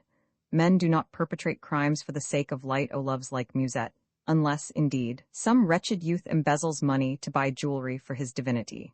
The career of Musette in London was simply that of a clever member of the demimonde, and as far as I can learn, no one was so much in love with her as to commit a crime for her sake. So far so good. The motive of the crime must be found in Australia. White had spent nearly all his money in England, and consequently, Musette and her lover arrived in Sydney with comparatively very little cash. However, with an Epicurean-like philosophy, they enjoyed themselves on what little they had, and then came to Melbourne, where they stayed at a second-rate hotel. Musette, I may tell you, had one special vice, a common one: drink. She loved champagne and drank a good deal of it. Consequently, on arriving at Melbourne, and finding that a new generation had arisen, which knew not Joseph, I mean Musette, she drowned her sorrows in the flowing bowl, and went out after a quarrel with Mr. White, to view Melbourne by night, a familiar scene to her, no doubt. What took her to Little Bourke Street I don't know. Perhaps she got lost. Perhaps it had been a favorite walk of hers in the old days. At all events, she was found dead drunk in that unsavory locality by Sal Rollins. I know this is so, because Sal told me so herself. Sal acted the part of the Good Samaritan, took her to the squalid den she called home, and there Rosanna Moore fell dangerously ill. White, who had missed her, found out where she was, and that she was too ill to be removed. I presume he was rather glad to get rid of such an encumbrance, so he went back to his lodgings at St. Kilda, which, judging from the landlady's story, he must have occupied for some time, while Rosanna Moore was drinking herself to death in a quiet hotel. Still, he does not break off his connection with the dying woman, but one night is murdered in a hansom cab, and that same night Rosanna Moore dies. So, from all appearance, everything is ended. Not so, for before dying Rosanna sends for Brian Fitzgerald at his club, and reveals to him a secret which he locks up in his own heart. The writer of this letter has a theory, a fanciful one, if you will, that the secret told to Brian Fitzgerald contains the mystery of Oliver White's death. Now then, have I not found out a good deal without you, and do you still decline to reveal the rest? I do not say you know who killed White, but I do say you know sufficient to lead to the detection of the murderer. If you tell me, so much the better, both for your own sense of justice and for your peace of mind. If you do not, well, I shall find out without you. I have taken, and still take, a great interest in this strange case, and I have sworn to bring the murderer to justice, so I make this last appeal to you to tell me what you know. If you refuse, I will set to work to find out all about Rosanna Moore prior to her departure from Australia in 1858, and I am certain sooner or later to discover the secret which led to White's murder. If there is any strong reason why it should be kept silent, I perhaps will come round to your view, and let the matter drop. But if I have to find it out myself, the murderer of Oliver White need expect no mercy at my hands. So think over what I have said. If I do not hear from you within the next week, I shall regard your decision as final, and pursue the search myself. I am sure, my dear Fitzgerald, you will find this letter too long, in spite of the interesting story it contains, so I will have pity on you, and draw to a close. Remember me to Miss Frettlby and to her father. With kind regards to yourself, I remain, yours very truly, Duncan Colton. When Fitzgerald had finished the last of the closely written sheets, he let the letter fall from his hands and, leaning back in his chair, stared blankly into the dawning light outside. He arose after a few moments and, pouring himself out a glass of brandy, drank it quickly. Then, mechanically lighting a cigar, he stepped out of the door into the fresh beauty of the dawn. There was a soft crimson glow in the east, which announced the approach of the sun, and he could hear the chirping of the awakening birds in the trees. But Brian did not see the marvelous breaking of the dawn. He stood staring at the red light flaring in the east and thinking of Colton's letter. I can do no more, he said bitterly, leaning his head against the wall of the house. There is only one way of stopping Colton, and that is by telling him all. My poor Madge, my poor Madge. A soft wind arose and rustled among the trees, and there appeared great shafts of crimson light in the east. Then, with a sudden blaze, the sun peered over the brim of the wide plain. The warm yellow rays touched lightly the comely head of the weary man, and turning round, he held up his arms to the great luminary, as though he were a fire worshipper. I accept the omen of the dawn, he cried, for her life and for mine. Roman 25, what Dr. Chinston said his resolution taken, Brian did not let the grass grow under his feet, but rode over in the afternoon to tell Madge of his intended departure. The servant told him she was in the garden, so he went there, and, guided by the sound of merry voices and the laughter of pretty women, soon found his way to the lawn tennis ground. Madge and her guests were there, seated under the shade of a great wych elm, and watching, with great interest, a single-handed match being played between Rolleston and Peterson, both of whom were capital players. Mr. Frettlby was not present. He was inside writing letters and talking with old Mr. Valpy, and Brian gave a sigh of relief as he noted his absence. Madge caught sight of him as he came down the garden path, and flew quickly towards him with outstretched hands as he took his hat off. "How good of you to come," she said, in a delighted tone, as she took his arm, "and on such a hot day." "Yes, it's something fearful in the shade," said pretty Mrs. Rolleston with a laugh, putting up her sunshade. "Pardon me if I think the contrary," replied Fitzgerald, bowing, with an expressive look at the charming group of ladies under the great tree. Mrs. Rolleston blushed and shook her head. "Ah, it's easy seen you come from Ireland, Mr. Fitzgerald," she observed, as she resumed her seat. "You are making Madge jealous." "So he is," answered Madge, with a gay laugh. "I shall certainly inform Mr. Rolleston about you, Brian, if you make these gallant remarks." "Here he comes, then," said her lover, as Rolleston and Peterson, having finished their game, walked off the tennis ground and joined the group under the tree. Though in tennis flannels, they both looked remarkably warm, and throwing aside his racket, Mr. Rolleston sat down with a sigh of relief. "Thank goodness it's over, and that I have won," he said, wiping his heated brow. "Galley slaves couldn't have worked harder than we have done, while all you idle folks sat sub tegmine foggy." "Which means?" asked his wife lazily. "That onlookers see most of the game," answered her husband impudently. "I suppose that's what you call a free and easy translation," said Peterson, laughing. "Mrs. Rolleston ought to give you something for your new and original adaptation of Virgil." "Let it be iced, then," retorted Rolleston, lying full length on the ground and staring up at the blue of the sky as seen through the network of leaves. "I always like my something iced." "It's a way you've got," said Madge with a laugh, as she gave him a glass filled with some sparkling, golden-colored liquor, with a lump of ice clinking musically against the side of it. "He's not the only one who's got that way," said Peterson, gaily, when he had been similarly supplied. "It's a way we've got in the army, it's a way we've got in the navy, it's a way we've got in the varsity. And so say all of us," finished Rolleston, and holding out his glass to be replenished. "I'll have another, please. Phew, it is hot." "What, the drink?" asked Julia with a giggle. "No, the day," answered Felix, making a face at her. "It's the kind of day one feels inclined to adopt Sidney Smith's advice by getting out of one's skin and letting the wind whistle through one's bones." "With such a hot wind blowing," said Peterson, gravely, "I'm afraid they'd soon be broiled bones." "Go, giddy one," retorted Felix, throwing his hat at him, "or I'll drag you into the blazing sun and make you play another game." "Not I," replied Peterson, coolly. "Not being a salamander, I'm hardly used to your climate yet, and there is a limit even to lawn tennis." And turning his back on Rolleston, he began to talk to Julia Featherweight. Meanwhile, Madge and her lover, leaving all this frivolous chatter behind them, were walking slowly towards the house, and Brian was telling her of his approaching departure, though not of his reasons for it. "I received a letter last night," he said, turning his face away from her, "and as it's about some important business, I must start at once." "I don't think it will be long before we follow," answered Madge, thoughtfully. "Papa leaves here at the end of the week." "Why?" "I'm sure I don't know," said Madge, petulantly. "He is so restless, and never seems to settle down to anything. He says for the rest of his life he is going to do nothing, but wander all over the world." There suddenly flashed across Fitzgerald's mind a line from Genesis, which seemed singularly applicable to Mr. Frettlby. "A fugitive and a vagabond thou shalt be in the earth."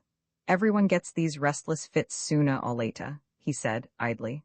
"In fact," with an uneasy laugh, "I believe I'm in one myself. That puts me in mind of what I heard Dr. Chinston say yesterday," she said. "This is the age of unrest, as electricity and steam have turned us all into bohemians. Ah, Bohemia is a pleasant place, said Brian, absently, unconsciously quoting Thackeray, but we all lose our way to it late in life. At that rate we won't lose our way to it for some time, she said laughing, as they stepped into the drawing room, so cool and shady, after the heat and glare outside. As they entered, Mr. Frettlby rose from a chair near the window. He appeared to have been reading, for he held a book in his hand. "What, Fitzgerald?" he exclaimed in a haughty tone as he held out his hand. "I am glad to see you." "I let you know I am living, don't I?" replied Brian, his face flushing as he reluctantly took the proffered hand. "But the fact is I have come to say goodbye for a few days." "Ah, going back to town, I suppose," said Mr. Frettlby, lying back in his chair and playing with his watch chain. "I don't know that you are wise, exchanging the clear air of the country for the dusty atmosphere of Melbourne. Yet Madge tells me you are going back," said Brian, idly toying with a vase of flowers on the table. "Depends upon circumstances," replied the other carelessly. "I may and I may not. You go on business, I presume?" "Well, the fact is, Colton—" Here Brian stopped suddenly and bit his lip with vexation, for he had not intended to mention the lawyer's name. "Yes?" said Mr. Frettlby interrogatively, sitting up quickly and looking keenly at Brian. "Wants to see me on business?" he finished, awkwardly. "Connected with the sale of your station, I suppose," said Frettlby, still keeping his eyes on the young man's face. "Can't have a better man. Colton's an excellent man of business." "A little too excellent," replied Fitzgerald, ruefully. "He's a man who can't leave well alone." "Apropos of what?" "Oh, nothing," answered Fitzgerald hastily, and just then his eyes met those of Frettlby. The two men looked at one another steadily for a moment, but in that short space of time a single name flashed through their brains, the name of Rosanna Moore. Mr. Frettlby was the first to lower his eyes and break the spell. "Ah, well," he said lightly, as he rose from his chair and held out his hand, "if you are 2 weeks in town, call at St. Kilda, and it's more than likely you will find us there." Brian shook hands in silence and watched him pick up his hat and move onto the veranda, and then out into the hot sunshine. "He knows," he muttered involuntarily. "Knows what, sir?" said Madge, who came silently behind him and slipped her arm through his. "That you are hungry and want something to eat before you leave us?" "I don't feel hungry," said Brian, as they walked towards the door. "Nonsense," answered Madge merrily, who, like Eve, was on hospitable thoughts intent. "I'm not going to have you appear in Melbourne a pale, fond lover, as though I were treating you badly. Come, sir, no," she continued, putting up her hand as he tried to kiss her. "Business first, pleasure afterwards." And they went into the dining room laughing.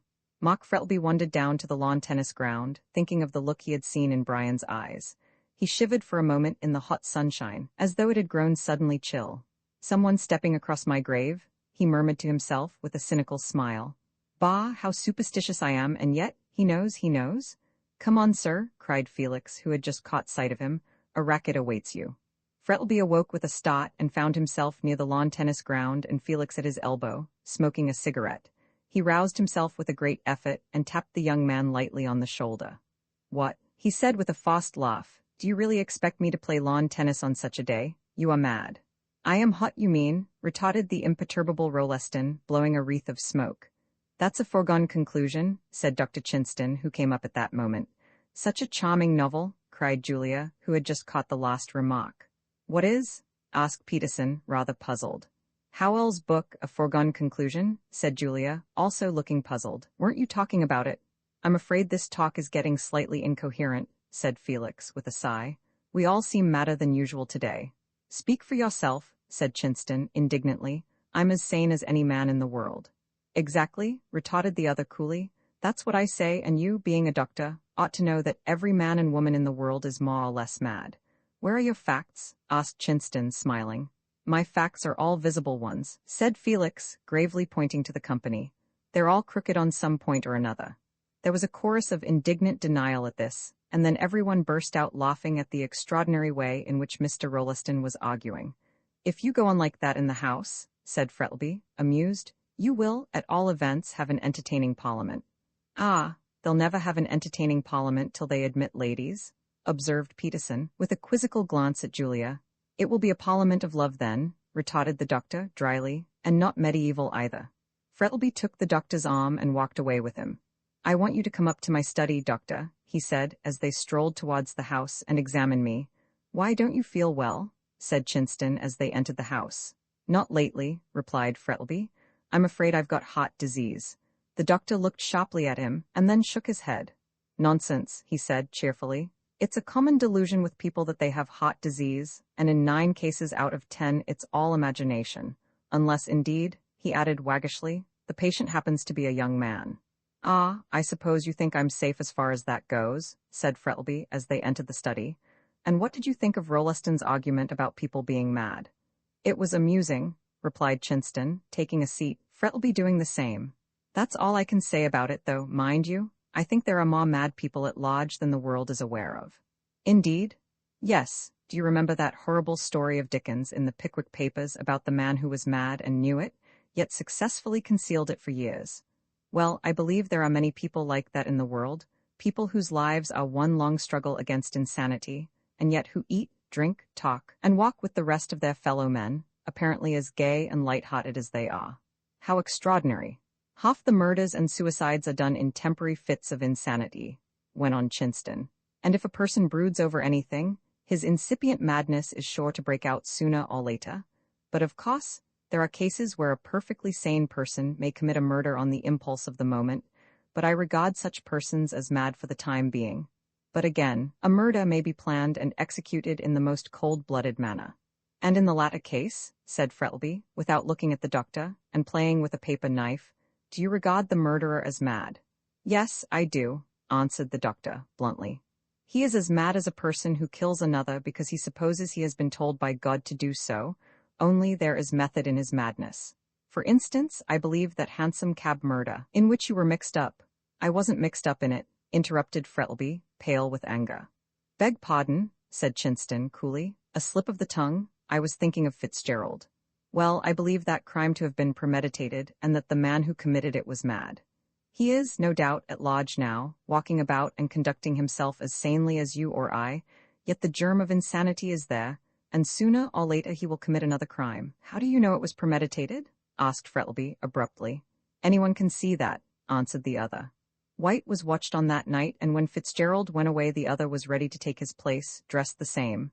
That's nothing, retorted Frettlby, looking at his companion sharply. There are dozens of men in Melbourne who wear evening dress, light coats, and soft hats. In fact, I generally wear them myself. Well, that might have been a coincidence, said the doctor, rather disconcerted. But the use of chloroform puts the question beyond a doubt. People don't usually carry chloroform about with them. I suppose not, answered the other, and then the matter dropped. Chinston made an examination of Mark Frettlby, and when he had finished, his face was very grave, though he laughed at the millionaire's fears. You are all right, he said gaily. Action of the heart a little weak, that's all, only, impressively. Avoid excitement, Just as Frettlby was putting on his coat, a knock came to the door, and Madge entered. Brian is gone, she began. Oh, I beg your pardon, doctor, but is Papa ill? She asked with sudden fear. No, child, no, said Frettlby hastily. I'm all right, I thought my heart was affected, but it isn't. Not a bit of it, answered Chinston, reassuringly. All right, only avoid excitement. But when Frettlby turned to go to the door, Madge, who had her eyes fixed on the doctor's face, saw how grave it was. There is danger? She said, touching his arm as they paused for a moment at the door. No, no, he answered hastily. Yes, there is, she persisted. Tell me the worst, it is best for me to know. The doctor looked at her in some doubt for a few moments and then placed his hand on her shoulder. My dear young lady, he said gravely, I will tell you what I have not dared to tell your father. What? She asked in a low voice, her face growing pale. His heart is affected. And there is great danger? Yes, great danger. In the event of any sudden shock, he hesitated. Yes, he would probably drop down dead. My God, Roman 26 Culsip has a theory of his own. Mr. Colton sat in his office reading a letter he had just received from Fitzgerald, and judging from the complacent smile upon his face, it seemed to give him the greatest satisfaction. I know, wrote Brian, that now you have taken up the affair, you will not stop until you find out everything. So, as I want the matter to rest as at present, I will anticipate you, and reveal all. You were right in your conjecture that I knew something likely to lead to the detection of White's murderer. But when I tell you my reasons for keeping such a thing secret, I am sure you will not blame me. Mind you, I do not say that I know who committed the murder, but I have suspicions, very strong suspicions, and I wish to God Rosanna Moore had died before she told me what she did. However, I will tell you all, and leave you to judge as to whether I was justified in concealing what I was told. I will call at your office sometime next week, and then you will learn everything that Rosanna Moore told me. But once that you are possessed of the knowledge, you will pity me." "Most extraordinary," mused Colton, leaning back in his chair as he laid down the letter. "I wonder if he's about to tell me that he killed White after all, and that Sal Rollins perjured herself to save him? No, that's nonsense, or she'd have turned up in better time, and wouldn't have risked his neck up to the last moment. Though I make it a rule never to be surprised at anything, I expect what Brian Fitzgerald has to tell me will startle me considerably. I've never met with such an extraordinary case, and from all appearances, the end isn't reached yet. After all," said Mr. Colton, thoughtfully, "truth is stranger than fiction." Here a knock came to the door, and in answer to an invitation to enter, it opened, and Kilsip glided into the room. "You're not engaged, sir?" he said in his soft, low voice. "Oh dear, no," answered Colton carelessly. Come in, come in." Kilsip closed the door softly, and gliding along in his usual velvet-footed manner, sat down in a chair near Colton's, and placing his hat on the ground, looked keenly at the barrister. "Well, Kilsip," said Colton, with a yawn, playing with his watch chain, "any good news to tell me?" "Well, nothing particularly new," purred the detective, rubbing his hands together. "Nothing new and nothing true and no matter," said Colton, quoting Emerson. "And what have you come to see me about?" "The hansom cab murder," replied the other quietly. "The deuce!" cried Colton, startled out of his professional dignity. "And have you found out who did it?" "No," answered Kilsip rather dismally, "but I have an idea." "So had Gobby," retorted Colton dryly, "an idea that ended in smoke. Have you any practical proofs?" "Not yet." "That means you are going to get some, if possible." "Much virtue in if," quoted Colton, picking up a pencil and scribbling idly on his blotting paper. "And to whom does your suspicion point?" "Aha," said Mr. Kilsip cautiously. "Don't know him," answered the other coolly. "Family name humbug, I presume. Bosh, whom do you suspect?" Kilsip looked round cautiously, as if to make sure they were alone, and then said, in a stage whisper, "Roger Molland. That was the young man that gave evidence as to how White got drunk." Kilsip nodded. "Well, and how do you connect him with the murder?" "Do you remember in the evidence given by the cabmen, Royston and Rankin, they both swore that the man who was with White on that night wore a diamond ring on the forefinger of the right hand? What of that? Nearly every second man in Melbourne wears a diamond ring, but not on the forefinger of the right hand. Oh, and Molland wears a ring in that way. Yes, merely a coincidence. Is that all your proof?" "All I can obtain at present." "It's very weak," said Colton scornfully. "The weakest proofs may form a chain to hang a man," observed Kilsip sententiously. "Molland gave his evidence clearly enough," said Colton, rising and pacing the room. "He met White, they got drunk together. White went out of the hotel, and shortly afterwards Molland followed with the coat, which was left behind by White, and then someone snatched it from him." "Ah, did they?" interrupted Kilsip quickly. "So Molland says," said Colton, stopping short. "I understand. You think Molland was not so drunk as he would make out, and that after following White outside, he put on his coat and got into the cab with him." "That is my theory." "It's ingenious enough," said the barrister.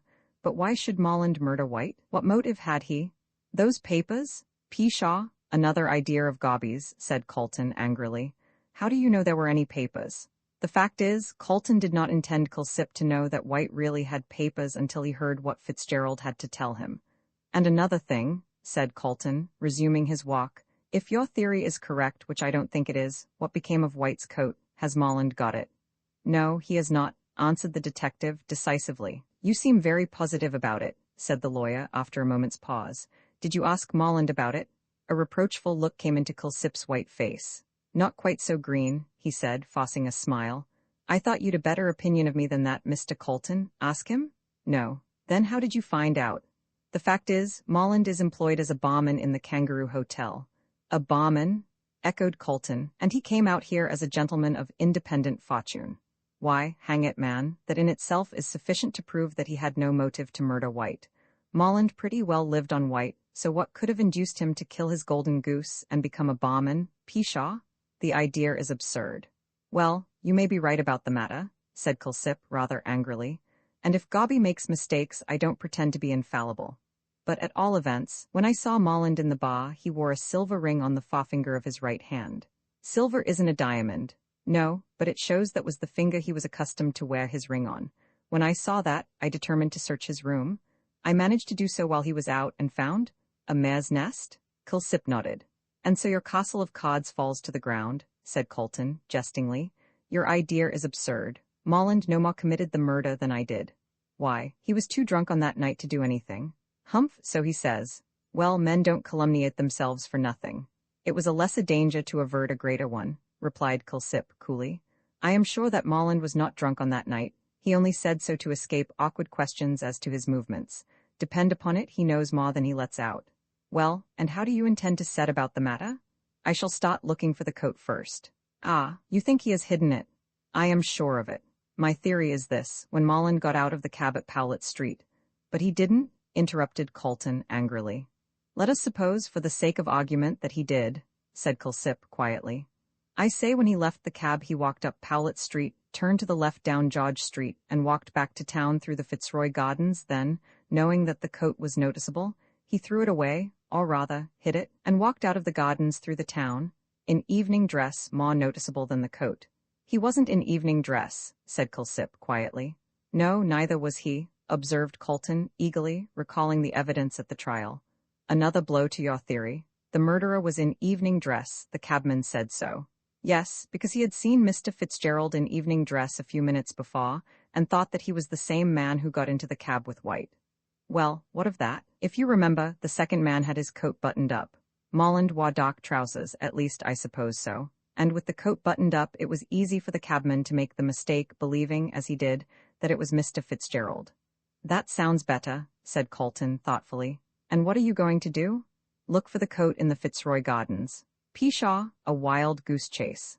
Possibly, said Culsip as he arose to go. And when shall I see you again? Said Colton. Oh, tonight, said Culsip, pausing at the door. I had nearly forgotten Mother Guttersnipe wants to see you. Why, what's up? She's dying and wants to tell you some secret. Rosanna Moore, by Jove, said Colton. She'll tell me something about her. I'll get to the bottom of this yet. All right, I'll be here at 8 o'clock. Very well, sir, and the detective glided out. I wonder if that old woman knows anything? Said Colton to himself as he resumed his seat. She may have overheard some conversation between White and his mistress, and intends to divulge it. Well, I'm afraid when Fitzgerald does confess, I shall know all about it beforehand. Roman 27 Mother Guttersnipe joins the majority punctual to his appointment. Culsip called at Colton's office at 8 o'clock, in order to guide him through the squalid labyrinths of the slums. He found the barrister waiting impatiently for him. The fact is, Colton had got it into his head that Rosanna Moore was at the bottom of the whole mystery, and every new piece of evidence he discovered went to confirm this belief. When Rosanna Moore was dying, she might have confessed something to Mother Guttersnipe, which would hint at the name of the murderer, and he had a strong suspicion that the old hag had received hush money in order to keep quiet. Several times before Colton had been on the point of going to her and trying to get the secret out of her. That is, if she knew it. But now fate appeared to be playing into his hands, and a voluntary confession was much more likely to be true than one dragged piecemeal from unwilling lips. By the time Culsip made his appearance, Colton was in a high state of excitement. I suppose we'd better go at once, he said to Culsip as he lit a cigar. That old hag may go off at any moment. She might, assented Culsip doubtfully, but I wouldn't be a bit surprised if she pulled through. Some of these old women have 9 lives like a cat. Not improbable, retorted Colton as they passed into the brilliantly lighted street. Her nature seemed to me to be essentially feline. But tell me, he went on, what's the matter with her old age? Partly, drink also, I think, answered Culsip. Besides, her surroundings are not very healthy, and her dissipated habits have pretty well settled her. It isn't anything catching, I hope, cried the barrister with a shudder as they passed into the crowd of Burke Street. Don't know, sir, not being a doctor, answered the detective stolidly. Oh, ejaculated Colton in dismay. It will be all right, sir, said Culsip reassuringly. I've been there dozens of times, and I'm all right. I dare say, retorted the barrister, but I may go there once and catch it, whatever it is. Take my word, sir, it's nothing worse than old age and drink. Has she a doctor? Won't let one come near her, prescribes for herself. Gin, I suppose, humph? Much more unpleasant than the usual run of medicines. In a short time, they found themselves in Little Burke Street, and after traversing a few dark and narrow lanes. By this time, they were more or less familiar to Colton. They found themselves before Mother Guttersnipe's den. They climbed the rickety stairs, which groaned and creaked beneath their weight, and found Mother Guttersnipe lying on the bed in the corner. The elfish black-haired child was playing cards with a slatternly-looking girl at a deal table by the faint light of a tallow candle. They both sprang to their feet as the strangers entered, and the elfish child pushed a broken chair in a sullen manner towards Mr. Colton, while the other girl shuffled into a far corner of the room and crouched down there like a dog. The noise of their entry awoke the hag from an uneasy slumber into which she had fallen. Sitting up in bed, she huddled the clothes round her. She presented such a gruesome spectacle that involuntarily Colton recoiled. Her white hair was unbound and hung in tangled masses over her shoulders in snowy profusion. Her face, potched and wrinkled, with the hooked nose and beady black eyes, like those of a mouse, was poked forward, and her skinny arms, bare to the shoulder, were waving wildly about as she grasped at the bedclothes with her claw-like hands.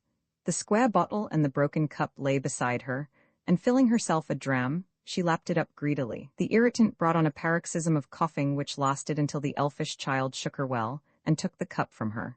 "Greedy old beast," muttered this amiable infant, peering into the cup. "You drink the yarra dry, I believe." "Ya," muttered the old woman feebly. "Who's they, Liza?" she said, shading her eyes with one trembling hand while she looked at Colton and the detective. "The Perlis Cove and the Swell," said Liza, suddenly. "Come to see you turn up your toes." "I ain't dead yet, you whelp," snarled the hag with sudden energy. "And if I gets up I'll turn up your toes, cuss ye." Liza gave a shrill laugh of disdain, and Culsip stepped forward. "None of this," he said, sharply, taking Liza by one thin shoulder and pushing her over to where the other girl was crouching. "Stop there till I tell you to move." Liza tossed back her tangled black hair and was about to make some impudent reply when the other girl, who was older and wiser, put out her hand and pulled her down beside her. Meanwhile, Colton was addressing himself to the old woman in the corner. "You wanted to see me?" he said gently, for notwithstanding his repugnance to her, she was, after all, a woman and dying. "Yes, cuss ye," croaked Mother Guttersnipe, lying down and pulling the greasy bedclothes up to her neck. "You ain't a parson?" with sudden suspicion. "No, I am a lawyer." "I ain't a-goin' to have the cussed parson's a-prowlin' round 'ere," growled the old woman, viciously. "I ain't a-goin' to die yet, cuss ye. I'm going to get well and strong, and ave a good time of it." "I'm afraid you won't recover," said Colton, gently. "You had better let me send for a doctor." "No, I shan't," retorted the hag, aiming a blow at him with all her feeble strength. "I ain't a-goin' to have my insides spilled with salts and senna. I don't want neither parsons nor doctors, I don't. I wouldn't ave a lawyer, only I'm a-thinkin' of mackin' my will, I am." "Mind I gets the watch," yelled Liza from the corner. "If you gives it to Sal, I'll tear her eyes out." "Silence," said Culsip sharply, and with a muttered curse Liza sat back in her corner. "Sharper than a serpent's tooth, she are," whined the old woman when quiet was once more restored. "That young devil ave fed at my own, and now she turns, cuss her." "Well, well," said Colton, rather impatiently, "what is it you wanted to see me about?" "Don't be in such a hurry," said the hag with a scowl, "or I'm blamed if I tell you anything, help me." She was evidently growing very weak, so Colton turned to Culsip and told him in a whisper to get a doctor. The detective scribbled a note on some paper and, giving it to Liza, ordered her to take it. At this, the other girl arose, and, putting her arm in that of the child's, they left together. "Them two young ussies gone," said Mother Guttersnipe. "Right you are, for I don't want what I've got to tell to get into the newspaper, I don't." "And what is it?" asked Colton, bending forward. The old woman took another drink of gin, and it seemed to put life into her, for she sat up in the bed and commenced to talk rapidly, as though she were afraid of dying before her secret was told. "You've been afar," she said, pointing one skinny finger at Colton, "and you wanted to find out all about her, but you didn't. She wouldn't let me tell, for she was always a proud jade, flouncin' round while her paw mother was a-starvin'." "Her mother? Are you Rosanna Moore's mother?" cried Colton, considerably astonished. "May I die if I ain't," croaked the hag. "Paw father died of drink, cuss him, and I'm follerin' him to the same place in the same way. You weren't about town in the old days, or you'd been after her, cuss ye." "After Rosanna?" "The wary girl," answered Mother Guttersnipe. "She were on the stage, she were, and my eye, what a swell she were, with all the coves dyin' for her, and she dancin' over their black eats, cuss 'em. But she was a lays good to me till he came." "Who came?" Yelled the old woman, raising herself on her arm, her eyes sparkling with vindictive fury. "Comin' round with diamonds and gold, and ruinin' my paw girl, and how eld is bloomin' eat up all these years as if he were a saint, cuss him, cuss him." "Whom does she mean?" whispered Colton to Culsip. "Mean?" screamed Mother Guttersnipe, whose sharp ears had caught the muttered question. "Why, Mark Frettlby?" "Good God!" Colton rose up in his astonishment, and even Culsip's inscrutable countenance displayed some surprise. "'E were a swell in them days," pursued Mother Guttersnipe, "and 'e comes a philanderin' round my gal, cuss 'im, and ruins 'er, and leaves 'er and the child to starve, like a black-eated villain as 'e were." "The child, her name?" "Bah," retorted the hag with scorn, "as if you didn't know my granddaughter Sal." "Sal, Mark Frettlby's child." "Yes, and as pretty a girl as the other, though she happened to be born on the wrong side of the edge. Oh, I've seen 'er a-sweepin' along in 'er silks and satins as though we were dirt, and Sal 'er elf sister, cuss 'er." Exhausted by the efforts she had made, the old woman sank back in her bed, while Colton sat dazed, thinking over the astounding revelation that had just been made. That Rosanna Moore should turn out to be Mark Frettlby's mistress he hardly wondered at. After all, the millionaire was but a man, and in his young days had been no better and no worse than the rest of his friends. Rosanna Moore was pretty, and was evidently one of those women who rakes it hot, prefer the untrammeled freedom of being a mistress to the sedate bondage of a wife. In questions of morality, so many people live in glass houses that there are few nowadays who can afford to throw stones. Colton did not think any the worse of Frettlby for his youthful follies, but what did surprise him was that Frettlby should be so heartless as to leave his child to the tender mercies of an old hag like Mother Guttersnipe. It was so entirely different from what he knew of the man that he was inclined to think that the old woman was playing him a trick. "Did Mr. Frettlby know Sal was his child?" he asked. "Not 'e," snarled Mother Guttersnipe in an exultant tone. "'E thought she was dead, 'e did, arter Rosanna gave him the go-by." "And why did you not tell him?" "'Cause I wanted to break his ear, if he had any," said the old beldame, vindictively. "Sal was a-goin' wrong as fast as she could till she was tuck from me. If she had gone and got into quod I'd ave gone to him, and said, 'Look at your daughter?' Oh, I've ruined her as you did mine." "You wicked woman," said Colton, revolted at the malignity of the scheme. "You sacrificed an innocent girl for this." "None of your preachin'," retorted the hag sullenly. "I ain't been brought up for a saint, I ain't, and I wanted to pay him out. He paid me well to 'old my tongue about my daughter, and I've got it 'ere," laying her hand on the pillow. "All gold, good gold, and mine, cuss me." Colton rose. He felt quite sick at this exhibition of human depravity, and longed to be away. As he was putting on his hat, however, the two girls entered with the doctor, who nodded to Culsip, cast a sharp, scrutinizing glance at Colton, and then walked over to the bed. The two girls went back to their corner, and waited in silence for the end. Mother Guttersnipe had fallen back in the bed, with one claw-like hand clutching the pillow, as if to protect her beloved gold, and over her face a deadly paleness was spreading, which told the practiced eye of the doctor that the end was near. He knelt down beside the bed for a moment, holding the candle to the dying woman's face. She opened her eyes and muttered drowsily, "Who's you? Get out." But then she seemed to grasp the situation again, and she started up with a shrill yell, which made the hearers shudder. It was so weird and eerie. "My money?" she yelled, clasping the pillow in her skinny arms. "It's all mine, ye shan't have it, cuss ye." The doctor arose from his knees and shrugged his shoulders. "Not worthwhile doing anything," he said coolly. "She'll be dead soon." The old woman, mumbling over her pillow, caught the word and burst into tears. "Dead, dead, my poor Rosanna with 'er golden 'air, always lovin' 'er paw mother till he took 'er away, and she came back to die, ooh." Her voice died away in a long melancholy wail that made the two girls in the corner shiver and put their fingers in their ears. "My good woman," said the doctor, bending over the bed, "would you not like to see a minister?" She looked at him with her bright, beady eyes, already somewhat dimmed with the mists of death, and said in a harsh, low whisper, "Why, because you have only a short time to live," said the doctor gently. "You are dying." Mother Guttersnipe sprang up and seized his arm with a scream of terror. Dyin', no, no," she wailed, clawing his sleeve. "I ain't fit to die, cuss me, save me, I don't know where I'd go to, help me, save me." The doctor tried to remove her hands, but she held on with wonderful tenacity. "It is impossible," he said briefly. The hag fell back in her bed.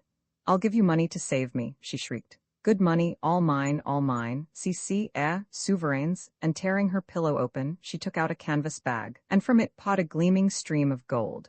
Gold, gold. It rolled all over the bed, over the floor, away into the dark corners, yet no one touched it. So enchained were they by the horrible spectacle of the dying woman clinging to life.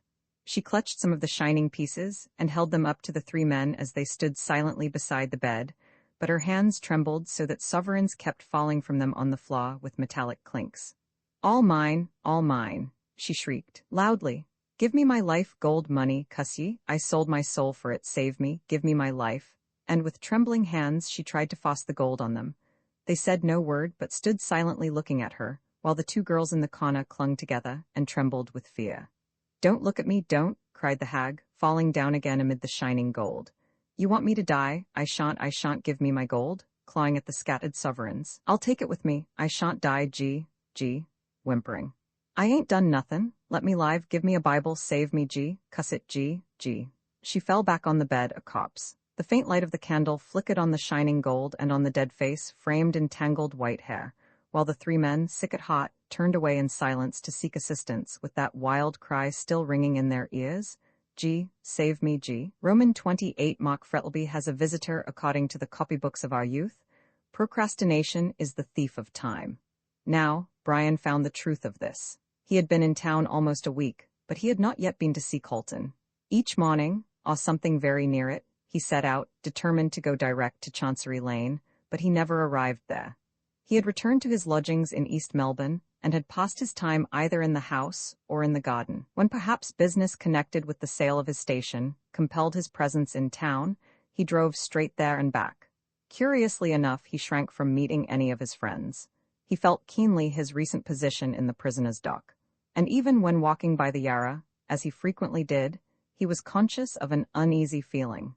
A feeling that he was an object of curiosity, and that people turned to look at him out of a morbid desire to see one who had been so nearly hanged for murder. As soon as his station should be sold and he married to Madge, he determined to leave Australia and never set foot on it again. But until he could leave the place he would see no one, nor would he mix with his former friends, so great was his dread of being stared at.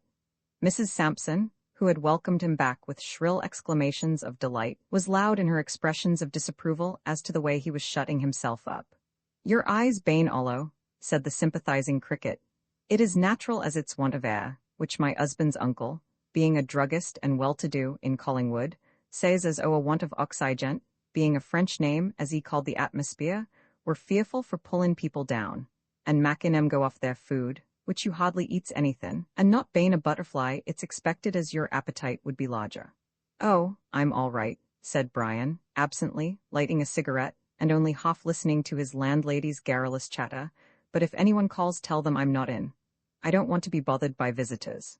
Bane as wise a thing as Solomon ever said, answered Mrs. Sampson, energetically, which, no doubt, he was in good health when seein' the Queen of Sheba, as is necessary when anyone calls, and not feelin' disposed to speak, which I'm often that way myself on occasions, my spirits bane low, as I've eared tell soda water ave that effect on 'em, which you takes it with a dash of brandy, though to be sure that might be the cause of your want of life. And drat that bell, she finished, hurrying out of the room as the front door bell sounded, which my legs is a given way under me throw bane overworked.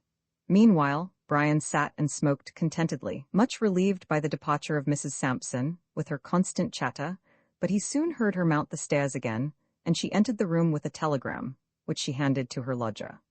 "Open it don't contain bad news," she said as she retreated to the door again, "which I don't like. Avin had a shock in early life through one avin come unexpected, as my uncle's grandfather were dead, avin perished of consumption, our family all being disposed to the disease. And now, if you'll excuse me, sir, I'll get to my dinner, bane in the habit of takin' my meals reglar, and I studies my inside carefully, bane easily upset, through which I never could be a sailor." Mrs. Sampson, having at last exhausted herself, went out of the room and crackled loudly down the stairs, leaving Brian to read his telegram. He tore open the envelope and found the message was from Madge, to say that they had returned, and to ask him to dine with them that evening. Fitzgerald folded up the telegram, then rising from his seat, he walked moodily up and down the room with his hands in his pockets. "So he is there," said the young man aloud, "and I shall have to meet him and shake hands with him, knowing all the time what he is.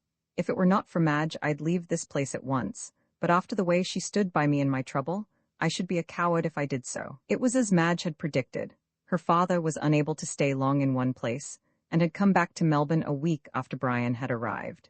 The pleasant party at the station was broken up, and, like the graves of a household, the guests were scattered far and wide.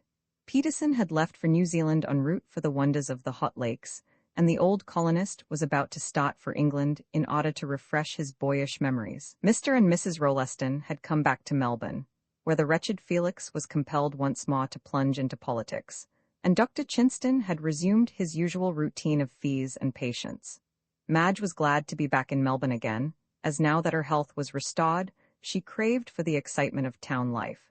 It was now more than 3 months since the murder, and the 9 days' wonder was a thing of the past. The possibility of a war with Russia was the one absorbing topic of the hour, and the colonists were busy preparing for the attack of a possible enemy. As the Spanish kings had drawn their treasures from Mexico and Peru, so might the White Tsar lay violent hands on the golden stars of Australia. But here there were no uncultured savages to face, but the sons and grandsons of men who had dimmed the glories of the Russian arms at Ulma and Balaclava. So in the midst of stormy rumors of wars, the tragic fate of Oliver White was quite forgotten. After the trial, everyone, including the detective office, had given up the matter, and mentally relegated it to the list of undiscovered crimes. In spite of the utmost vigilance, nothing new had been discovered, and it seemed likely that the assassin of Oliver White would remain a free man. There were only 2 people in Melbourne who still held the contrary opinion, and they were Colton and Culsip. Both these men had sworn to discover this unknown murderer, who struck his cowardly blow in the dock, and though there seemed no possible chance of success, yet they worked on. Culsip suspected Roger Molland, the boon companion of the dead man, but his suspicions were vague and uncertain, and there seemed little hope of verifying them. The barrister did not as yet suspect any particular person, though the deathbed confession of Mother Guttersnipe had thrown a new light on the subject. But he thought that when Fitzgerald told him the secret which Rosanna Moore had confided to his keeping, the real murderer would soon be discovered, or, at least, some clue would be found that would lead to his detection. So, as the matter stood at the time of Mark Frettlby's return to Melbourne, Mr. Colton was waiting for Fitzgerald's confession before making a move, while Culsip worked stealthily in the dock, searching for evidence against Molland. On receiving Madge's telegram, Brian determined to go down in the evening, but not to dinner, so he sent a reply to Madge to that effect. He did not want to meet Mark Frettlby, but did not, of course, tell this to Madge, so she had her dinner by herself, as her father had gone to his club, and the time of his return was uncertain. After dinner, she wrapped a light cloak round her, and repaired to the veranda to wait for her lover. The garden looked charming in the moonlight, with the black, dense cypress trees standing up against the sky, and the great fountain splashing cool and silvery. There was a heavily foliaged oak by the gate, and she strolled down the path, and stood under it in the shadow, listening to the whisper and rustle of its multitudinous leaves. It is curious the unearthly glamour which moonlight seems to throw over everything, and though Madge knew every flower, tree, and shrub in the garden, yet they all looked weird and fantastical in the cold, white light. She went up to the fountain, and seating herself on the edge, amused herself by dipping her hand into the chilly water, and letting it fall, like silver rain, back into the basin. Then she heard the iron gate open and shut with a clash, and springing to her feet, saw someone coming up the path in a light coat and soft wide-awake hat. "Oh, it's you at last, Brian," she cried as she ran down the path to meet him. "Why did you not come before?" "Not being Brian, I can't say," answered her father's voice. Madge burst out laughing. "What an absurd mistake," she cried. "Why, I thought you were Brian." "Indeed?" "Yes, in that hat and coat I couldn't tell the difference in the moonlight." "Oh," said her father with a laugh, pushing his hat back, "moonlight is necessary to complete the spell, I suppose?" "Of course," answered his daughter. "If there were no moonlight, alas for lovers?" "Alas, indeed," echoed her father. "They would become as extinct as the moa. But where are your eyes, puss, when you take an old man like me for your gay young Lochinvar?" "Well, really, papa," answered Madge deprecatingly, "you do look so like him in that coat and hat that I could not tell the difference till you spoke." "Nonsense, child," said Frettlby roughly. "You are fanciful." And turning on his heel, he walked rapidly towards the house, leaving Madge staring after him in astonishment, as well she might, for her father had never spoken to her so roughly before. Wondering at the cause of his sudden anger, she stood spellbound until there came a step behind her, and a soft, low whistle. She turned with a scream and saw Brian smiling at her. "Oh, it's you," she said with a pout as he caught her in his arms and kissed her. "Only me," said Brian, ungrammatically. "Disappointing, isn't it?" "Oh, fearfully," answered the girl, with a gay laugh as arm in arm they walked towards the house. "But do you know I made such a curious mistake just now? I thought Papa was you." How strange, said Brian, absently, for indeed he was admiring her charming face, which looked so pure and sweet in the moonlight. Yes, wasn't it? She replied. He had on a light coat and a soft hat, just like you wear sometimes, and as you are both the same height, I took you for one another.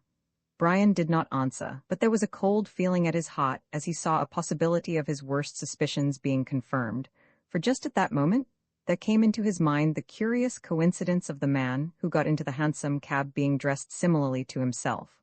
What if? Nonsense, he said, aloud, rousing himself out of the train of thought the resemblance had suggested. I'm sure it isn't, said Madge, who had been talking about something else for the last 5 minutes. You are a very rude young man.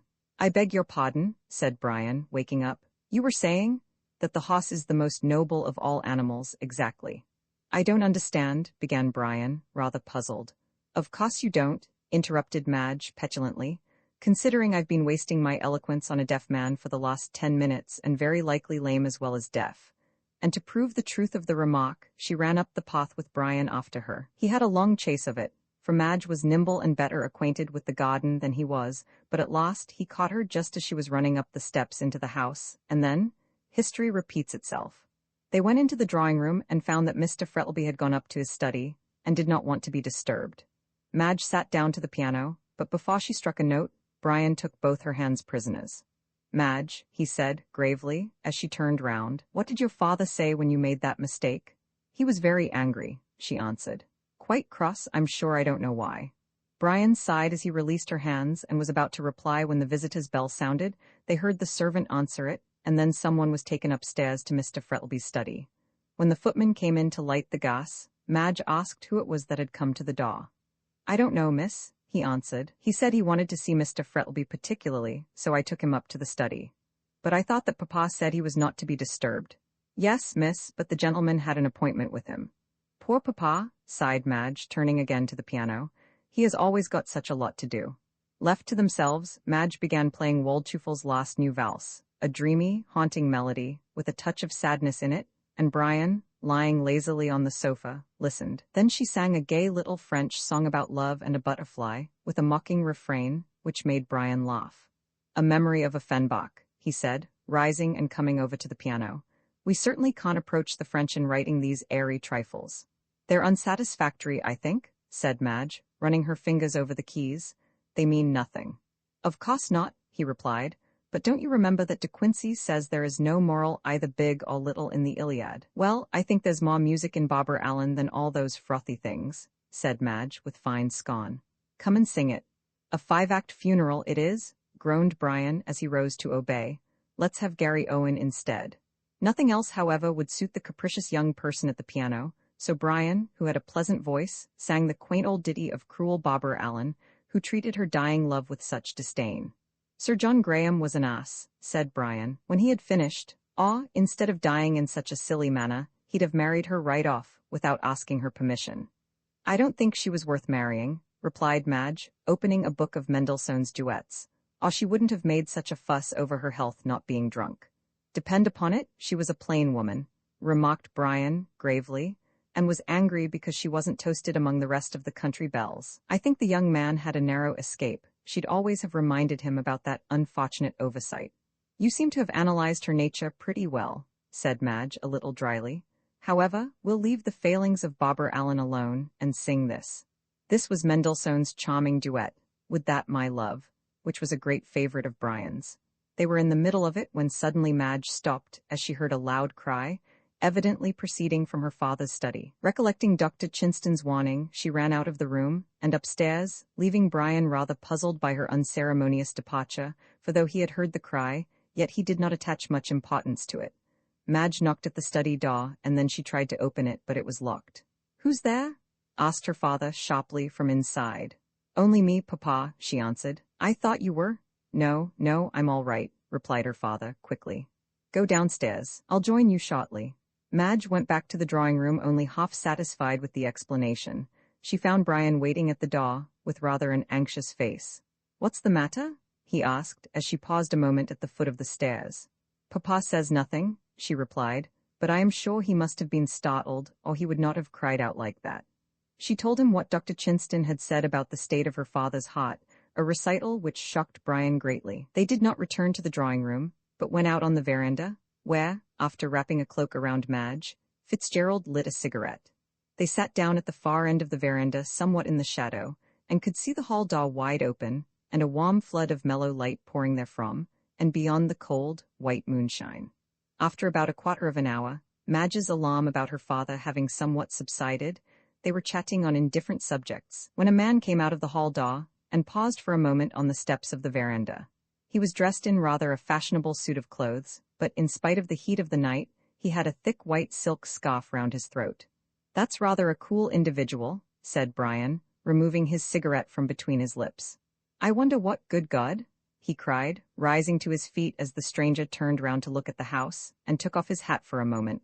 "Roger Molland." The man started and looked quickly round into the dark shadow of the veranda where they were seated, then, putting on his hat, he ran quickly down the path, and they heard the gate clang after him. Madge felt a sudden fear at the expression on Brian's face, as revealed by a ray of moonlight streaming full on it.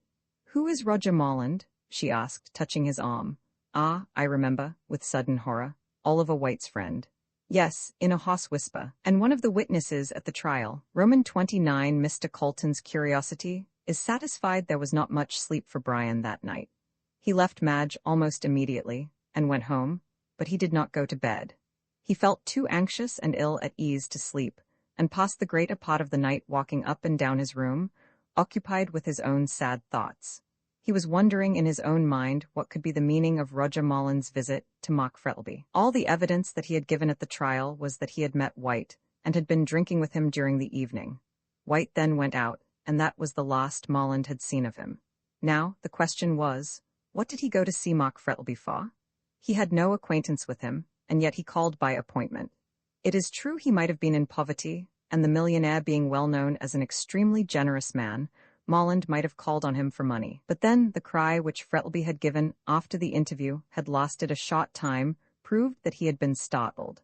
Madge had gone upstairs and found the door locked, her father refusing her admission. Now, why was he so anxious Molland should not be seen by anyone? That he had made some startling revelation was certain, and Fitzgerald felt sure that it was in connection with the Hansom cab murder case.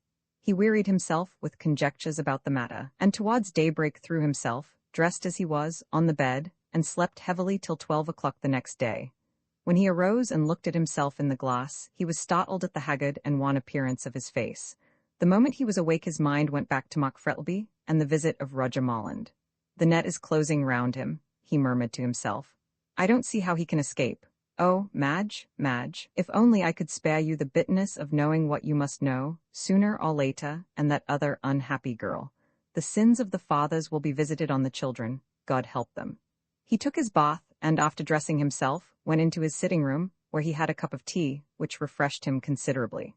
Mrs. Sampson came crackling merrily upstairs with a letter, and gave vent to an exclamation of surprise on seeing his altered appearance.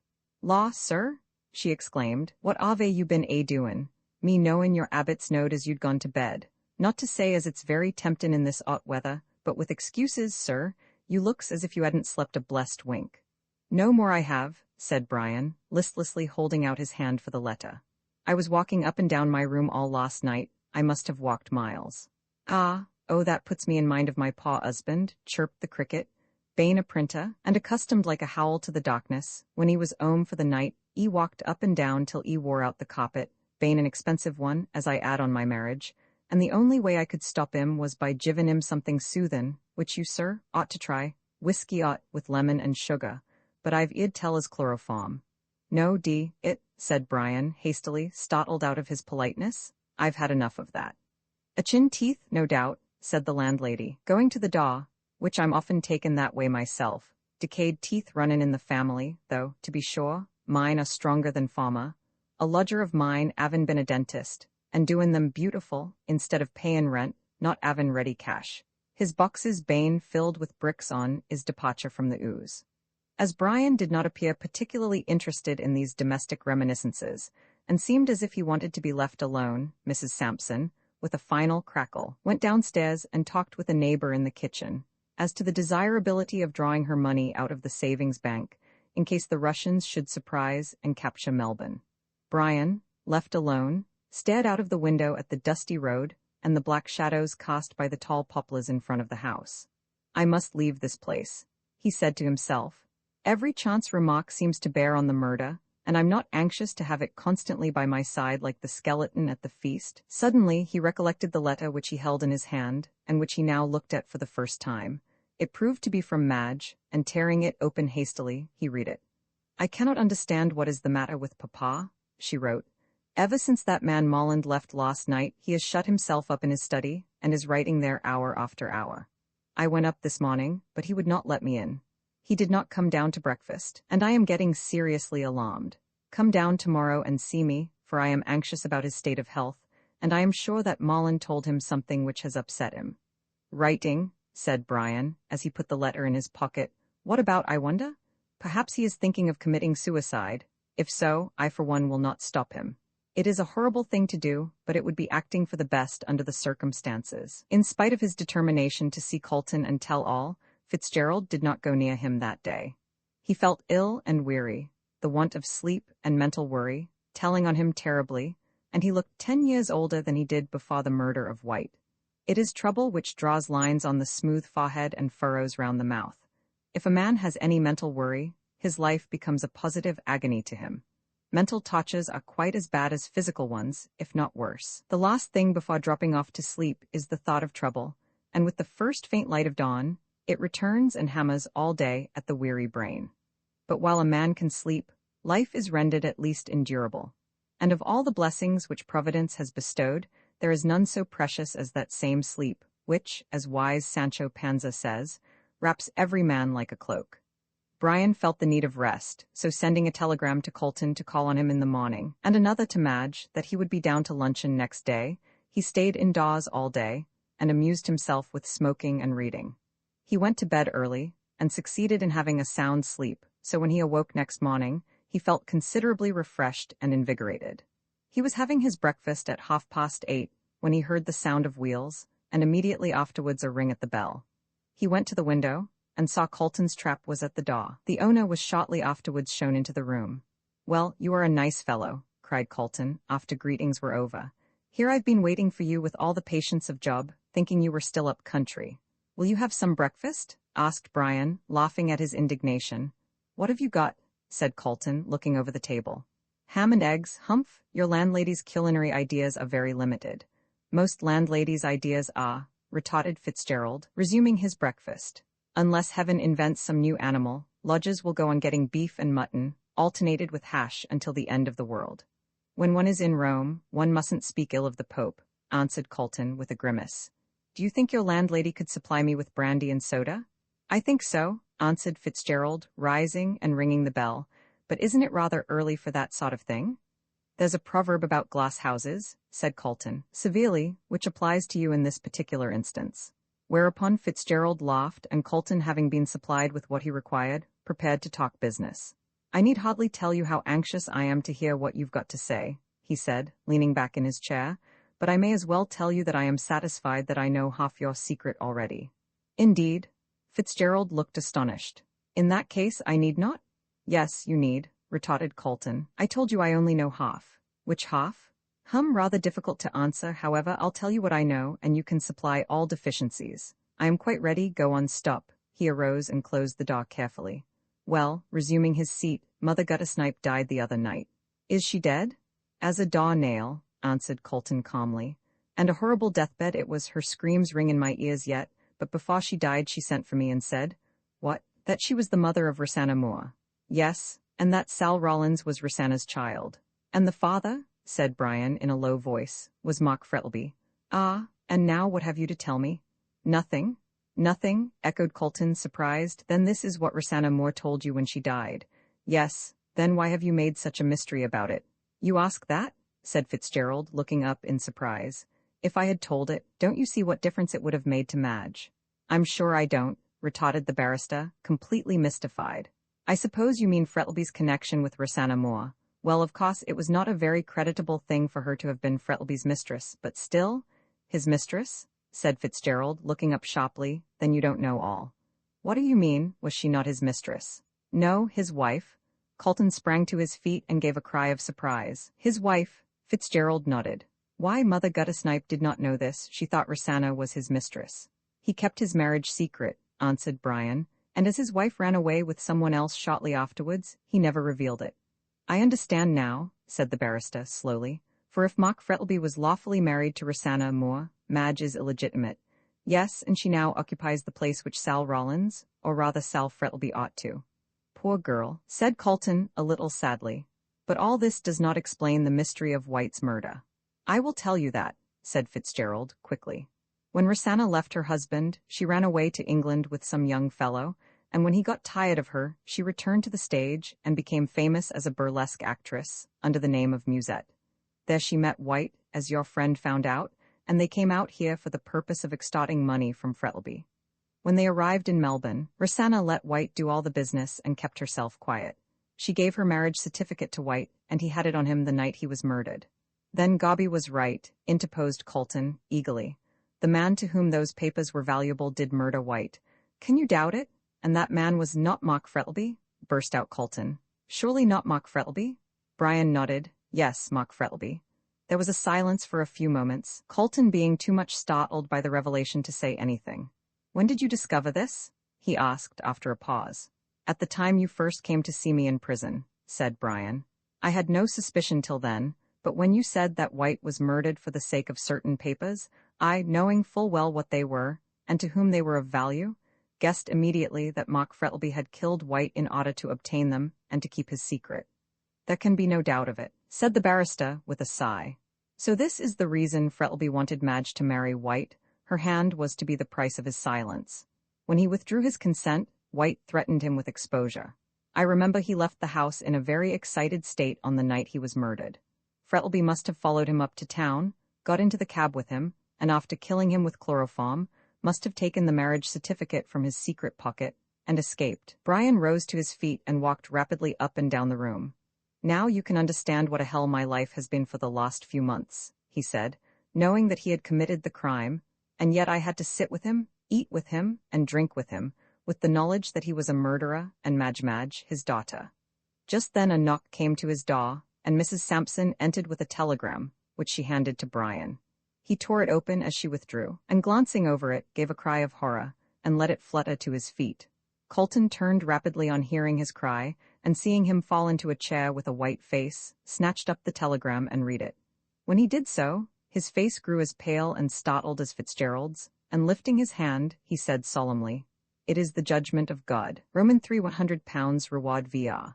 Murder £100 reward, whereas, on Friday, the 27th day of July, the body of a man, name unknown, was found in a hansom cab. And whereas, at an inquest held at St. Kilda on the 30th day of July, a verdict of willful murder against some person unknown was brought in by the jury.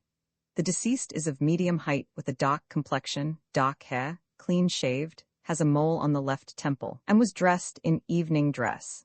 Notice is hereby given that a reward of £100 will be paid by the government for such information as will lead to the conviction of the murderer, who is presumed to be a man who entered the hansom cab with the deceased at the corner of Collins and Russell Streets, on the morning of the 27th day of July. XXX Nemesis men, according to the old Greek, are the spot of the gods, who, enthroned on high Olympus, put evil desires into the hearts of mortals, and when evil actions were the outcome of evil thoughts, amused themselves by watching the ineffectual efforts made by their victims to escape a relentless deity called Nemesis, who exacted a penalty for their evil deeds. It was no doubt very amusing to the gods, but it is questionable if the men found it so. They had their revenge, however, for weary of plaguing puny mortals, who whimpered and cried when they saw they could not escape. The inevitable Nemesis turned her attention from actors to spectators and made a clean sweep of the whole Olympian hierarchy. She smashed their altars, pulled down their statues, and after she had completed her malicious work, found that she had, vulgarly speaking, been cutting off her nose to spite her face, for she, too, became an object of derision and of disbelief, and was forced to retire to the same obscurity to which she had relegated the other deities. But men found out that she had not been altogether useless as a scapegoat upon which to lay the blame of their own shortcomings, so they created a new deity called Fate, and laid any misfortune which happened to them to her charge. Her worship is still very popular, especially among lazy and unlucky people, who never bestir themselves on the ground that whether they do so or not their lives are already settled by fate. After all, the true religion of fate has been preached by George Eliot, when she says that our lives are the outcome of our actions. Set up any idol you please upon which to lay the blame of unhappy lives and baffled ambitions, but the true cause is to be found in men themselves. Every action, good or bad, which we do has its corresponding reward, and Mark Frettlby found it so, for the sins of his youth were now being punished in his old age. No doubt he had sinned gaily enough in that far-off time when life's cup was still brimming with wine, and no asp hid among the roses. But Nemesis had been an unseen spectator of all his thoughtless actions, and now she came to demand her just dues. He felt somewhat as Faust must have felt when Mephistopheles suggested a visit to Hades, in repayment of those years of magic youth and magic power. So long ago, it seemed since he had married Rosanna Moore, that he almost persuaded himself that it had been only a dream, a pleasant dream, with a disagreeable awakening. When she had left him, he had tried to forget her, recognizing how unworthy she was of a good man's love. He heard that she had died in a London hospital, and with a passionate sigh for a perished love, he had dismissed her from his thoughts forever. His second marriage had turned out a happy one, and he regretted the death of his wife deeply. Afterwards, all his love centered in his daughter, and he thought he would be able to spend his declining years in peace. This, however, was not to be, and he was thunderstruck when White arrived from England with the information that his first wife still lived, and that the daughter of his second was illegitimate. Sooner than risk exposure, Frettlby agreed to anything, but White's demands became too exorbitant, and he refused to comply with them. On White's death, he again breathed freely, when suddenly a second possessor of his fatal secret started up in the person of Roger Molland. As the murder of Duncan had to be followed by that of Banquo, in order to render Macbeth safe, so he foresaw that while Roger Molland lived his life would be one long misery. He knew that the friend of the murdered man would be his master, and would never leave him during his life, while after his death he would probably publish the whole ghastly story, and defame the memory of the widely respected Mark Frettlby. What is it that Shakespeare says? Good name in man or woman is the immediate jewel of their souls. And after all these years of spotless living and generous use of his wealth, was he to be dragged down to the depths of infamy and degradation by a man like Molland? Already, in fancy, he heard the jeering cries of his fellow-men, and saw the finger of scorn point at him. He, the great Mark Frettlby, famous throughout Australia for his honesty, integrity, and generosity. No, it could not be, and yet this would surely happen unless he took means to prevent it. The day after he had seen Molland, and knew that his secret was no longer safe, since it was in the power of a man who might reveal it at any moment in a drunken fit, or out of sheer maliciousness, he sat at his desk writing. After a time he laid down his pen, and taking up a portrait of his dead wife which stood just in front of him, he stared at it long and earnestly. As he did so, his mind went back to the time when he had first met and loved her. Even as Faust had entered into the purity and serenity of Gretchen's chamber, out of the coarseness and profligacy of Auerbach's cellar, so he, leaving behind him the wild life of his youth, had entered into the peace and quiet of a domestic home. The old feverish life with Rosanna Moore seemed to be as unsubstantial and chimerical as, no doubt, his union with Lilith after he met Eve seemed to Adam in the old rabbinical legend. There seemed to be only one way open to him, by which he could escape the relentless fate which dogged his steps. He would write a confession of everything from the time he had first met Rosanna, and then death. He would cut the Gordian knot of all his difficulties, and then his secret would be safe? Safe? No, it could not be while Molland lived. When he was dead, Molland would see Madge and embitter her life with the story of her father's sins. Yes, he must live to protect her, and drag his weary chain of bitter remembrance through life, always with that terrible sword of Damocles hanging over him. But still, he would write out his confession, and after his death, whenever it may happen, it might help if not altogether to exculpate, at least to secure some pity for a man who had been hardly dealt with by fate. His resolution taken, he put it into force at once, and sat all day at his desk filling page after page with the history of his past life, which was so bitter to him. He started at first languidly, and as in the performance of an unpleasant but necessary duty. Soon, however, he became interested in it, and took a peculiar pleasure in putting down every minute circumstance which made the case stronger against himself. He dealt with it, not as a criminal, but as a prosecutor, and painted his conduct as much blacker than it really had been. Towards the end of the day, however, after reading over the earlier sheets, he experienced a revulsion of feeling, seeing how severe he had been on himself, so he wrote a defense of his conduct, showing that fate had been too strong for him. It was a weak argument to bring forward, but still he felt it was the only one that he could make. It was quite dark when he had finished, and while sitting in the twilight, looking dreamily at the sheets scattered all over his desk, he heard a knock at the door, and his daughter's voice asking if he was coming to dinner. All day long he had closed his door against everyone, but now his task being ended, he collected all the closely written sheets together, placed them in a drawer of his escritoire, which he locked, and then opened the door. "Dear Papa," cried Madge as she entered rapidly, and threw her arms around his neck, "what have you been doing here all day by yourself?" "Writing," returned her father laconically as he gently removed her arms. "Why, I thought you were ill," she answered, looking at him apprehensively.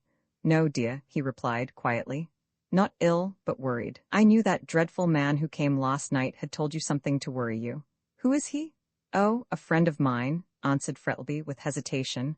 "What, Roger Molland?" Her father started. "How do you know it was Roger Molland?" "Oh, Brian recognized him as he went out."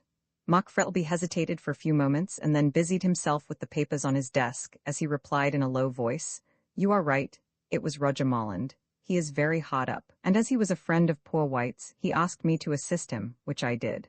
He hated to hear himself telling such a deliberate falsehood, but there was no help for it. Madge must never know the truth so long as he could conceal it. "Just like you," said Madge, kissing him lightly with filial pride, "the best and kindest of men." He shivered slightly as he felt her caress, and thought how she would recoil from him did she know all. "After all," says some cynical writer, "the illusions of youth are mostly due to the want of experience." Madge, ignorant in a great measure of the world, cherished her pleasant illusions, though many of them had been destroyed by the trials of the past year, and her father longed to keep her in this frame of mind. "Now go down to dinner, my dear," he said, leading her to the door. "I will follow soon." "Don't be long," replied his daughter, "or I shall come up again," and she ran down the stairs, her heart feeling strangely light. Her father looked after her until she vanished, then heaving a regretful sigh returned to his study, and taking out the scattered papers fastened them together, and endorsed them, "My confession." He then placed them in an envelope, sealed it, and put it back in the desk. "If all that is in that packet were known," he said aloud as he left the room, "what would the world say?" That night he was singularly brilliant at the dinner table, generally a very reticent and grave man. On this night he laughed and talked so gaily that the very servants noticed the change. The fact was he felt a sense of relief at having unburdened his mind, and felt as though by writing out that confession he had laid the spectre which had haunted him for so long. His daughter was delighted at the change in his spirits, but the old Scotch nurse, who had been in the house since Madge was a baby, shook her head. "He's fey," she said gravely. "He's no lang for the wald." Of course she was laughed at. People who believe in presentiments generally are, but nevertheless she held firmly to her opinion.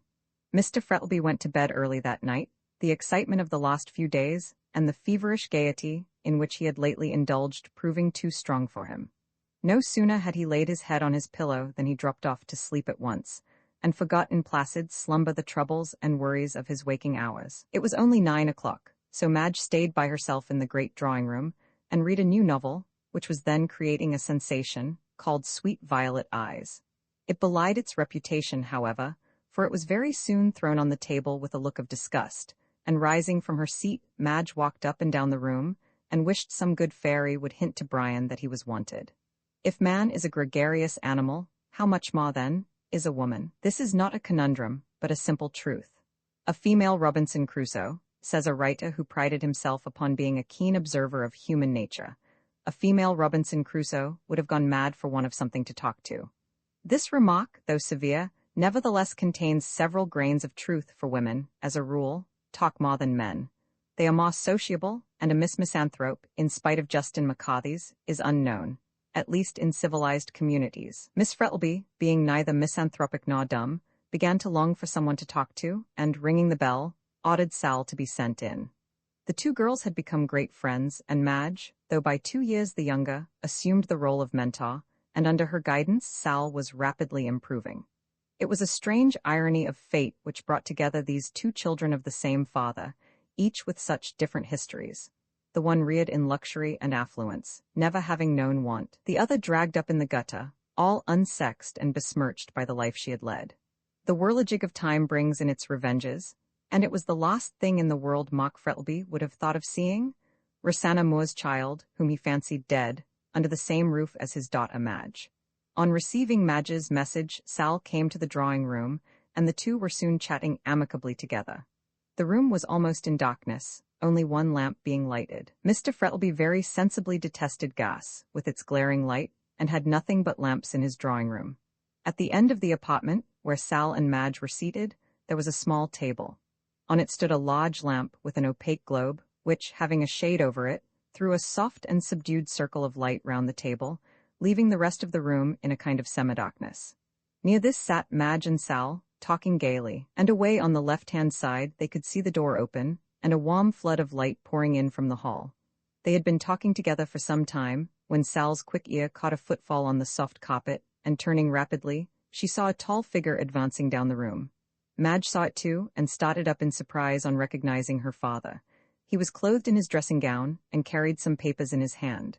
"Why, Papa," said Madge in surprise. "Hush," whispered Sal, grasping her arms. "He's asleep." And so he was. In accordance with the dictates of the excited brain, the weary body had risen from the bed and wandered about the house. The two girls, drawing back into the shadow, watched him with bated breath as he came slowly down the room. In a few moments he was within the circle of light, and, moving noiselessly along, he laid the papers he carried on the table. They were in a large blue envelope much worn, with writing in red ink on it. Sal recognized it at once as the one she had seen in the possession of the dead woman, and with an instinctive feeling that there was something wrong, she tried to draw Madge back, as she watched her father's action with an intensity of feeling which held her spellbound. Frettlby opened the envelope, and took therefrom a yellow, frayed piece of paper, which he spread out on the table. Madge bent forward to see it, but Sal, with a sudden terror, drew her back. "For God's sake, no," she cried. But it was too late. Madge had caught sight of the names on the paper: Marriage, Rosanna Moore, Mark Frettlby, and the whole awful truth flashed upon her. These were the papers Rosanna Moore had handed to White. White had been murdered by the man to whom the papers were of value? Oh, my father! She staggered blindly forward and then, with one piercing shriek, fell to the ground. In doing so, she struck against her father, who was still standing beside the table. Awakened suddenly, with that wild cry in his ears, he opened his eyes wide, put out feeble hands as if to keep something back, and with a strangled cry fell dead on the floor beside his daughter. Sal, horror-struck, did not lose her presence of mind, but snatching the papers off the table, she thrust them into her pocket, and then called aloud for the servants. But they, already attracted by Madge's wild cry, came hurrying in to find Mark Frettlby, the millionaire, lying dead, and his daughter in a faint beside her father's corpse. Roman 31 hush money. As soon as Brian received the telegram which announced the death of Mark Frettlby, he put on his hat, stepped into Colton's trap, and drove along to the St. Kilda station in Flinders Street with that gentleman. There Colton dismissed his trap, sending a note to his clock with the groom, and went down to St. Kilda with Fitzgerald. On arrival, they found the whole house perfectly quiet and orderly, owing to the excellent management of Sal Rawlins. She had taken the command in everything, and although the servants, knowing her antecedents, were disposed to resent her doing so, yet such were her administrative powers and strong will that they obeyed her implicitly. Mark Frettlby's body had been taken up to his bedroom, Madge had been put to bed, and Dr. Chinston and Brian sent for. When they arrived, they could not help expressing their admiration at the capital way in which Sal Rawlins had managed things. "She's a clever girl, that," whispered Colton to Fitzgerald. "Curious thing she should have taken up her proper position in her father's house. Fate is a deal cleverer than we mortals think her." Brian was about to reply when Dr. Chinston entered the room. His face was very grave, and Fitzgerald looked at him in alarm. "Madge, Miss Frettlby," he faltered. "Is very ill," replied the doctor. "Has an attack of brain fever. I can't answer for the consequences yet." Brian sat down on the sofa and stared at the doctor in a dazed sort of way. Madge dangerously ill, perhaps dying. What if she were to die, and he to lose the true-hearted woman who stood so nobly by him in his trouble? "Cheer up," said Chinston, patting him on the shoulder. "While there's life there's hope, and whatever human aid can do to save her will be done." Brian grasped the doctor's hand in silence, his heart being too full to speak. "How did Frettlby die?" asked Colton. "Heart disease," said Chinston. His heart was very much affected, as I discovered a week or so ago. It appears he was walking in his sleep, and entering the drawing-room, he alarmed Miss Frettlby, who screamed and must have touched him. He awoke suddenly, and the natural consequences followed. He dropped down dead. What alarmed Miss Frettlby? Asked Brian, in a low voice, covering his face with his hand. The sight of her father walking in his sleep, I suppose, said Chinston, buttoning his glove, and the shock of his death, which took place indirectly through her, accounts for the brain fever. Madge Frettlby is not the woman to scream and waken a somnambulist, said Colton, decidedly, knowing as she did the danger. There must be some other reason. This young woman will tell you all about it, said Chinston, nodding towards Sal, who entered the room at this moment. She was present, and since then has managed things admirably. And now I must go, he said, shaking hands with Colton and Fitzgerald. Keep up your heart, my boy, I'll pull her through yet. After the doctor had gone, Colton turned sharply to Sal Rollins, who stood waiting to be addressed. Well, he said briskly, can you tell us what startled Miss Frettlby? I can, sir, she answered quietly. I was in the drawing-room when Mr. Frettlby died, but we had better go up to the study. Why? Asked Colton in surprise, as he and Fitzgerald followed her upstairs. Because, sir, she said, when they had entered the study and she had locked the door, I don't want anyone but yourselves to know what I tell you. More mystery, muttered Colton as he glanced at Brian, and took his seat at the escritoire.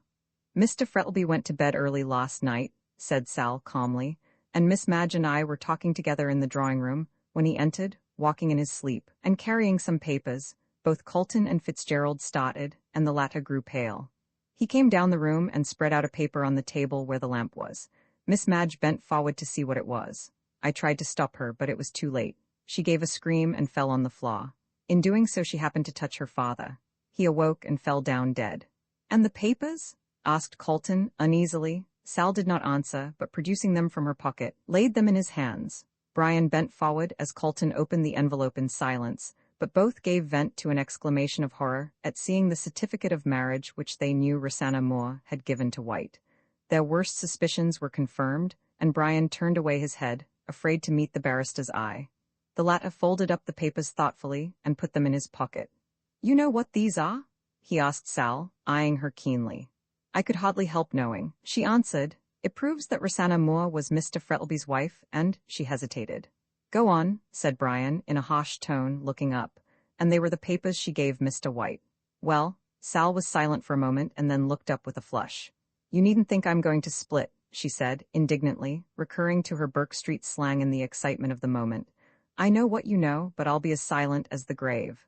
Thank you, said Brian, fervently taking her hand.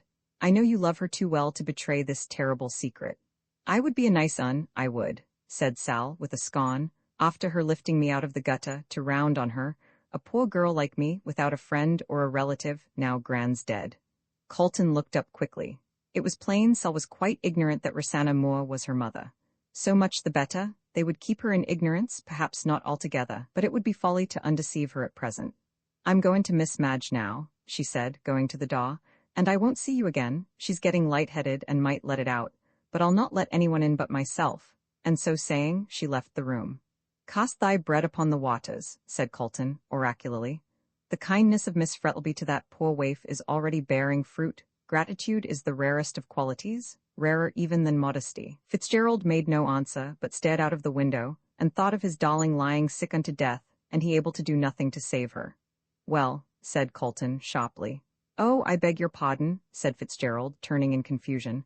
I suppose the will must be read and all that sort of thing. Yes, answered the barrister, I am one of the executors. And the others? Yourself and Chinston, answered Colton. So I suppose, turning to the desk, we can look at his papers and see that all is straight. Yes, I suppose so, replied Brian, mechanically, his thoughts far away, and then he turned again to the window. Suddenly, Colton gave vent to an exclamation of surprise, and turning hastily, Brian saw him holding a thick roll of papers in his hand, which he had taken out of the drawer. Look here, Fitzgerald, he said, greatly excited.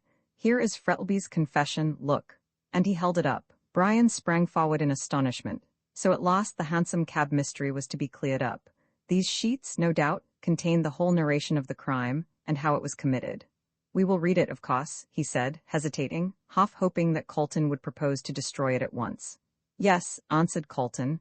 The 3 executors must read it, and then we will burn it. That will be the better way, answered Brian, gloomily. Frettlby is dead, and the law can do nothing in the matter, so it would be best to avoid the scandal of publicity. But why tell Chinston? We must, said Colton, decidedly. He will be sure to gather the truth from Madge's ravings, and he may as well know all. He is quite safe and will be silent as the grave, but I am more sorry to tell Culsip. The detective? Good God, Colton, surely you will not do so. I must, replied the barrister, quietly. Culsip is firmly persuaded that Molland committed the crime, and I have the same dread of his pertinacity as you had of mine. He may find out all. What must be, said Fitzgerald, clenching his hands, but I hope no one else will find out this miserable story. There's Molland, for instance.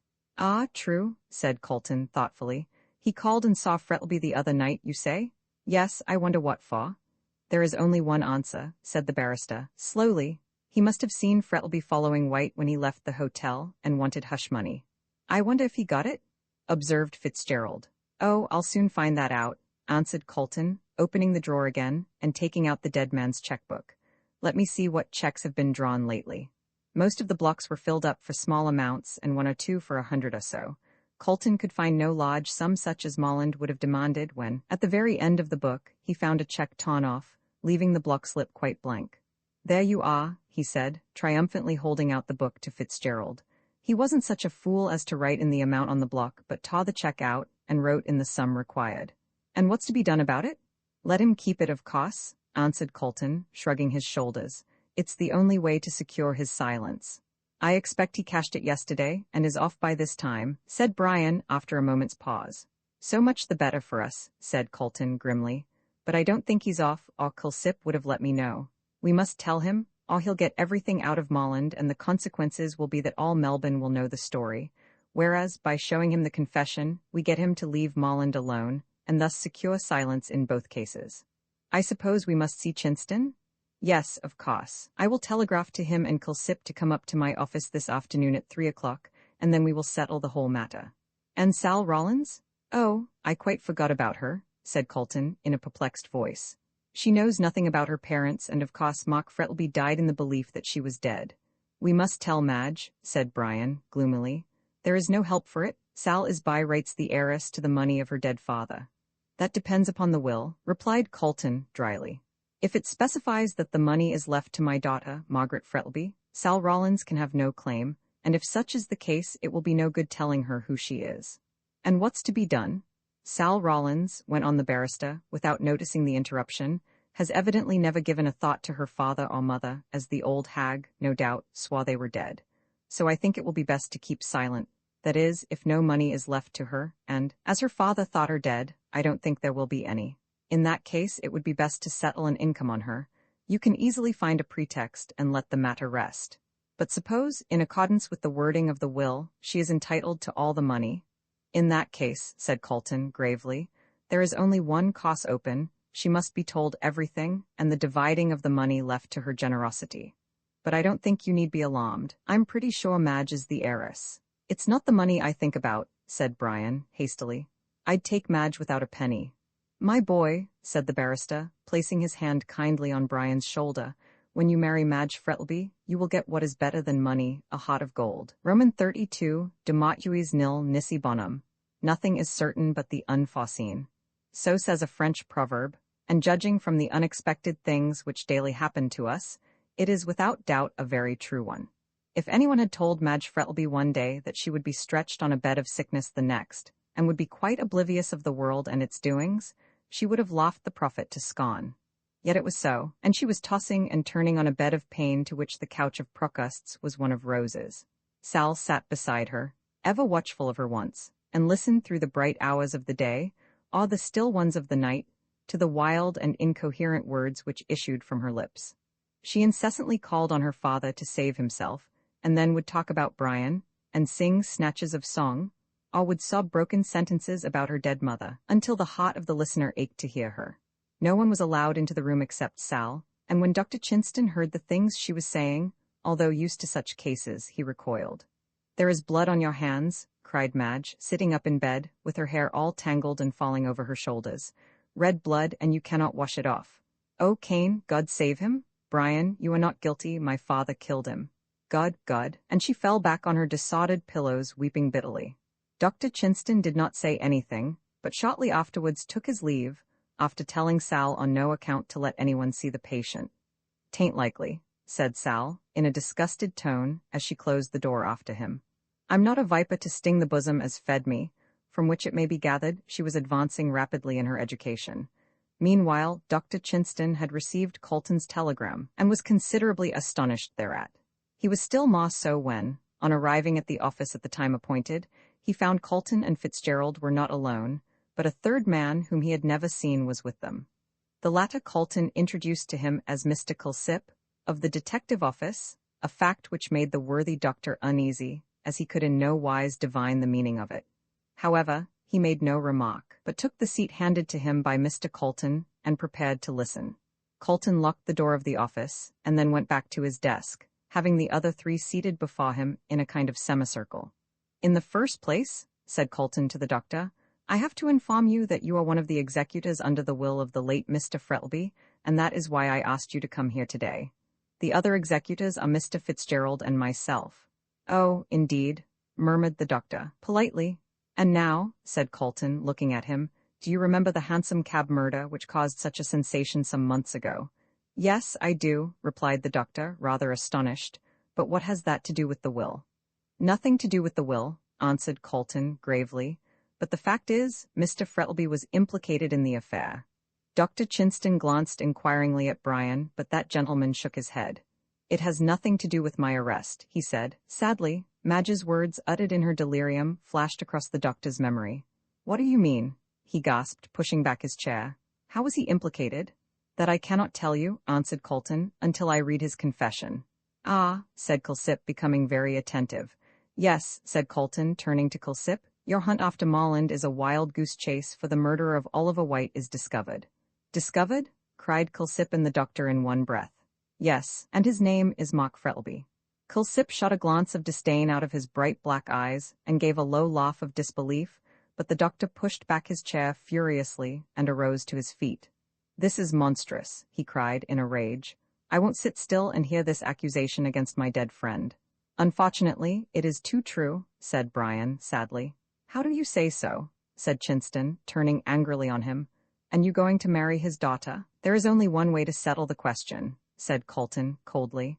"We must read his confession." "But why the detective?" asked the doctor, ungraciously, as he took his seat. "Because I want him to hear for himself that Mr. Frettlby committed the crime, that he may keep silence." "Not till I've arrested him," said Culsip, determinedly. "But he's dead," said Brian. "I'm speaking of Roger Molland," retorted Culsip, "for he and no other murdered Oliver White." "That's a much more likely story," Chinston said. "I tell you no," said Colton, vehemently. "God knows I would like to preserve Mark Frettlby's good name, and it is with this object I have brought you all together. I will read the confession, and when you know the truth, I want you all to keep silent about it, as Mark Frettlby is dead, and the publication of his crime can do no good to anyone." "I know," resumed Colton, addressing the detective, "that you are fully convinced in your own mind that you are right and I am wrong. But what if I tell you that Mark Frettlby died holding those very papers for the sake of which the crime was committed?" Culsip's face lengthened considerably. "What were the papers?" "The marriage certificate of Mark Frettlby and Rosanna Moore, the woman who died in the back slum." Culsip was not often astonished, but he was so now. And Dr. Chinston fell back in his chair, staring at the barrister in blank amazement. "And what's more," went on Colton, triumphantly, "do you know that Molland went to Frettlby 2 nights ago and obtained a certain sum for hush money?" "What?" cried Culsip. "Yes, Molland, in coming out of the hotel, evidently saw Frettlby and threatened to expose him unless he paid for his silence." "Very strange," murmured Culsip to himself, with a disappointed look on his face. "But why did Molland keep still so long?" "I cannot tell you," replied Colton, "but, no doubt, the confession will explain all." "Then for heaven's sake read it," broke in Dr. Chinston impatiently. "I'm quite in the dark, and all your talk is Greek to me." "One moment," said Culsip, dragging a bundle from under his chair and untying it. "If you are right, what about this?" And he held up a light coat, very much soiled and weather-worn. "Whose is that?" asked Colton, startled. "Not White's?" "Yes, White's," repeated Culsip with great satisfaction. "I found it in the Fitzroy Gardens, near the gate that opens to George Street, East Melbourne. It was up in a fir tree." "Then Mr. Frettlby must have got out at Powlett Street and walked down George Street, and then through the Fitzroy Gardens into town," said Colton. Culsip took no heed of the remark, but took a small bottle out of the pocket of the coat and held it up. "I also found this," he said. "Chloroform?" cried everyone, guessing at once that it was the missing bottle. "Exactly," said Culsip, replacing it. "This was the bottle which contained the poison used well, call him the murderer. The name of the chemist being on the label, I went to him and found out who bought it. Now, who do you think?" With a look of triumph. "Frettlby," said Colton, decidedly. "No, Molland," burst out Chinston, greatly excited. "Neither," retorted the detective calmly. "The man who purchased this was Oliver White himself." "Himself?" echoed Brian, now thoroughly surprised, as indeed were all the others. "Yes, I had no trouble in finding out that, thanks to the Poisons Act. As I knew no one would be so foolish as to carry chloroform about in his pocket for any length of time, I mentioned the day of the murder as the probable date it was bought. The chemist turned up in his book and found that White was the purchaser." "And what did he buy it for?" asked Chinston. "That's more than I can tell you," said Culsip, with a shrug of his shoulders. "It's down in the book as being bought for medicinal uses, which may mean anything." "The law requires a witness," observed Colton, cautiously. "Who was the witness?" Again Culsip smiled triumphantly. "I think I can guess," said Fitzgerald. "Molland?" Culsip nodded. "And I suppose," remarked Colton in a slightly sarcastic tone, "that is another of your proofs against Molland. He knew that White had chloroform on him, therefore he followed him that night and murdered him." "Well, it's a lot of nonsense," said the barrister, impatiently. "There's nothing against Molland to implicate him. If he killed White, what made him go and see Frettlby?" "But," said Culsip, sagely nodding his head, "if, as Molland says, he had White's coat in his possession before the murder, how is it that I should discover it afterwards up a fir tree in the Fitzroy Gardens, with an empty chloroform bottle in the pocket?" "He may have been an accomplice," suggested Colton. "What's the good of all this conjecturing?" said Chinston, impatiently, now thoroughly tired of the discussion. "Read the confession, and we will soon know the truth without all this talk." Colton assented, and all having settled themselves to listen, he began to read what the dead man had written. Roman 33, the confession. "What I am now about to write is set forth by me, so that the true circumstances connected with the Hansom cab tragedy, which took place in Melbourne in 18, may be known. I owe a confession, particularly to Brian Fitzgerald, seeing that he was accused of the crime. Although I know he was rightfully acquitted of the charge, yet I wish him to know all about the case, though I am convinced, from his altered demeanor towards me, that he is better acquainted with it than he chooses to confess. In order to account for the murder of Oliver White, I must go back to the beginning of my life in this colony, and show how the series of events began which culminated in the committal of the crime. Should it be necessary to make this confession public, in the interests of justice, I can say nothing against such a course being taken, but I would be grateful if it could be suppressed, both on account of my good name and of my dear daughter Margaret, whose love and affection has so soothed and brightened my life. If, however, she should be informed of the contents of these pages, I ask her to deal leniently with the memory of one who was sorely tried and tempted. I came to the colony of Victoria, or rather, as it was called then, New South Wales, in the year 18. I had been in a merchant's office in London, but not finding much opportunity for advancement, I looked about to see if I could better myself. I heard of this new land across the ocean, and though it was not then the El Dorado which it afterwards turned out, and, truth to tell, had rather a shady name, owing to the transportation of convicts, yet I longed to go there and start a new life.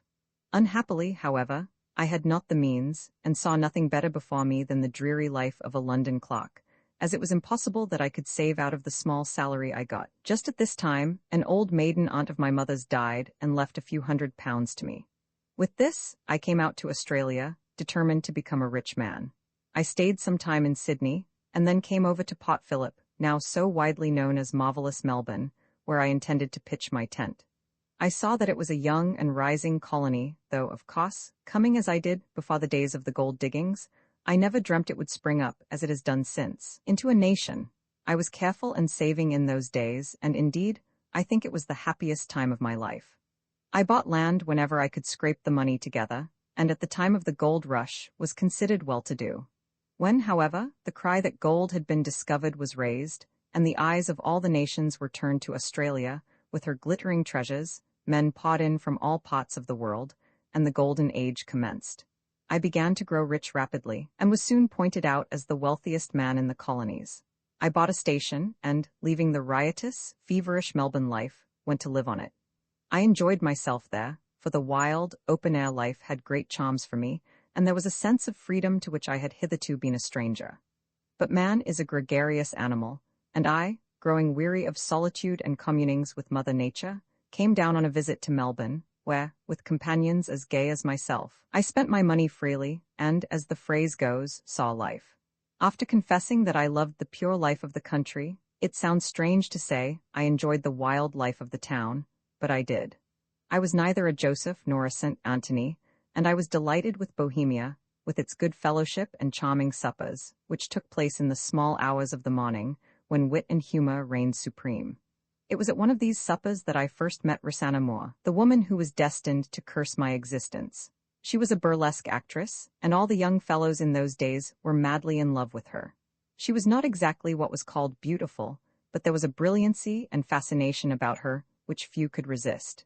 On first seeing her, I did not admire her much, but laughed at my companions as they raved about her. On becoming personally acquainted with her, however, I found that her powers of fascination had not been overrated, and I ended by falling desperately in love with her. I made inquiries about her private life, and found that it was irreproachable, as she was guarded by a veritable dragon of a mother, who would let no one approach her daughter. I need not tell about my courtship, as these phases of a man's life are generally the same, but it will be sufficient to prove the depth of my passion for her when I say that I determined to make her my wife.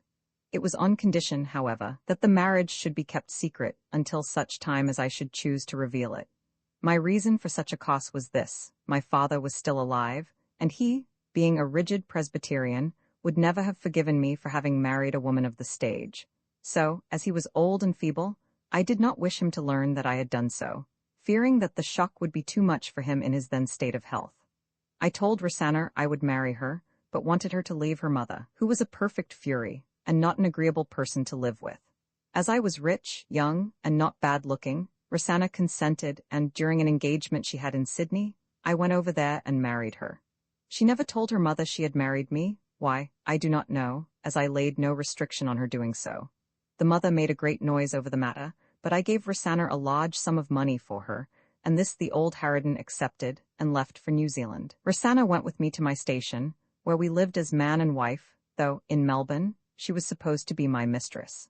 At last, feeling degraded in my own eyes at the way in which I was supposed to be living, I wanted to reveal our secret, but this Rosanna would not consent to. I was astonished at this, and could never discover the reason, but in many ways Rosanna was an enigma to me. She then grew weary of the quiet country life, and longed to return to the glitter and glare of the footlights. This I refused to let her do, and from that moment she took a dislike to me.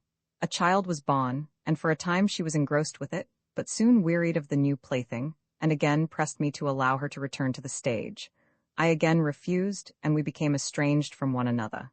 I grew gloomy and irritable, and was accustomed to take long rides by myself, frequently being away for days. There was a great friend of mine who owned the next station, a fine, handsome young fellow, called Frank Kelly, with a gay, sunny disposition, and a wonderful flow of humor. When he found I was so much away, thinking Rosanna was only my mistress, he began to console her, and succeeded so well that one day, on my return from a ride, I found she had fled with him, and had taken the child with her. She left a letter saying that she had never really cared for me, but had married me for my money. She would keep our marriage secret, and was going to return to the stage. I followed my false friend and false wife down to Melbourne, but arrived too late, as they had just left for England. Disgusted with the manner in which I had been treated, I plunged into a whirl of dissipation, trying to drown the memory of my married life. My friends, of course, thought that my loss amounted to no more than that of a mistress, and I soon began myself to doubt that I had ever been married. So far away and visionary did my life of the previous year seem. I continued my fast life for about 6 months, when suddenly I was arrested upon the brink of destruction by an angel. I say this advisedly, for if ever there was an angel upon earth, it was she who afterwards became my wife. She was the daughter of a doctor, and it was her influence which drew me back from the dreary path of profligacy and dissipation which I was then leading. I paid her great attention, and we were, in fact, looked upon as good as engaged, but I knew that I was still linked to that accursed woman, and could not ask her to be my wife. At this second crisis of my life, fate again intervened, for I received a letter from England, which informed me that Rosanna Moore had been run over in the streets of London and had died in an hospital. The writer was a young doctor who had attended her, and I wrote home to him, begging him to send out a certificate of her death, so that I might be sure she was no more. He did so, and also enclosed an account of the accident which had appeared in a newspaper. Then, indeed, I felt that I was free, and closing, as I thought, forever the darkest page of my life's history, I began to look forward to the future. I married again, and my domestic life was a singularly happy one. As the colony grew greater, with every year I became even more wealthy than I had been, and was looked up to and respected by my fellow citizens. When my dear daughter Margaret was born, I felt that my cup of happiness was full, but suddenly I received a disagreeable reminder of the past. Rosanna's mother made her appearance one day, a disreputable-looking creature, smelling of gin, in whom I could not recognize the respectably dressed woman who used to accompany Rosanna to the theatre. She had spent long ago all the money I had given her, and had sank lower and lower, until she now lived in a slum off Little Burke Street. I made inquiries after the child, and she told me it was dead. Rosanna had not taken it to England with her, but had left it in her mother's charge, and, no doubt, neglect and want of proper nourishment was the cause of its death. There now seemed to be no link to bind me to the past with the exception of the old hag, who knew nothing about the marriage. I did not attempt to undeceive her, but agreed to allow her enough to live on if she promised never to trouble me again, and to keep quiet about everything which had reference to my connection with her daughter. She promised readily enough, and went back to her squalid dwelling in the slums, where, for all I know, she still lives, as money has been paid to her regularly every month by my solicitors. I heard nothing more about the matter, and now felt quite satisfied that I had heard the last of Rosanna. As years rolled on, things prospered with me, and so fortunate was I in all speculations that my luck became proverbial. Then, alas, when all things seemed to smile upon me, my wife died, and the world has never seemed the same to me since. But I had my dear daughter to console me, and in her love and affection, I became reconciled to the loss of my wife. A young Irish gentleman, called Brian Fitzgerald, came out to Australia, and I soon saw that my daughter was in love with him, and that he reciprocated that affection, whereat I was glad, as I have always esteemed him highly.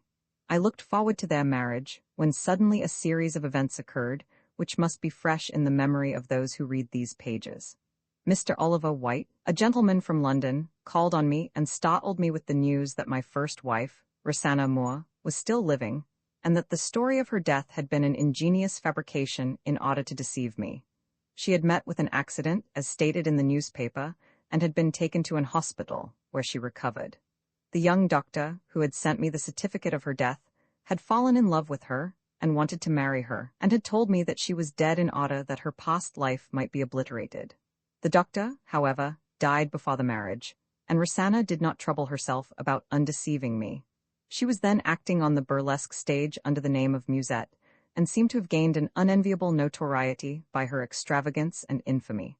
White met her in London, and she became his mistress. He seemed to have had a wonderful influence over her, for she told him all her past life, and about her marriage with me. Her popularity being on the wane in London, as she was now growing old, and had to make way for younger actresses, White proposed that they should proceed to the colonies and extort money from me, and he had come to me for that purpose. The villain told me all this in the coolest manner, and I, knowing he held the secret of my life, was unable to resent it.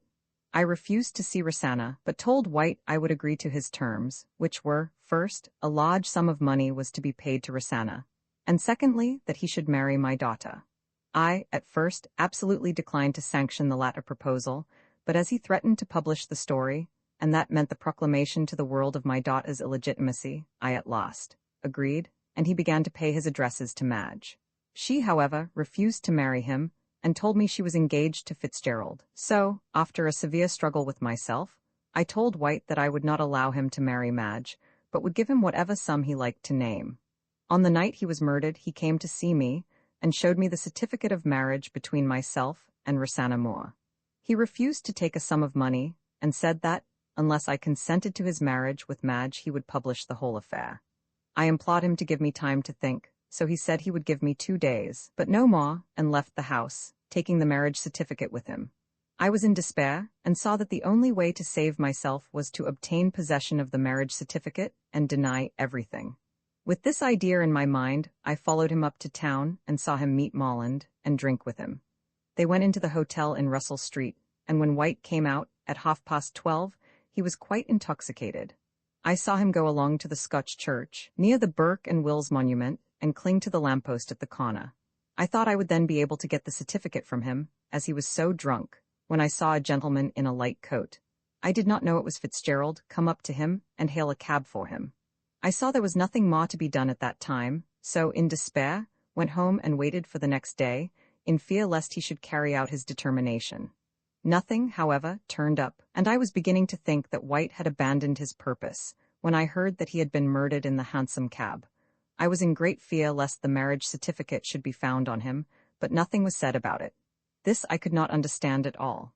I knew he had it on him, and I could only conclude that the murderer, whoever he was, had taken it from the body, and would sooner or later come to me to extort money, knowing that I dare not denounce him.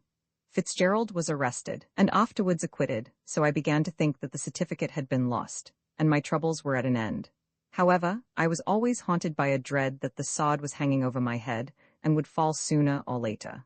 I was right, for 2 nights ago Roger Molland, who was an intimate friend of White's, called on me, and produced the marriage certificate, which he offered to sell to me for £5,000. In horror, I accused him of murdering White, which he denied at first, but afterwards acknowledged, stating that I dare not betray him for my own sake. I was nearly mad with the horror I was placed in, either to denounce my daughter as illegitimate or let a murderer escape the penalty of his crime. At last, I agreed to keep silent, and handed him a cheque for £5,000, receiving in return the marriage certificate. I then made Molland swear to leave the colony, which he readily agreed to do, saying Melbourne was dangerous. When he left, I reflected upon the awfulness of my position, and I had almost determined to commit suicide, but, thank God, I was saved from that crime. I write this confession in order that after my death, the true story of the murder of White may be known, and that anyone who may hereafter be accused of the murder may not be wrongfully punished. I have no hopes of Molland ever receiving the penalty of his crime, as when this is opened all trace of him will, no doubt, be lost. I will not destroy the marriage certificate, but place it with these papers, so that the truth of my story can be seen. In conclusion, I would ask forgiveness of my daughter Margaret for my sins, which have been visited on her, but she can see for herself that circumstances were too strong for me. May she forgive me, as I hope God in his infinite mercy will, and may she come sometimes and pray over my grave, nor think too hardly upon her dead father. Roman 34. The hands of Justice Colton's voice faltered a little when he read those last sad words, and he laid the manuscript down on the table, amid a dead silence, which was first broken by Brian. "Thank God," he said reverently. "Thank God that he was innocent of the crime." "No," said Colton, a little cynically. "The riddle which has perplexed us so long is read, and the Sphinx is silent for evermore." "I knew he was incapable of such a thing," cried Chinston, whom emotion had hitherto kept silent. Meanwhile Culsip listened to these eulogistic remarks on the dead man, and purred to himself, in a satisfied sort of way, like a cat who has caught a mouse. "You see, sir," he said, addressing the barrister, "I was right after all."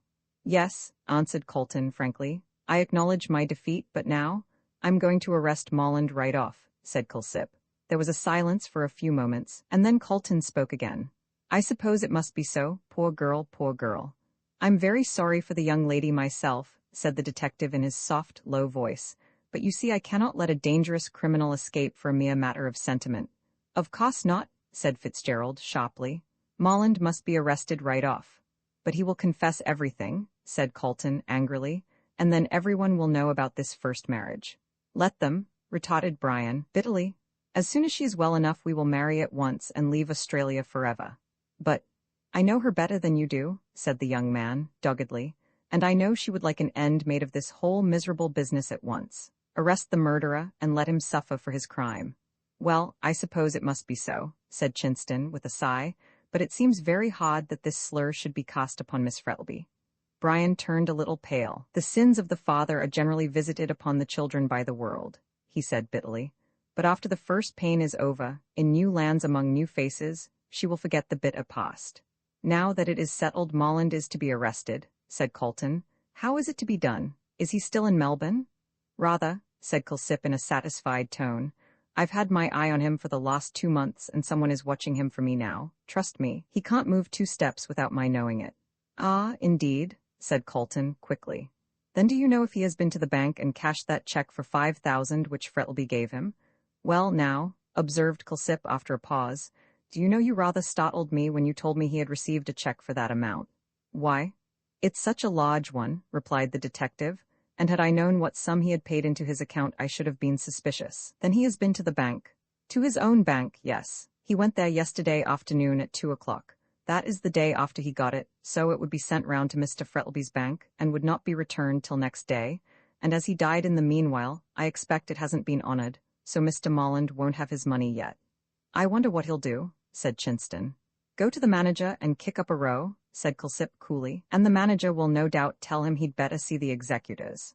But my good friend, the manager doesn't know who the executors are, broke in Colton, impatiently. You forget the will has yet to be read. Then he'll tell him to go to the late Mr. Frettleby's solicitors. I suppose he knows who they are, retorted Culsip. Thinton and Tarbet, said Colton, musingly, but it's questionable if Molland would go to them. Why shouldn't he, sir? Said Culsip, quickly. He does not know anything about this, laying his hand on the confession, and as the check is genuine enough he won't let £5,000 go without a struggle. I'll tell you what, observed Colton, after a few moments of reflection, I'll go across the way and telephone to Thinton and Tarbet, and when he calls on them they can send him up to me. A very good idea, said Culsip, rubbing his hands, and then I can arrest him. But the warrant, interposed Brian, as Colton rose and put on his hat. Is here, said the detective, producing it. By Jove, you must have been pretty certain of his guilt, remarked Chinston, dryly. Of course I was, retorted Culsip in a satisfied tone of voice. When I told the magistrate where I found the coat, and reminded him of Molland's acknowledgment at the trial, that he had it in his possession before the murder, I soon got him to see the necessity of having Molland arrested. 4:30, said Colton, pausing for a moment at the door and looking at his watch. I'm afraid it's rather late to catch Molland today, however, I'll see what Thinton and Tarbet know. And he went out. The rest sat waiting his return and chatted about the curious end of the hansom cab mystery, when in about 10 minutes, Colton rushed in hurriedly and closed the door after him quickly.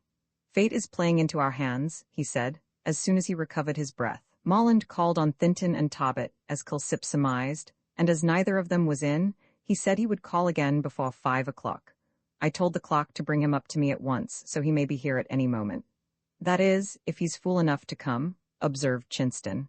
Oh, he'll come, said the detective, confidently, rattling a pair of handcuffs together. He is so satisfied that he has made things safe that he'll walk right into the trap. It was getting a little dusk, and the 4 men were greatly excited, though they concealed it under an assumed nonchalance. What a situation for a drama, said Brian. Only, said Chinston, quietly, it is as realistic as in the old days of the Colosseum, where the actor who played Orpheus was torn to pieces by bears at the end of the play. His last appearance on any stage, I suppose, said Colton, a little cruelly, it must be confessed. Meanwhile, Culsip remained seated in his chair, humming an operatic air and chinking the handcuffs together, by way of accompaniment. He felt intensely pleased with himself, the more so, as he saw that by this capture he would be ranked far above Gobby. And what would Gobby say? Gobby, who had laughed at all his ideas as foolish, and who had been quite wrong from the first. If only? Hush, said Colton, holding up his finger, as steps were heard echoing on the flags outside. Here he is, I believe. Culsip arose from his chair and, stealing softly to the window, looked cautiously out. Then he turned round to those inside and, nodding his head, slipped the handcuffs into his pocket. Just as he did so, there was a knock at the door, and in response to Colton's invitation to enter, Thinton and Tarbet's clock came in with Roger Molland. The latter faltered a little on the threshold, when he saw Colton was not alone, and seemed half inclined to retreat. But evidently, thinking there was no danger of his secret being discovered, he pulled himself together, and advanced into the room in an easy and confident manner. This is the gentleman who wants to know about the check, sir, said Thinton and Tarbet's clock to Colton. Oh, indeed, answered Colton, quietly. I am glad to see him, you can go. The clock bowed and went out, closing the door after him. Molland took his seat directly in front of Colton, and with his back to the door. Culsip, seeing this, strolled across the room in a nonchalant manner, while Colton engaged Molland in conversation, and quietly turned the key. You want to see me, sir? Said Colton, resuming his seat. Yes, that is alone, replied Molland, uneasily. "Oh, these gentlemen are my friends," said Colton quietly. "Anything you may say is quite safe." "That they are your friends and are quite safe is nothing to me," said Molland insolently. "I wish to speak to you in private." "Don't you think you would like to know my friends?" said Colton, coolly taking no notice of his remark. "Your friends, sir?" cried Molland furiously, rising from his seat. Colton laughed and introduced Mr. Molland to the others. "Dr. Chinston, Mr. Culsip, and Mr. Fitzgerald." "Fitzgerald?" gasped Molland, growing pale. What's that?" he shrieked as he saw White's coat, all weather-stained, lying on a chair near him, and which he immediately recognized. "That is the rope that's going to hang you," said Culsip quietly, coming behind him, "for the murder of Oliver White." "Trapped by G?" shouted the wretched man, wheeling round so as to face Culsip. He sprang at the detective's throat, and they both rolled together on the floor, but the latter was too strong for him, and after a sharp struggle, he succeeded in getting the handcuffs on Molland's wrists. The others stood around perfectly quiet, knowing that Culsip required no assistance. Now that there was no possibility of escape, Molland seemed to become resigned and rose sullenly off the floor. "I'll make you pay for this," he hissed between his teeth with a white, despairing face. "You can't prove anything." "Can't we?" said Colton, touching the confession. "You are wrong. This is the confession of Mark Frettlby made before he died. It's a lie." "A jury will decide that," said the barrister dryly. "Meanwhile you will pass the night in the Melbourne jail." "Ah, perhaps they'll give me the same cell as you occupied," said Molland, with a hard laugh, turning to Fitzgerald. "I should like it for its old associations." Brian did not answer him, but picking up his hat and gloves, prepared to go. "Stop!" cried Molland fiercely. "I see that it's all up with me, so I'm not going to lie like a coward. I've played for a big stake and lost, but if I hadn't been such a fool I'd have cashed that check the next morning and been far away by this time." "It certainly would have been wiser," said Colton. "After all," said Molland nonchalantly, taking no notice of his remark, "I don't know that I'm sorry about it. I've had a hell upon earth since I killed White." "Then you acknowledge your guilt?" said Brian quietly. Molland shrugged his shoulders. "I told you I wasn't a coward," he answered coolly. "Yes, I did it. It was White's own fault. When I met him that night, he told me how Frettlby wouldn't let him marry his daughter, but said he'd make him, and showed me the marriage certificate. I thought if I could only get it, I'd make a nice little pile out of Frettlby over it, so when White went on drinking, I did not. After he had gone out of the hotel, I put on his coat, which he left behind. I saw him standing near the lamppost, and Fitzgerald come up and then leave him. When you came down the street," he went on, turning to Fitzgerald, "I shrank back into the shadow, and when you passed I ran up to White as the cabman was putting him into the hansom. He took me for you, so I didn't undeceive him, but I swear I had no idea of murdering White when I got into the cab. I tried to get the papers, but he wouldn't let me, and commenced to sing out. Then I thought of the chloroform in the pocket of his coat, which I was wearing. I pulled it out, and found that the cock was loose. Then I took out White's handkerchief, which was also in the coat, and emptied the bottle on it, and put it back in my pocket. I again tried to get the papers, without using the chloroform, but couldn't, so I clapped the handkerchief over his mouth, and he went off after a few minutes, and I got the papers. I thought he was only insensible, and it was only when I saw the newspapers that I knew he was dead. I stopped the cab in St. Kildare Road, got out and caught another cab which was going to town.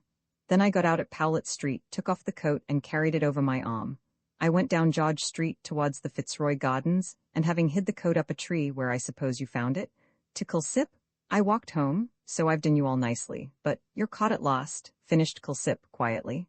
Molland fell down in a chair with an air of utter weariness and lassitude. "No man can be stronger than destiny," he said dreamily. "I have lost and you have won, so life is a chessboard after all, and we are the puppets of fate." He refused to utter another word, so leaving Colton and Culsip with him, Brian and the doctor went out and hailed a cab. It drove up to the entrance of the cot where Colton's office was, and then Molland, walking as if in a dream, left the room and got into the cab, followed by Culsip. "Do you know," said Chinston, thoughtfully, as they stood and watched the cab drive off, "do you know what the end of that man will be?" "It requires no prophet to foretell that," said Colton dryly. "He will be hanged." "No, he won't," retorted the doctor. "He will commit suicide. Roman 35, the love that lives there are certain periods in the life of man when fate seems to have done her worst, and any further misfortunes which may befall are accepted with a philosophical resignation, begotten by the very severity of previous trials." Fitzgerald was in this state of mind. He was calm, but it was the calmness of despair. The misfortunes of the past year seemed to have come to a climax, and he looked forward to the publication of the whole bitter story with an indifference that surprised himself. His own name, and that of Madge and her dead father, would be on every tongue, yet he felt perfectly callous to whatever might be said on the subject. So long as Madge recovered, and they could go away to another part of the world, leaving Australia, with its bitter memories behind, he did not care. Molland would suffer the bitter penalty of his crime, and then nothing more would ever be heard of the matter. It would be better for the whole story to be told, and transitory pain endured, than to go on striving to hide the infamy and shame which might be discovered at any moment. Already, the news was all over Melbourne that the murderer of Oliver White had been captured, and that his confession would bring to light certain startling facts concerning the late Mark Frettlby. Brian well knew that the world winked at secret vices so long as there was an attempt at concealment, though it was cruelly severe on those which were brought to light, and that many whose lives might be secretly far more culpable than poor Mark Frettlby's would be the first to slander the dead man. The public curiosity, however, was destined never to be gratified. For the next day, it was known that Roger Molland had hanged himself in his cell during the night and had left no confession behind him. When Brian heard this, he breathed a heartfelt prayer of thanks for his deliverance, and went to see Colton, whom he found at his chambers, in deep conversation with Chinston and Culsip. They all came to the conclusion that as Molland was now dead, nothing could be gained by publishing the confession of Mark Frettlby, so agreed to burn it, and when Fitzgerald saw in the heap of blackened paper in the fireplace all that remained of the bitter story, he felt a weight lifted off his heart. The barrister, Chinston, and Culsip all promised to keep silent, and they kept the promise nobly, for nothing was ever known of the circumstances which led to the death of Oliver White, and it was generally supposed that it must have been caused by some quarrel between the dead man and his friend Roger Molland. Fitzgerald, however, did not forget the good service that Culsip had done him, and gave him a sum of money which made him independent for life, though he still followed his old profession of a detective from sheer love of excitement, and was always looked upon with admiration as the man who had solved the mystery of the famous Hansom cab murder. Brian, after several consultations with Colton, at last came to the conclusion that it would be useless to reveal to Sal Rawlins the fact that she was Mark Frettlby's daughter, as by the will the money was clearly left to Madge, and such a revelation could bring her no pecuniary benefit, while her bringing up unfitted her for the position. So a yearly income, more than sufficient for her wants, was settled upon her, and she was allowed to remain in ignorance of her parentage. The influence of Sal Rawlins' old life, however, was very strong on her, and she devoted herself to the task of saving her fallen sisters. Knowing, as she did, all the intricacies of the slums, she was enabled to do an immense amount of good, and many an unhappy woman was saved from the squalor and hardship of a gutter life by the kind hand of Sal Rawlins. Felix Rolleston became a member of Parliament, where his speeches, if not very deep, were at least amusing, and while in the House he always behaved like a gentleman, which could not be said of all his parliamentary colleagues. Madge slowly recovered from her illness, and as she had been explicitly named in the will as heiress to Mark Frettlby's great wealth, she placed the management of her estates in the hands of Mr. Colton, who, with Thinton and Talbot, acted as her agents in Australia. On her recovery, she learned the story of her father's early marriage, but both Colton and Fitzgerald were silent about the fact of Sal Rawlins being her half-sister, as such a relation could do no good, and would only create a scandal, as no explanation could be given except the true one. Shortly afterwards, Madge married Fitzgerald, and both of them only too gladly left Australia, with all its sorrows and bitter memories. Standing with her husband on the deck of one of the P&O steamers, as it ploughed the blue waters of Hobson's Bay into foam, they both watched Melbourne gradually fade from their view, under the glow of the sunset. They could see the two great domes of the Exhibition, and the Law Courts, and also Government House, with its tall tower rising from the midst of the green trees. In the background was a bright crimson sky, barred with masses of black clouds, and over all the great city hung a cloud of smoke like a pall. The flaring red light of the sinking sun glared angrily on the heavy waters, and the steamer seemed to be making its way through a sea of blood. Madge, clinging to her husband's arm, felt her eyes fill with tears, as she saw the land of her birth receding slowly. "Goodbye," she murmured, softly. "Goodbye forever." "You do not regret?" he said, bending his head. "Regret, no," she answered, looking at him with loving eyes. "With you by my side, I fear nothing." Surely our hearts have been tried in the furnace of affliction, and our love has been chastened and purified. We are sure of nothing in this world, replied Brian, with a sigh. But after all the sorrow and grief of the past, let us hope that the future will be peace. Peace. A white-winged seagull rose suddenly from the crimson waters and circled rapidly in the air above them. A happy omen, she said, looking up fondly to the grave face of her husband, for your life and for mine. He bent down and kissed her. The great steamer moved slowly out to sea, and as they stood on the deck, hand clasped in hand, with the fresh salt breeze blowing keenly in their faces, it bore them away into the placid beauty of the coming night, towards the old world and the new life. Roman 4 Mr. Gobby makes a start. Well, said Mr. Gobby, addressing his reflection in the looking-glass, I've been finding out things these last 20 years, but this is a puzzler and no mistake. Mr. Gobby was shaving and, as was his usual custom, conversed with his reflection. Being a detective and of an extremely reticent disposition, he never talked outside about his business or made a confidant of anyone. When he did want to unbosom himself, he retired to his bedroom and talked to his reflection in the mirror. This method of procedure he found to work capitally, for it relieved his sometimes overburdened mind with absolute security to himself.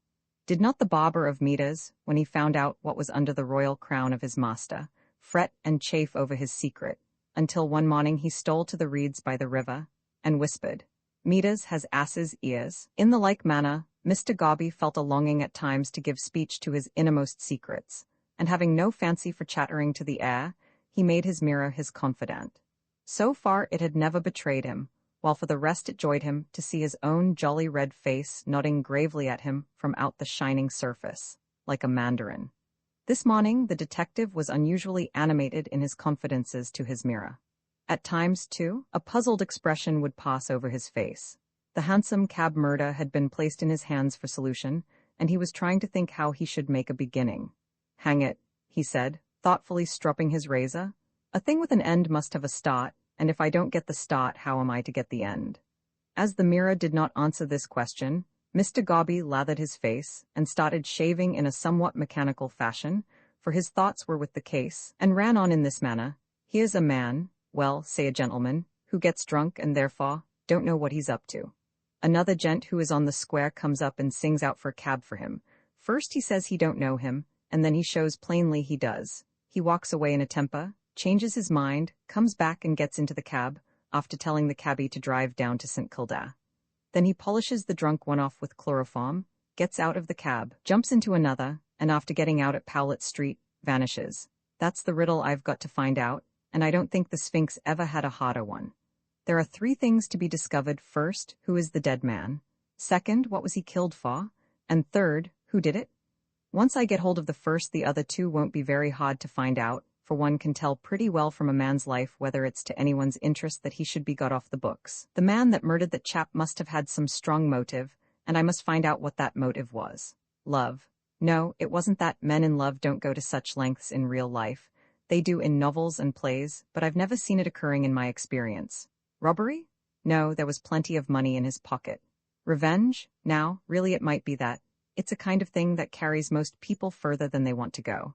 There was no violence used, for his clothes weren't torn, so he must have been taken sudden, and before he knew what the other chap was up to. By the way, I don't think I examined his clothes sufficiently.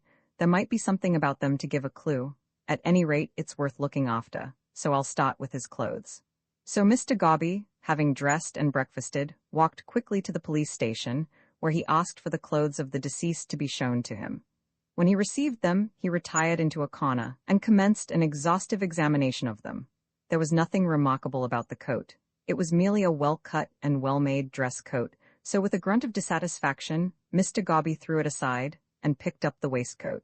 Here he found something to interest him, in the shape of a pocket made on the left-hand side and on the inside of the garment. Now, what the deuce is this for? Said Mr. Gobby, scratching his head. It ain't usual for a dress waistcoat to have a pocket on its inside as I'm aware of.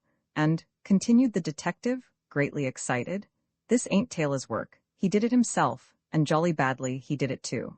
Now he must have taken the trouble to make this pocket himself, so that no one else would know anything about it, and it was made to carry something valuable, so valuable that he had to carry it with him even when he wore evening clothes. Ah, here's a tear on the side nearest the outside of the waistcoat. Something has been pulled out roughly. I begin to see now. The dead man possessed something which the other man wanted, and which he knew the dead one carried about with him. He sees him drunk, gets into the cab with him, and tries to get what he wants. The dead man resists, upon which the other kills him by means of the chloroform which he had with him, and being afraid that the cab will stop, and he will be found out, snatches what he wants out of the pocket so quickly that he tears the waistcoat and then makes off. That's clear enough, but the question is, what was it he wanted? A case with jewels? No, it could not have been anything so bulky, or the dead man would never have carried it about inside his waistcoat. It was something flat which could easily lie in the pocket, a paper, some valuable paper which the assassin wanted, and for which he killed the other. This is all very well, said Mr. Gobby, throwing down the waistcoat and rising. I have found number 2 before number 1. The first question is, who is the murdered man? He's a stranger in Melbourne, that's pretty clear, or else someone would have been sure to recognize him before now by the description given in the reward. Now, I wonder if he has any relations here? No, he can't, or else they would have made inquiries before this. Well, there's one thing certain, he must have had a landlady or landlord, unless he slept in the open air.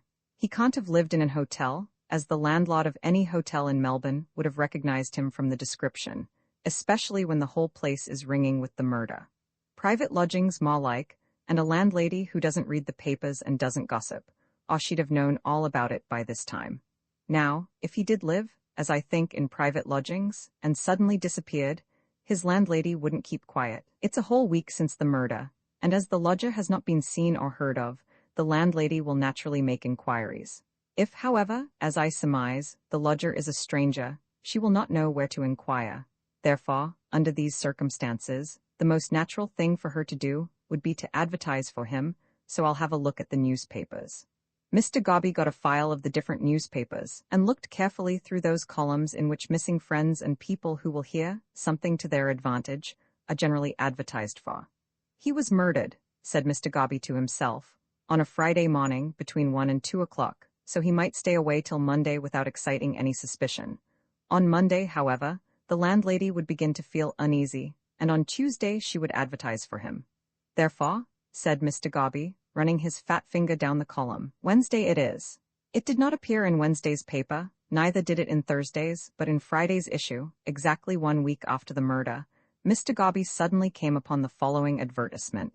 If Mr. Oliver White does not return to Possum Villa, Grey Street, St. Kilda, before the end of the week, his rooms will be let again. Rubina Hableton. Oliver White, repeated Mr. Gobby slowly, and the initials on the pocket handkerchief, which was proved to have belonged to the deceased, were O.W., so his name is Oliver White, is it? Now, I wonder if Rubina Hableton knows anything about this matter. At any rate, said Mr. Gobby, putting on his hat, as I'm fond of sea breezes, I think I'll go down and call at Possum Villa, Grey Street, St. Kilda. Mrs. Hableton unbosoms herself. Mrs. Hableton was a lady with a grievance, as anybody who happened to become acquainted with her soon found out. It is Beaconsfield who says, in one of his novels, that no one is so interesting as when he is talking about himself. And, judging Mrs. Hableton by this statement, she was an extremely fascinating individual, as she never by any chance talked upon any other subject. What was the threat of a Russian invasion to her so long as she had her special grievance? Once let that be removed, and she would have time to attend to such minor details as affected the colony. Mrs. Hableton's particular grievance was want of money. Not by any means an uncommon one, you might remind her, but she snappishly would tell you that she knowed that, but some people weren't like other people. In time one came to learn what she meant by this. She had come to the colonies in the early days when the making of money in appreciable quantity was an easier matter than it is now. Owing to a bad husband, she had failed to save any. The late Mr. Hableton, for he had long since departed this life, had been addicted to alcohol, and at those times when he should have been earning, he was usually to be found in a drinking shanty spending his wife's earnings in shouting for himself and his friends. The constant drinking, and the hot Victorian climate, soon carried him off, and when Mrs. Hableton had seen him safely under the ground in the Melbourne cemetery, she returned home to survey her position and see how it could be bettered. She gathered together a little money from the wreck of her fortune, and land being cheap, purchased a small section at St. Kilda, and built a house on it. She supported herself by going out charing, taking in sewing and acting as a sick nurse. So, among this multiplicity of occupations, she managed to exist fairly well. And in truth it was somewhat hard upon Mrs. Hableton. For at the time when she should have been resting and reaping the fruit of her early industry, she was obliged to toil more assiduously than ever. It was little consolation to her that she was but a type of many women, who, hard-working and thrifty themselves, are married to men who are nothing but an incubus to their wives and to their families. Small wonder, then, that Mrs. Hableton should condense all her knowledge of the male sex into the one bitter aphorism: men is brutes. Possum Villa was an unpretentious-looking place, with one bow window and a narrow veranda in front. It was surrounded by a small garden in which were a few sparse flowers, the especial delight of Mrs. Hableton. It was her way to tie an old handkerchief round her head and to go out into the garden and dig and water her beloved flowers until, from sheer desperation at the overwhelming odds, they gave up all attempt to grow. She was engaged in this favorite occupation about a week after her lodger had gone. She wondered where he was. "Lyin' drunk in a public ooze, I'll be bound," she said, viciously pulling up a weed. "A spendin' is rent and a spillin' is inside with beer. Ah, men is brutes, drat 'em." Just as she said this, a shadow fell across the garden, and on looking up she saw a man leaning over the fence, staring at her. "Get out," she said, sharply, rising from her knees and shaking her trowel at the intruder. "I don't want no apples today, and I don't care how cheap you sells 'em." Mrs. Hableton evidently labored under the delusion that the man was a hawker, but seeing no handcart with him, she changed her mind. "You're takin' a plan of the ooze to rob it, are you?"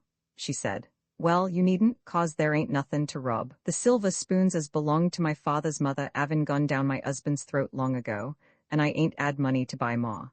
I'm a lone pussin' as is put on by brutes like you, and I'll thank you to leave the fence I bought with my own earned money alone, and get out." Mrs. Hableton stopped short for want of breath, and stood shaking her trowel and gasping like a fish out of water. "My dear lady," said the man at the fence mildly, "are you?"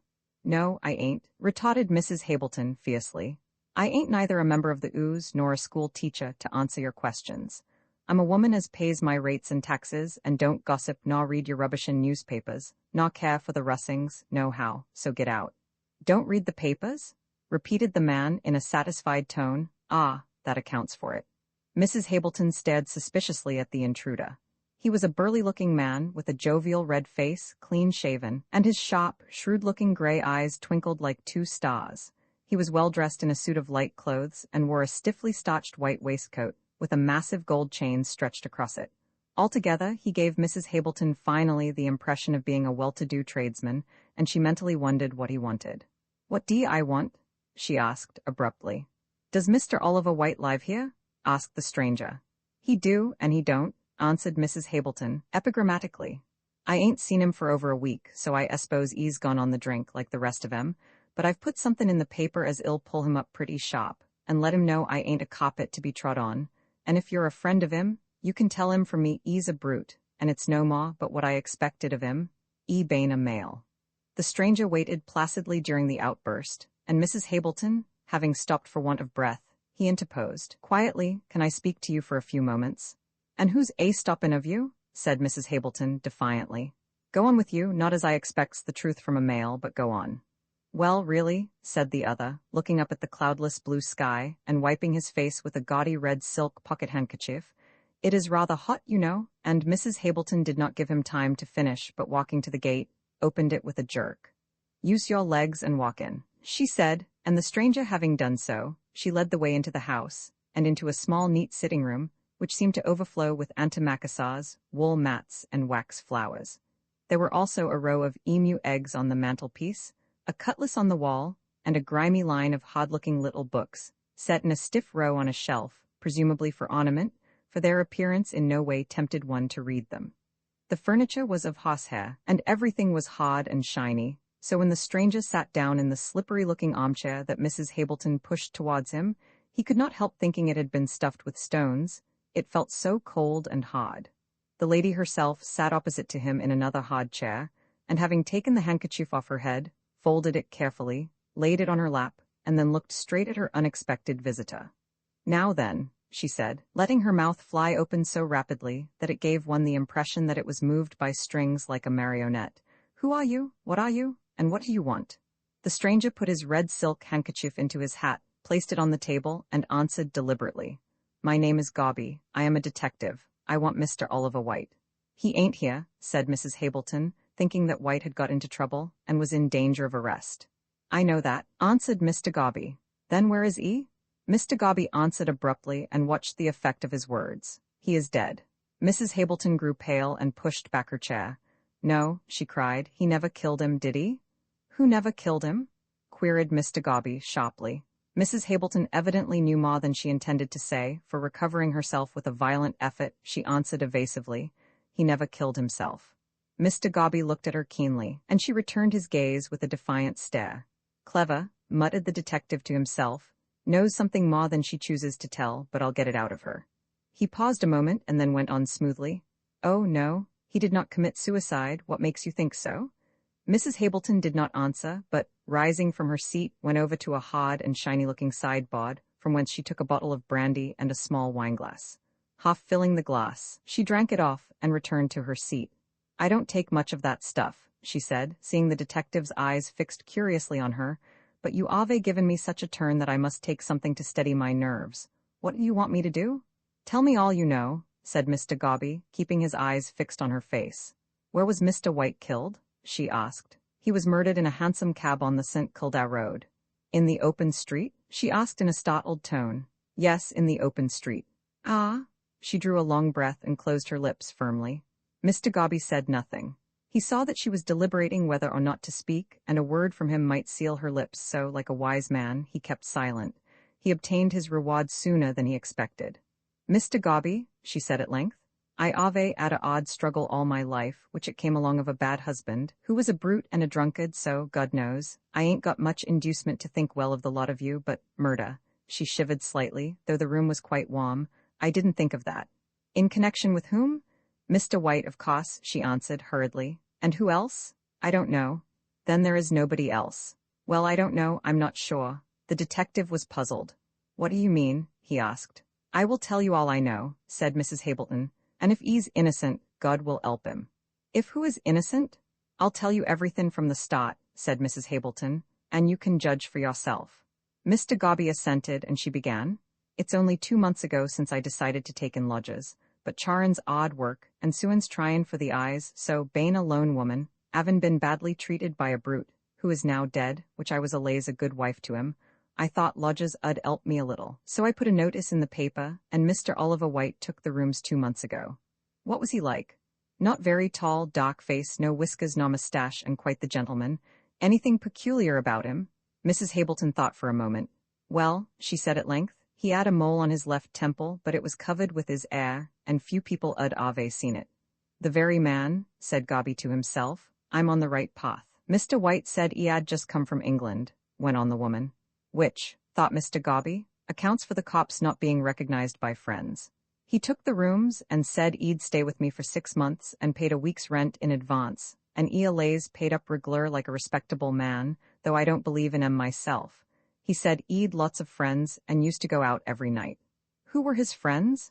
That I can't tell you, for he were very close, and when he went out of doors I never knowed where he went, which is just like 'em, for they says they're going to work, and you finds 'em in the beer shop. Mr. White told me he was a-goin' to marry a heiress, he was.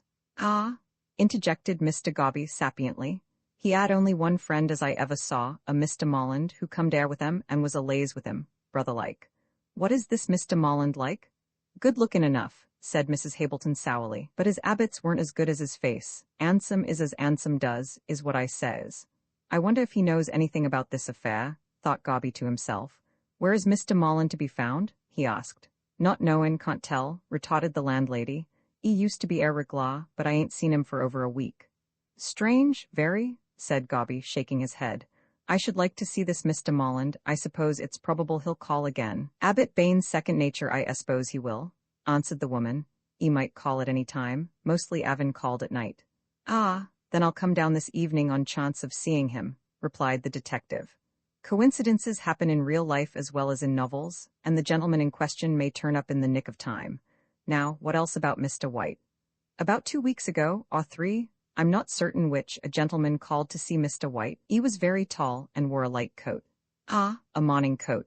No, he was in evening dress and wore a light coat over it and a soft hat. The very man, said the detective below his breath. Go on. He went into Mr. White's room and shut the door. I don't know how long they were talking together, but I was sitting in this very room and heard their voices get angry, and they were swearing at one another, which is the way with men, the brutes. I got up and went into the passage in order to ask him not to make such a noise when Mr. White's door opens, and the gentleman in the light coat comes out and bangs along to the door. Mr. White comes to the door of his room, and all is out.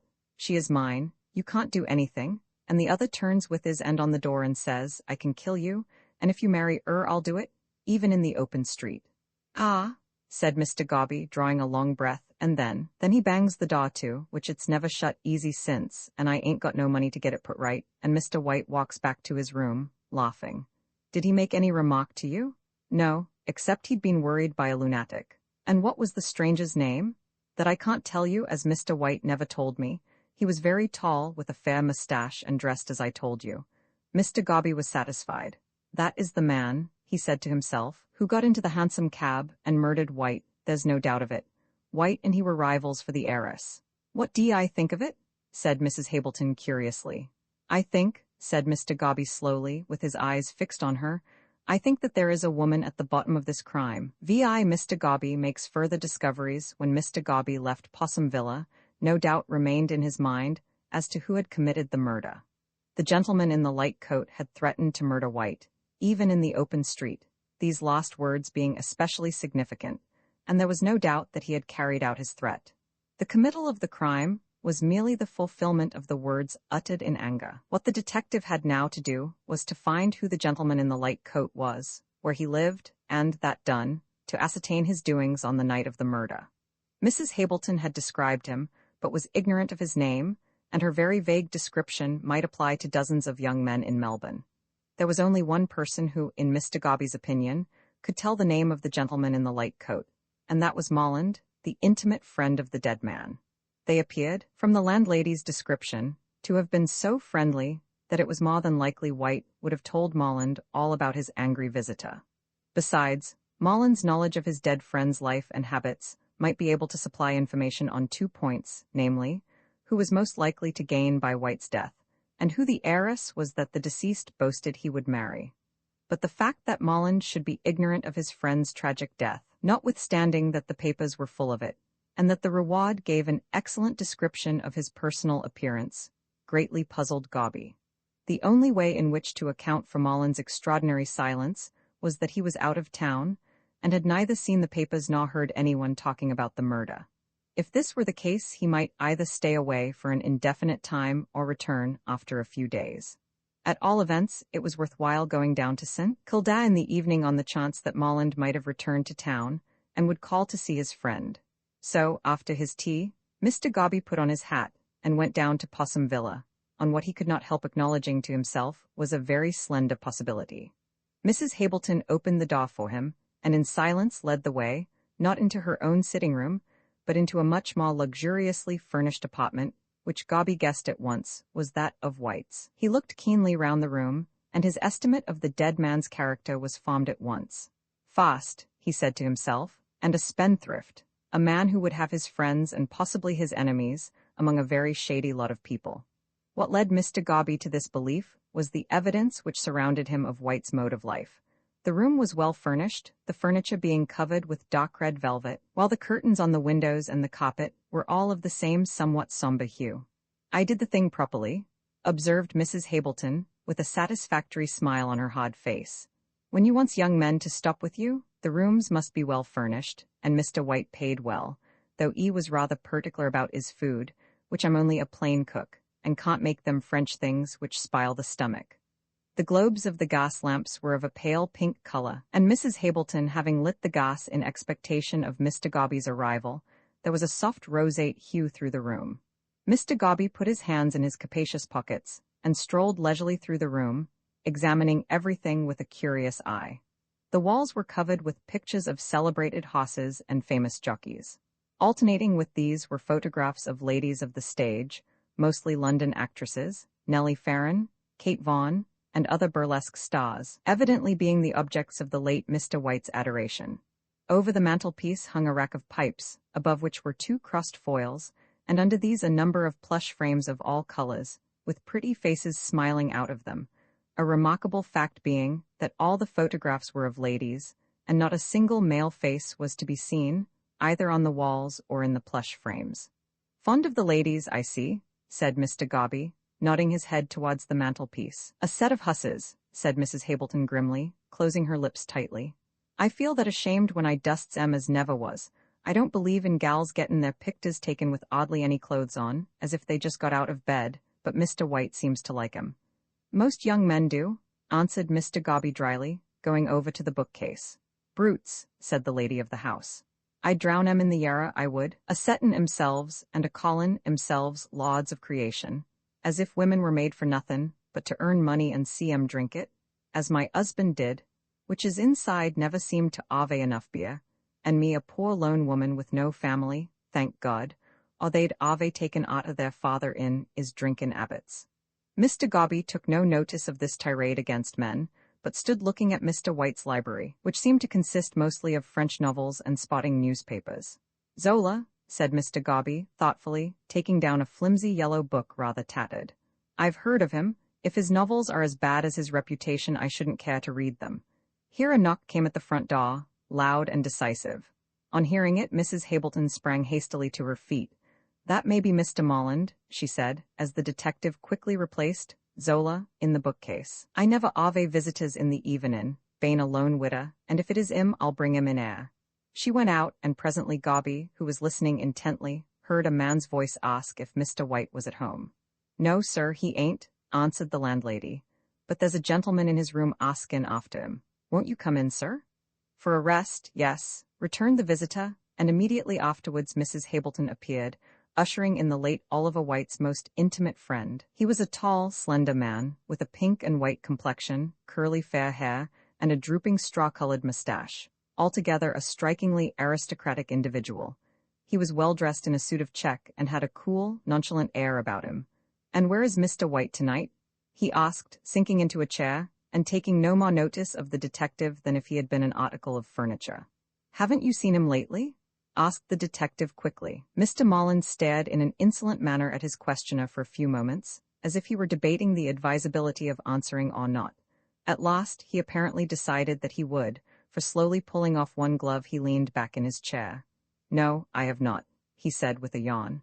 "I have been up the country for a few days, and arrived back only this evening, so I have not seen him for over a week." "Why do you ask?" The detective did not answer, but stood looking at the young man before him in a thoughtful manner. "I hope," said Mr. Molland nonchalantly, "I hope you will know me again, my friend, but I didn't know White had started a lunatic asylum during my absence. Who are you?" Mr. Gobby came forward and stood under the gaslight. "My name is Gobby, sir, and I am a detective," he said quietly. "Ah, indeed," said Molland, coolly looking him up and down. "What has White been doing? Running away with someone's wife, eh? I know he has little weaknesses of that sort." Gobby shook his head. "Do you know where Mr. White is to be found?" he asked cautiously. Molland laughed. "Not I, my friend," said he lightly. "I presume he is somewhere about here, as these are his headquarters. What has he been doing?" "Nothing that can surprise me, I assure you. He was always an erratic individual, and he paid regler," interrupted Mrs. Hableton, pursing up her lips. "A most enviable reputation to possess," answered the other with a sneer, "and one I'm afraid I'll never enjoy. But why all this questioning about White? What's the matter with him?" "He's dead," said Gobby abruptly. All Molland's nonchalance vanished on hearing this, and he started up from his chair. "Dead," he repeated mechanically. "What do you mean?" "I mean that Mr. Oliver White was murdered in a hansom cab." Molland stared at the detective in a puzzled sort of way, and passed his hand across his forehead. "Excuse me, my head is in a whirl," he said as he sat down again. "White murdered? He was all right when I left him nearly 2 weeks ago." "Haven't you seen the papers?" asked Gobby. "Not for the last 2 weeks," replied Molland. "I have been up country, and it was only on arriving back in town tonight that I heard about the murder at all, as my landlady gave me a gobbled account of it, but I never for a moment connected it with White, and I came down here to see him, as I had agreed to do when I left. Poor fellow, poor fellow, poor fellow." And much overcome, he buried his face in his hands. Mr. Gobby was touched by his evident distress, and even Mrs. Hableton permitted a small tear to roll down one hard cheek as a tribute of sorrow and sympathy. Presently Molland raised his head and spoke to Gobby in a husky tone. "Tell me all about it," he said, leaning his cheek on his hand. "Everything you know." He placed his elbows on the table and buried his face in his hands again, while the detective sat down and related all that he knew about White's murder. When it was done, he lifted up his head and looked sadly at the detective. "If I had been in town," he said, "this would not have happened, for I was always beside White." "You knew him very well, sir?" said the detective in a sympathetic tone. "We were like brothers," replied Molland, mournfully. "I came out from England in the same steamer with him, and used to visit him constantly here." Mrs. Hableton nodded her head to imply that such was the case. "In fact," said Mr. Molland, after a moment's thought, "I believe I was with him on the night he was murdered." Mrs. Hableton gave a slight scream and threw her apron over her face, but the detective sat unmoved, though Molland's last remark had startled him considerably. "What's the matter?" said Molland, turning to Mrs. Hableton. "Don't be afraid, I didn't kill him. No, but I met him last Thursday week and I left for the country on Friday morning at 6:30. "And what time did you meet White on Thursday night?"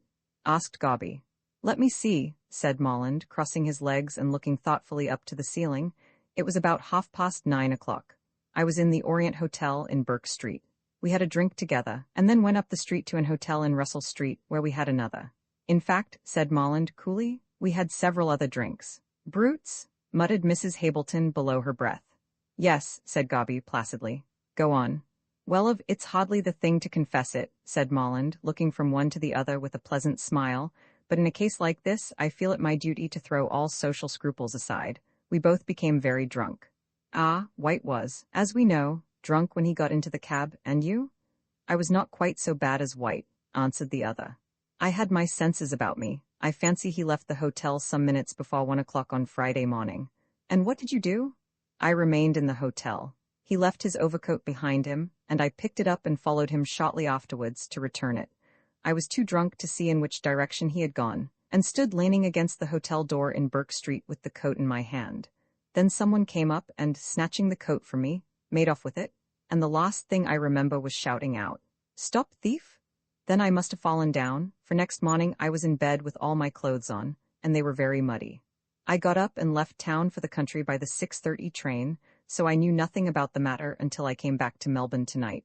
That's all I know." "And you had no impression that White was watched that night?" "No, I had not," answered Molland, frankly. "He was in pretty good spirits, though he was put out at first." "What was the cause of his being put out?" Molland arose and, going to a side table, brought White's album, which he laid on the table and opened in silence. The contents were very much the same as the photographs in the room, burlesque actresses and ladies of the ballet predominating, but Mr. Molland turned over the pages till nearly the end, when he stopped at a large cabinet photograph and pushed the album towards Mr. Gobby. "That was the cause," he said. "It was the portrait of a charmingly pretty girl, dressed in white with a sailor hat on her fair hair, and holding a lawn tennis racket. She was bending half forward with a winning smile, and in the background bloomed a mass of tropical plants." Mrs. Hableton uttered a cry of surprise at seeing this. "Why, it's Miss Frettlby," she said. "How did he know her?" "Knew her father, letter of introduction, and all that sort of thing," said Mr. Molland glibly. "Ah, indeed," said Mr. Gobby slowly. "So Mr. White knew Mark Frettlby, the millionaire, but how did he obtain a photograph of the daughter?" "She gave it to him," said Molland. "The fact is, White was very much in love with Miss Frettlby." "And she was in love with someone else," finished Molland. "Exactly, yes. She loved a Mr. Brian Fitzgerald, to whom she is now engaged. He was mad on her, and White and he used to quarrel desperately over the young lady." "Indeed?" said Mr. Gobby. "And do you know this Mr. Fitzgerald?" "Oh dear, no," answered the other, coolly. "White's friends were not mine. He was a rich young man who had good introductions. I am only a poor devil on the outskirts of society, trying to push my way in the world." "You are acquainted with his personal appearance, of course?" observed Mr. Gobby. "Oh yes, I can describe that," said Molland. "In fact, he's not at all unlike me, which I take to be rather a compliment, as he is said to be good-looking. He is tall, rather fair, talks in a broad sort of manner, and is altogether what one would call a heavy swell. But you must have seen him," he went on, turning to Mrs. Hableton. "He was here 3 or 4 weeks ago, White told me." "Oh, that was Mr. Fitzgerald, was it?" said Mrs. Hableton in surprise. "Yes, he is rather like you. The lady they quarreled over must have been Miss Frettlby." "Very likely," said Molland, rising. "Well, I'm off. Here's my address," putting a card in Gobby's hand. I'm glad to be of any use to you in this matter, as White was my dearest friend, and I'll do all in my power to help you to find out the murderer." "I don't think that is a very difficult matter," said Mr. Gobby slowly. "Oh, you have your suspicions?" asked Molland, looking at him. "I have." "Then who do you think murdered White?" Mr. Gobby paused a moment and then said deliberately, "I have an idea, but I am not certain. When I am certain, I'll speak." "You think Fitzgerald killed my friend," said Molland. "I see it in your face." Mr. Gobby smiled. "Perhaps," he said ambiguously. "Wait till I'm certain." Roman 7, the Wool King, the old Greek legend of Midas turning everything he touched into gold, is truer than most people imagine. Medieval superstition changed the human being who possessed such a power into the philosopher's stone, the stone which so many alchemists sought in the Dark Ages. But we of the 19th century have given back into human hands this power of transformation, but we do not ascribe it either to Greek deity or to superstition. We call it luck, and he who possesses luck should be happy, notwithstanding the proverb which hints the contrary. Luck means more than riches. It means happiness in most of those things which the fortunate possessor of it may choose to touch. Should he speculate, he is successful. If he marry, his wife will surely prove everything to be desired. Should he aspire to a position, social or political, he not only attains it, but does so with comparative ease. Worldly wealth, domestic happiness, high position, and complete success, all these things belong to the man who has luck. Mark Frettlby was one of these fortunate individuals, and his luck was proverbial throughout Australia. If there was any speculation for which Mark Frettlby went in, other men would surely follow, and in every case the result turned out as well, and in many cases even better than they expected. He had come out in the early days of the colony with comparatively little money, but his great perseverance and never-failing luck had soon changed his hundreds into thousands, and now, at the age of 55, he did not himself know the extent of his income. He had lodge stations scattered all over the colony of Victoria, which brought him in a splendid income. A charming country house, where at certain seasons of the year he dispensed hospitality to his friends, and a magnificent town-house down in St. Kilda, which would have been not unworthy of Park Lane. Nor were his domestic relations less happy. He had a charming wife, who was one of the best-known and most popular ladies of Melbourne, and an equally charming daughter, who, being both pretty and an heiress, naturally attracted crowds of suitors. But Madge Frettlby was capricious and refused innumerable offers. Being an extremely independent young person, with a mind of her own, she decided to remain single, as she had not yet seen anyone she could love, and with her mother continued to dispense the hospitality of the mansion at St. Kilda. But the fairy prince comes at length to every woman, and in this instance he came at his appointed time, in the person of one Brian Fitzgerald, a tall, handsome, fair-haired young man hailing from Ireland. He had left behind him in the old country a ruined castle and a few acres of barren land, inhabited by discontented tenants who refused to pay the rent and talked darkly about the land league and other agreeable things. Under these circumstances, with no rent coming in and no prospect of doing anything in the future, Brian had left the castle of his forefathers to the rats and the family banshee, and had come out to Australia to make his fortune. He brought letters of introduction to Mark Frettlby, and that gentleman, taking a fancy to him, assisted him by every means in his power. Under Frettlby's advice, Brian bought a station, and to his astonishment, in a few years he found himself growing rich.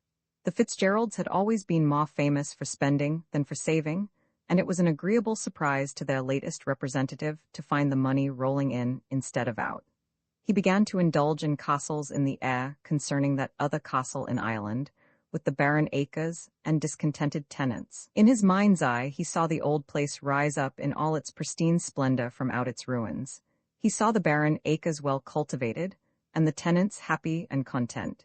He was rather doubtful on this latter point, but, with the rash confidence of 28, determined to do his best to perform even the impossible.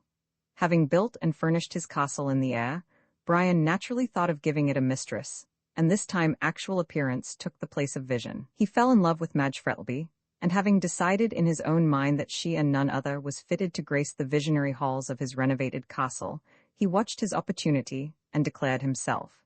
She, womanlike, coquetted with him for some time, but at last, unable to withstand the impetuosity of her Irish lover, confessed in a low voice, with a pretty smile on her face, that she could not live without him. Whereupon, Well, lovers being of a conservative turn of mind and accustomed to observe the traditional forms of wooing, the result can easily be guessed.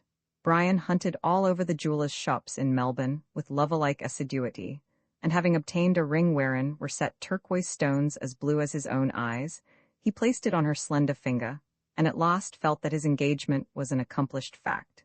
He next proceeded to interview the father, and had just screwed up his courage to the awful ordeal when something occurred which postponed the interview indefinitely. Mrs. Frettlby was out driving, and the horses took fright and bolted. The coachman and groom both escaped unhurt, but Mrs. Frettlby was thrown out and killed instantly. This was the first really great trouble which had fallen on Mark Frettlby, and he seemed stunned by it. Shutting himself up in his room, he refused to see anyone, even his daughter, and appeared at the funeral with a white and haggard face, which shocked everyone. When everything was over, and the body of the late Mrs. Frettlby was consigned to the earth, with all the pomp and ceremony which money could give, the bereaved husband rode home and resumed his old life. But he was never the same again. His face, which had always been so genial and so bright, became stern and sad. He seldom smiled, and when he did, it was a faint wintry smile, which seemed mechanical. His whole interest in life was centered in his daughter. She became the sole mistress of the St. Kilda mansion, and her father idolized her. She was apparently the one thing left to him which gave him a pleasure in existence. In truth, had it not been for her bright presence, Mark Frettlby would fain have been lying beside his dead wife in the quiet graveyard. After a time, Brian again resolved to ask Mr. Frettlby for the hand of his daughter, but for the second time fate interposed. A rival suitor made his appearance, and Brian's hot Irish temper rose in anger at him. Mr. Oliver White had come out from England a few months previously, bringing with him a letter of introduction to Mr. Frettlby, who received him hospitably, as was his custom. Taking advantage of this, White lost no time in making himself perfectly at home in the St. Kilda mansion. From the outset, Brian took a dislike to the newcomer. He was a student of Lavater and prided himself on his perspicuity in reading character. His opinion of White was anything but flattering to that gentleman, while Madge shared his repulsion towards the newcomer. On his part, Mr. White was nothing if not diplomatic. He affected not to notice the coldness of Madge's reception of him. On the contrary, he began to pay her the most marked attentions, much to Brian's disgust. At length he asked her to be his wife, and notwithstanding her prompt refusal, spoke to her father on the subject. Much to the astonishment of his daughter, Mr. Frettlby not only consented to White paying his addresses to Madge, but gave that young lady to understand that he wished her to consider his proposals favorably. In spite of all Madge could say, he refused to alter his decision, and White, feeling himself safe, began to treat Brian with an insolence which was highly galling to Fitzgerald's proud nature. He had called on White at his lodgings, and after a violent quarrel, he had left the house vowing to kill him, should he marry Madge Frettlby. The same night Fitzgerald had an interview with Mr. Frettlby. He confessed that he loved Madge, and that his love was returned. So, when Madge added her entreaties to Brian's, Mr. Frettlby found himself unable to withstand the combined forces, and gave his consent to their engagement. White was absent in the country for the next few days after his stormy interview with Brian, and it was only on his return that he learnt that Madge was engaged to his rival. He saw Mr. Frettlby, and having learnt from his own lips that such was the case, he left the house at once, and swore that he would never enter it again. He little knew how prophetic were his words, for on that same night he met his death in the hansom cab. He had passed out of the life of both the lovers, and they, glad that he troubled them no more, never suspected for a moment that the body of the unknown man found in Royston's cab was that of Oliver White. About 2 weeks after White's disappearance, Mr. Frettlby gave a dinner party in honor of his daughter's birthday. It was a delightful evening, and the wide French windows which led onto the veranda were open, letting in a gentle breeze from the ocean. Outside there was a kind of screen of tropical plants, and through the tangle of the boughs the guests, seated at the table, could just see the waters of the bay glittering in the pale moonlight.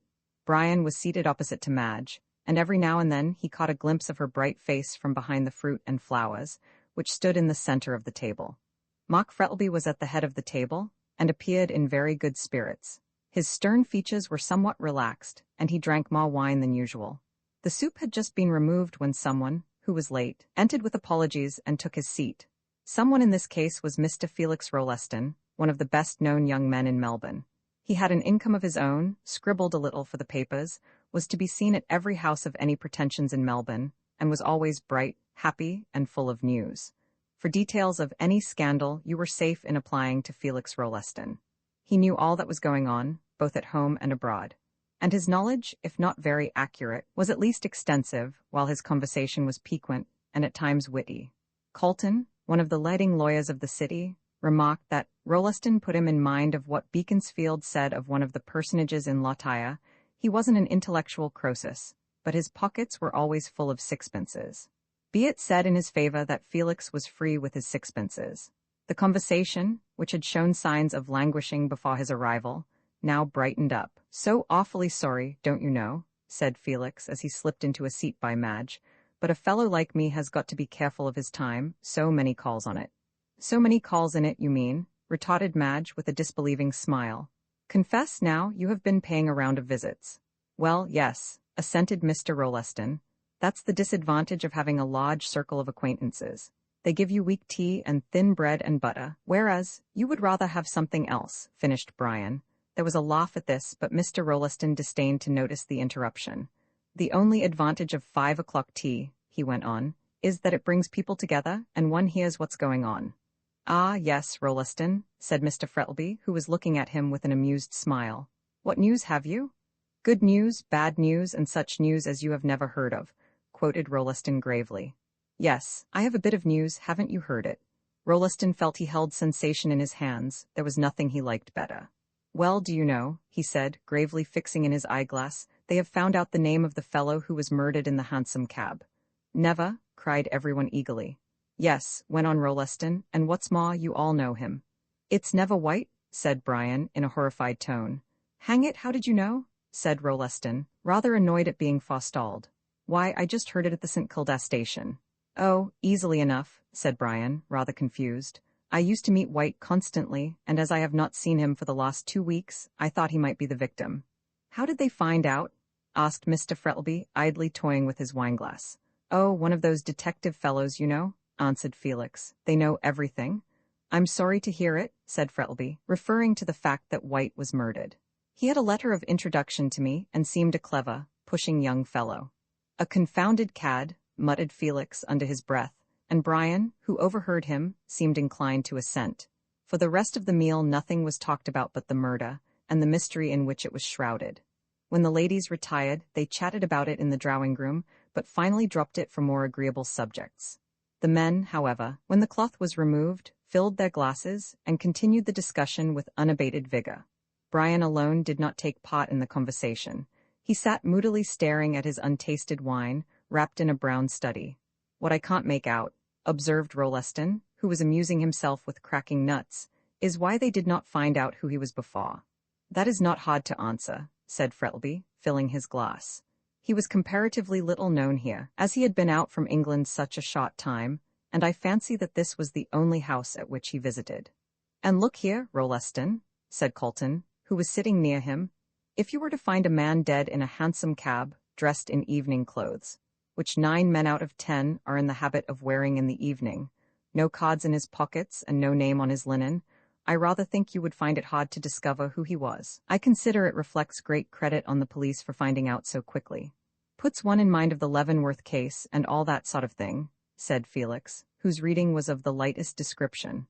"Awfully exciting, like putting a Chinese puzzle together. Gad, I wouldn't mind being a detective myself." "I'm afraid if that were the case," said Mr. Frettlby, with an amused smile, "criminals would be pretty safe."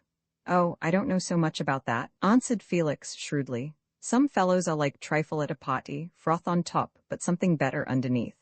"What a greedy simile," said Colton, sipping his wine, "but I'm afraid the police will have a more difficult task in discovering the man who committed the crime. In my opinion, he's a deuced clever fellow." "Then you don't think he will be discovered?" asked Brian, rousing himself out of his brown study. "Well, I don't go as far as that," rejoined Colton, "but he has certainly left no trace behind him, and even the Red Indian, in whom instinct for trekking is so highly developed, needs some sort of a trail to enable him to find out his enemies. Depend upon it," went on Colton, warming to his subject, "the man who murdered White is no ordinary criminal.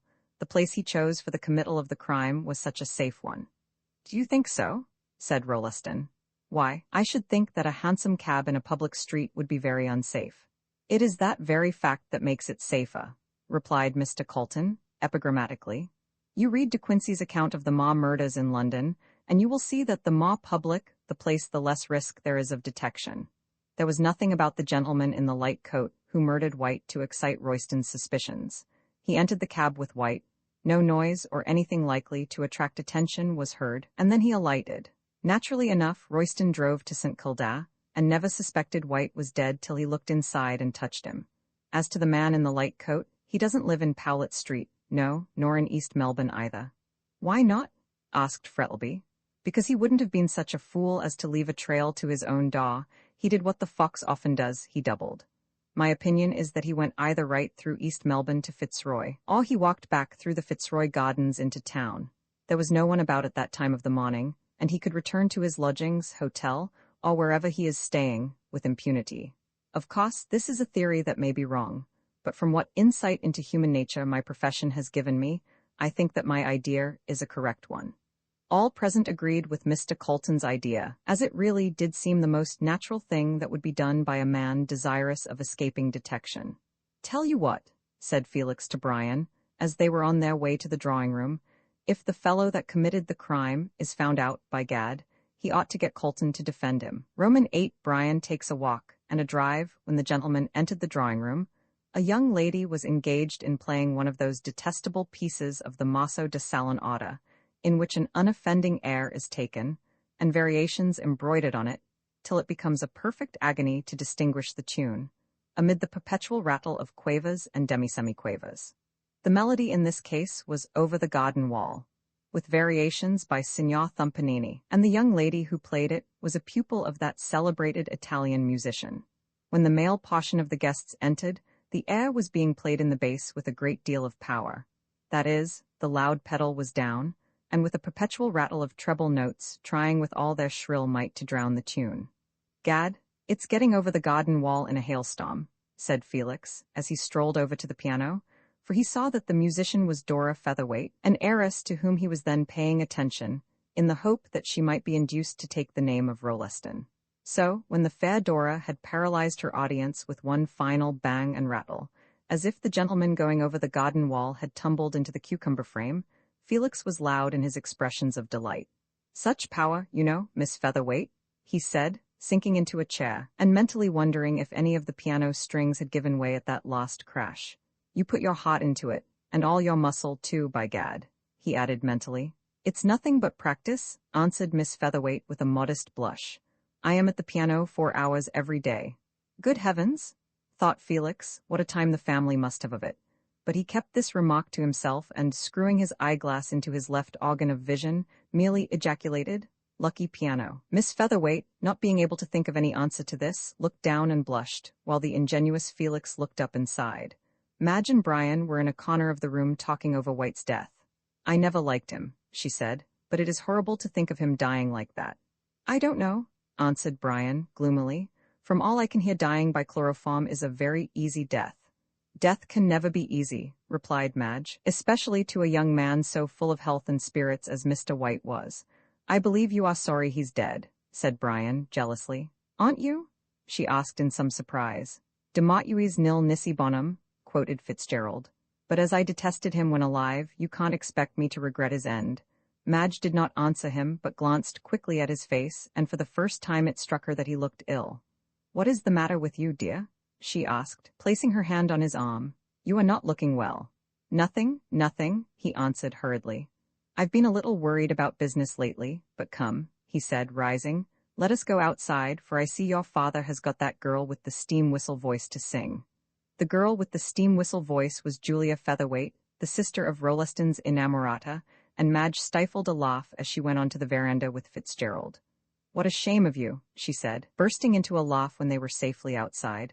She's been taught by the best masters. How I pity them, retorted Brian, grimly, as Julia wailed out. Meet me once again, with an ear-piercing shrillness. I'd much rather listen to our ancestral banshee, and as to meeting her again, one interview would be more than enough. Madge did not answer, but leaning lightly over the high rail of the veranda, looked out into the beautiful moonlit night. There were a number of people passing along the esplanade, some of whom stopped and listened to Julia's shrill notes. One man in particular seemed to have a taste for music, for he persistently stared over the fence at the house. Brian and Madge talked of divers subjects, but every time Madge looked up, she saw the man watching the house. "What does that man want, Brian?" she asked. "What man?" asked Brian, starting. "Oh," he went on indifferently, as the watcher moved away from the gate and crossed the road onto the footpath.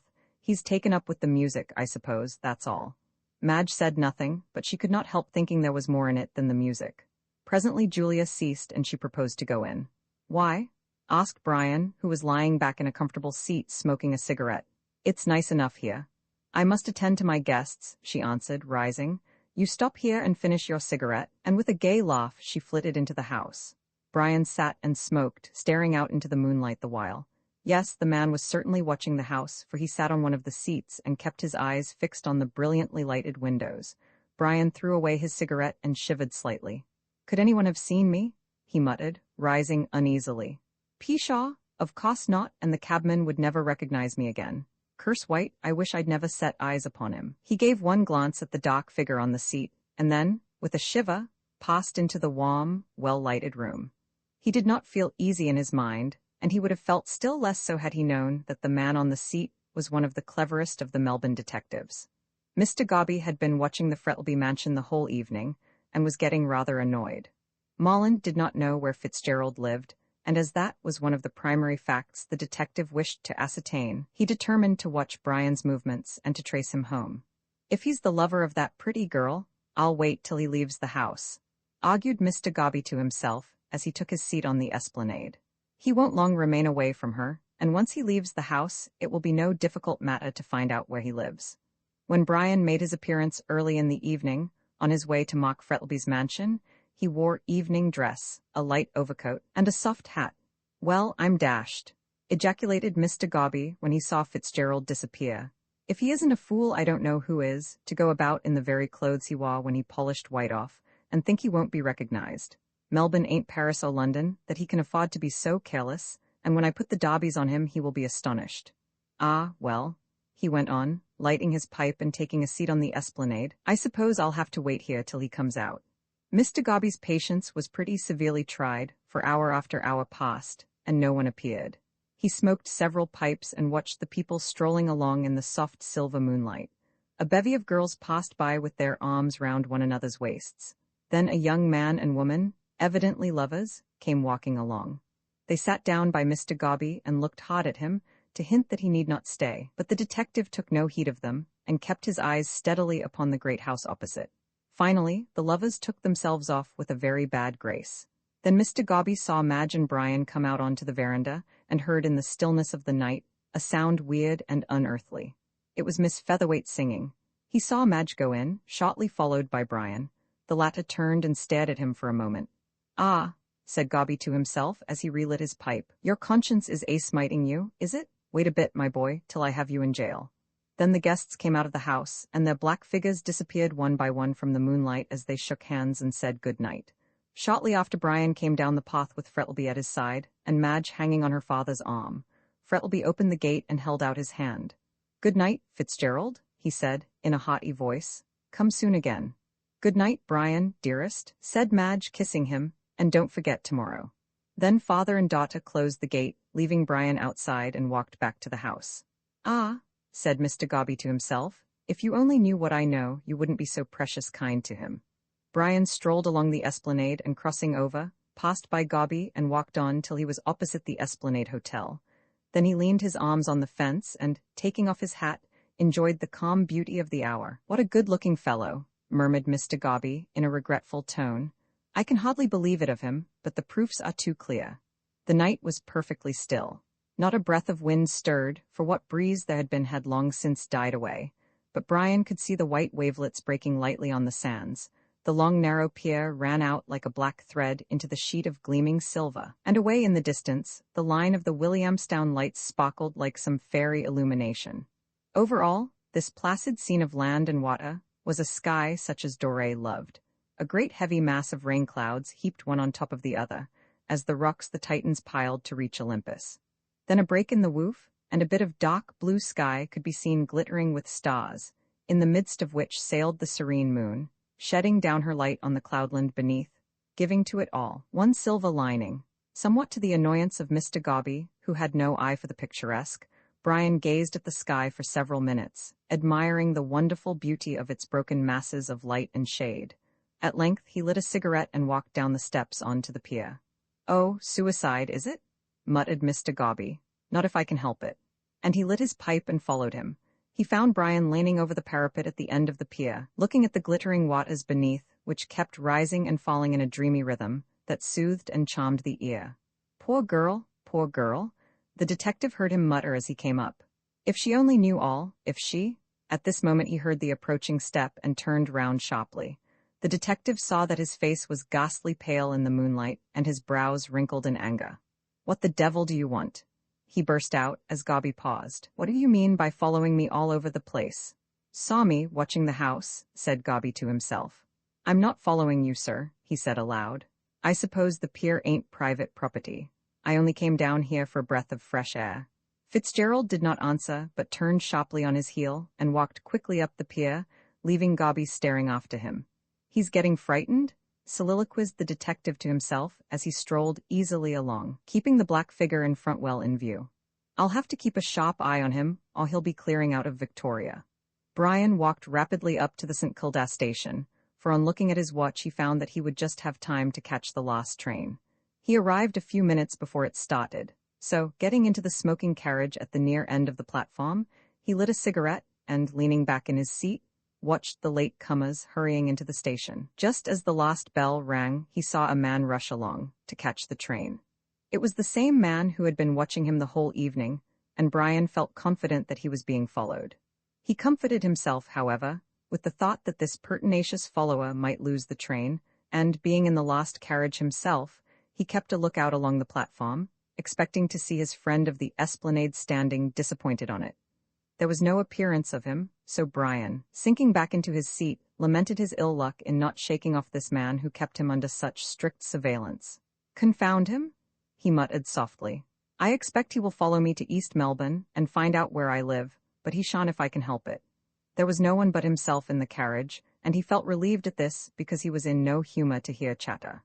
"Murdered in a cab," he said, lighting a fresh cigarette and blowing a cloud of smoke. "A romance in real life, which beats Miss Braddon hollow.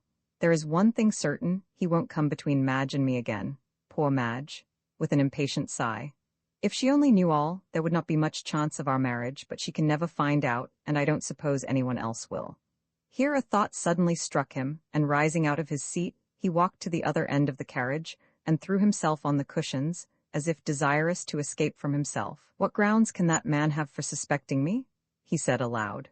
"No one knows I was with White on that night, and the police can't possibly bring forward any evidence to show that I was. Pshaw," he went on, impatiently buttoning up his coat. "I am like a child, afraid of my shadow. The fellow on the pier is only someone out for a breath of fresh air, as he said himself. I am quite safe." At the same time, he felt by no means easy in his mind, and as he stepped out onto the platform at the Melbourne station, he looked round apprehensively, as if he half expected to feel the detective's hand upon his shoulder. But he saw no one at all like the man he had met on the St. Kilda pier, and with a sigh of relief he left the station.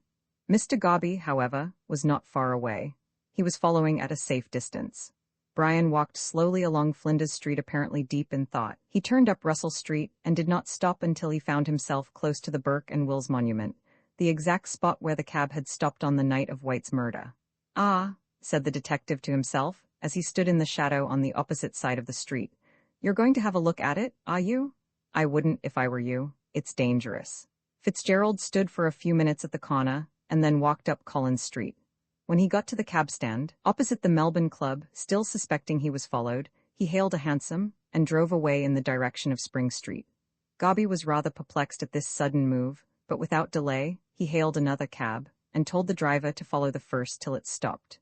"Two can play at that game," he said, settling himself back in the cab, "and I'll get the better of you, clever as you are, and you are clever," he went on in a tone of admiration, as he looked round the luxurious hansom.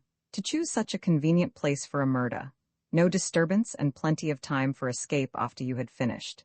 It's a pleasure going after a chap like you, instead of after men who tumble down like ripe fruit, and ain't got any brains to keep their crime quiet." While the detective thus soliloquized, his cab, following on the trail of the other, had turned down Spring Street and was being driven rapidly along the Wellington Parade in the direction of East Melbourne. It then turned up Powlett Street, at which Mr. Gobby was glad. "Ain't so clever as I thought," he said to himself. "Shows his nest right off without any attempt to hide it." The detective, however, had reckoned without his host, for the cab in front kept driving on through an interminable maze of streets until it seemed as though Brian were determined to drive the whole night. "Look sir?" cried Gobby's cabman, looking through his trapdoor in the roof of the hansom. "Oh, long's this game agoing to lost. My oss is knocked up, is, and his blessed old legs is agivin way under 'im." Go on," answered the detective impatiently. "I'll pay you well." The cabman's spirits were raised by this, and by dint of coaxing and a liberal use of the whip, he managed to get his jaded hoss up to a pretty good pace. They were in Fitzroy by this time, and both cabs turned out of Gertrude Street into Nicholson Street, thence passed on to Evelyn Street and along Spring Street, until Brian's cab stopped at the corner of Collins Street, and Gobby saw him alight and dismiss his cabman. He then walked down the street and disappeared into the Treasury Gardens. "Confound it," said the detective, as he got out and paid his fare, which was by no means a light one, but over which he had no time to argue. "We've come in a circle, and I do believe he lives in Powlett Street after all." He went into the gardens, and saw Brian some distance ahead of him, walking rapidly. It was bright moonlight, and he could easily distinguish Fitzgerald by his light coat. As he went along that noble avenue with its elms in their winter dress, the moon shining through their branches wrought a fantastic tracery on the smooth asphalt, and on either side Gobby could see the dim white forms of the old Greek gods and goddesses, Venus Victrix with the apple in her hand, which Mr. Gobby, in his happy ignorance of heathen mythology, took for Eve offering Adam the forbidden fruit, Diana, with the hound at her feet, and Bacchus and Ariadne, which the detective imagined were the babes in the wood. He knew that each of the statues had queer names, but thought they were merely allegorical. Passing over the bridge, with the water rippling quietly underneath, Brian went up the smooth yellow path to where the statue of Hebe, holding the cup, seems instinct with life. And turning down the path to the right, he left the gardens by the end gate, near which stands the statue of the dancing faun, with the great bush of scarlet geranium burning like an altar before it. Then he went along the Wellington Parade, and turned up Powlett Street, where he stopped at a house near Cairns Memorial Church, much to Mr. Gobby's relief, who, being like Hamlet, fat and scant of breath, found himself rather exhausted. He kept well in the shadow, however, and saw Fitzgerald give one final look round before he disappeared into the house. Then Mr. Gobby, like the robber captain in Ali Baba, took careful stock of the house, and fixed its locality and appearance well in his mind, as he intended to call at it on the morrow. "What I'm going to do," he said, as he walked slowly back to Melbourne, "is to see his landlady when he's out, and find out what time he came in on the night of the murder.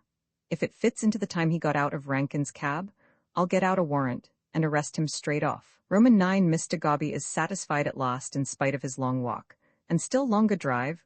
Brian did not sleep well that night. He kept tossing and turning, or lying on his back, wide awake, looking into the darkness and thinking of White. Towards dawn, when the first faint glimmer of morning came through the Venetian blinds, he fell into a sort of uneasy doze, haunted by horrible dreams. He thought he was driving in a hansom, when suddenly he found White by his side, clad in white cerements, grinning and gibbering at him with ghastly merriment. Then the cab went over a precipice, and he fell from a great height, down, with the mocking laughter still sounding in his ears, until he woke with a loud cry, and found it was broad daylight, and that drops of perspiration were standing on his brow. It was no use trying to sleep any longer, so, with a weary sigh, he arose and went to his tub, feeling jaded and worn out by worry and want of sleep. His bath did him some good. The cold water brightened him up and pulled him together. Still, he could not help giving a start of surprise when he saw his face reflected in the mirror, old and haggard-looking, with dark circles round the eyes. "A pleasant life I'll have of it if this sort of thing goes on," he said bitterly. "I wish I had never seen or heard of White." He dressed himself carefully. He was not a man to neglect his toilet, however worried and out of sorts he might happen to feel. Yet, notwithstanding all his efforts, the change in his appearance did not escape the eye of his landlady. She was a small, dried-up little woman, with a wrinkled yellowish face. She seemed parched up and brittle. Whenever she moved, she crackled, and one went in constant dread of seeing a wizen-looking limb break off shot like the branch of some dead tree. When she spoke, it was in a voice hard and shrill, not unlike the chirp of a cricket. When, as was frequently the case, she clothed her attenuated form in a faded brown silk gown, her resemblance to that lively insect was remarkable. And, as on this morning, she crackled into Brian's sitting-room with the Argus and his coffee, a look of dismay at his altered appearance came over her stony little countenance. "Dear me, sir," she chirped out in her shrill voice, as she placed her burden on the table, "are you took bad?" Brian shook his head. "Want of sleep, that's all, Mrs. Sampson," he answered, unfolding the Argus. "Ah, that's because ye ain't got enough blood in ye eed," said Mrs. Sampson wisely, for she had her own ideas on the subject of health. "If you ain't got blood, you ain't got sleep." Brian looked at her as she said this, for there seemed such an obvious want of blood in her veins that he wondered if she had ever slept in all her life. "There was my father's brother, which, of course, makes him my uncle," went on the landlady, pouring out a cup of coffee for Brian, "and the blood 'e 'ad was something astoundin', which it made him sleep that long as they 'ad to draw pints from him afore 'e'd wake in the mornin'." Brian had the Argus before his face, and under its friendly cover he laughed quietly to himself. "His blood poured out like a river," went on the landlady, still drawing from the rich stores of her imagination, and the doctor was struck dumb with astonishment at seeing the nigger which burst from him, "but I'm not so full-blooded myself." Fitzgerald again stifled a laugh, and wondered that Mrs. Sampson was not afraid of being treated as were Ananias and Sapphira. However, he said nothing, but merely intimated that if she would leave the room, he would take his breakfast. "And if you wants anything else, Mr. Fitzgerald," she said, going to the door, "you knows your way to the bell as easily as I do to the kitchen." And with a final cheer-up, she crackled out of the room. As soon as the door was closed, Brian put down his paper and rod, in spite of his worries. He had that extraordinary vivacious Irish temperament which enables a man to put all trouble behind his back and thoroughly enjoy the present. His landlady, with her Arabian Night-like romances, was a source of great amusement to him, and he felt considerably cheered by the odd turn her humour had taken this morning. After a time, however, his laughter ceased, and his troubles came crowding on him again. He drank his coffee, but pushed away the food which was before him, and looked through the Argus for the latest report about the murder case. What he read made his cheek turn a shade paler than before. He could feel his heart thumping wildly. "They've found a clue, have they?" he muttered, rising and pacing restlessly up and down. "I wonder what it can be? I threw that man off the scent last night, but if he suspects me, there will be no difficulty in his finding out where I live. Bah, what nonsense I am talking. I am the victim of my own morbid imagination. There is nothing to connect me with the crime, so I need not be afraid of my shadow. I've a good mind to leave town for a time, but if I am suspected, that would excite suspicion. Oh, Madge, my darling," he cried passionately, "if you only knew what I suffer, I know that you would pity me, but you must never know the truth? Never, never." And sinking into a chair by the window, he covered his face with his hands. After remaining in this position for some minutes, occupied with his own gloomy thoughts, he arose and rang the bell. A faint crackle in the distance announced that Mrs. Sampson had heard it, and she soon came into the room, looking more like a cricket than ever. Brian had gone into his bedroom and called out to her from there. "I am going down to St. Kilda, Mrs. Sampson," he said, "and probably I shall not be back all day." "Which I 'opes it'll do you good," she answered, "for you've eaten nothin', and the sea breezes is miraculous for mackin' you take to your victuals.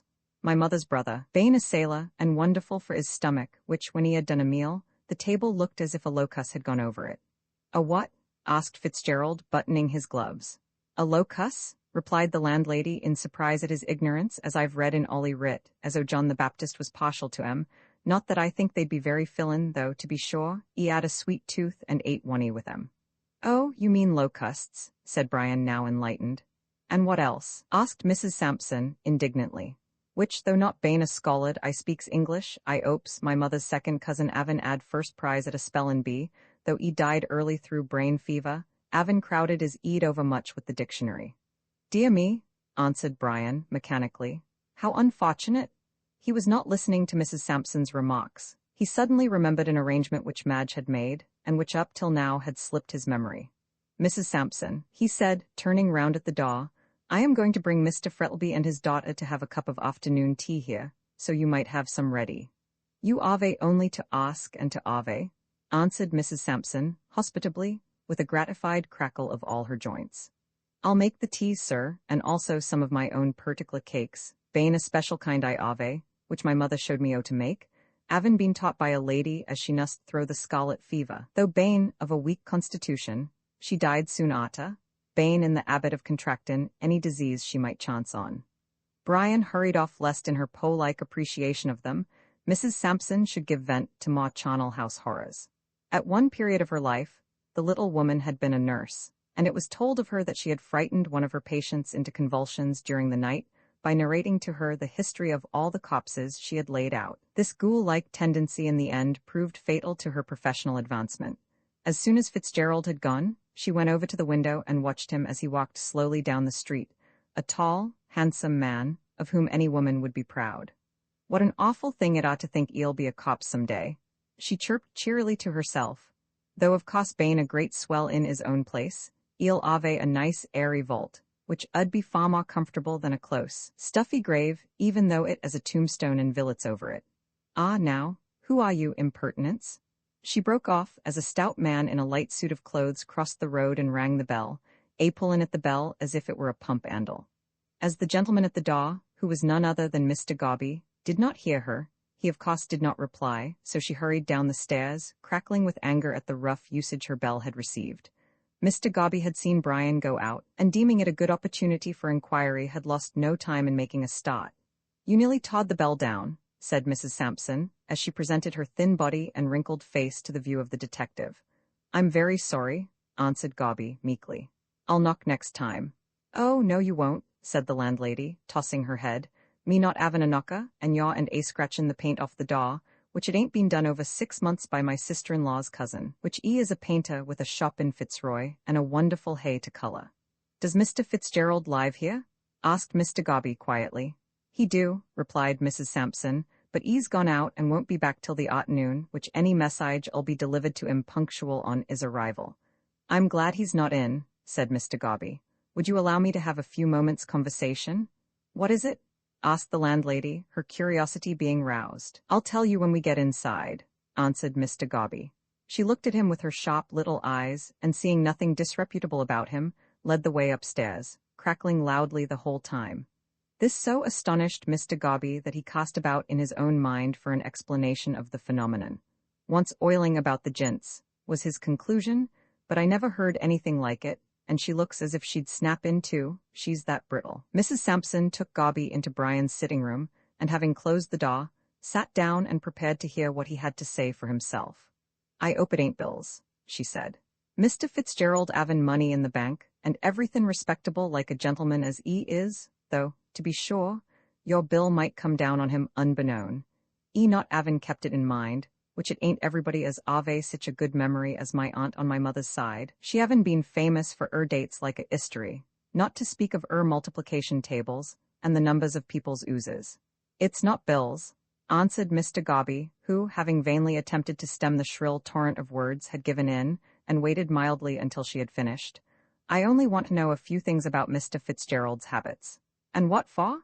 Asked Mrs. Sampson, indignantly. Are you a newspaper putin' in articles about people who don't want to see themselves in print, which I knows your abbots, my late husband avin been a printer on a paper which bust up, not avin the money to pay wages, through which there was due to him the sum of £1.7 and 6 halfpenny, which I, bane his widow, ought to ave, not that I expects to see it on this side of the grave, oh dear no.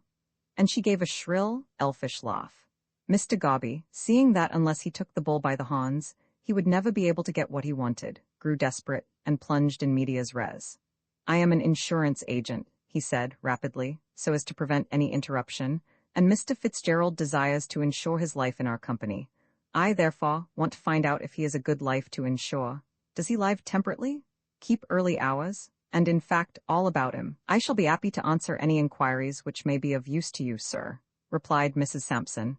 Knowin' as I do, good a insurance is to a family, should the eat of it be taken off unexpected.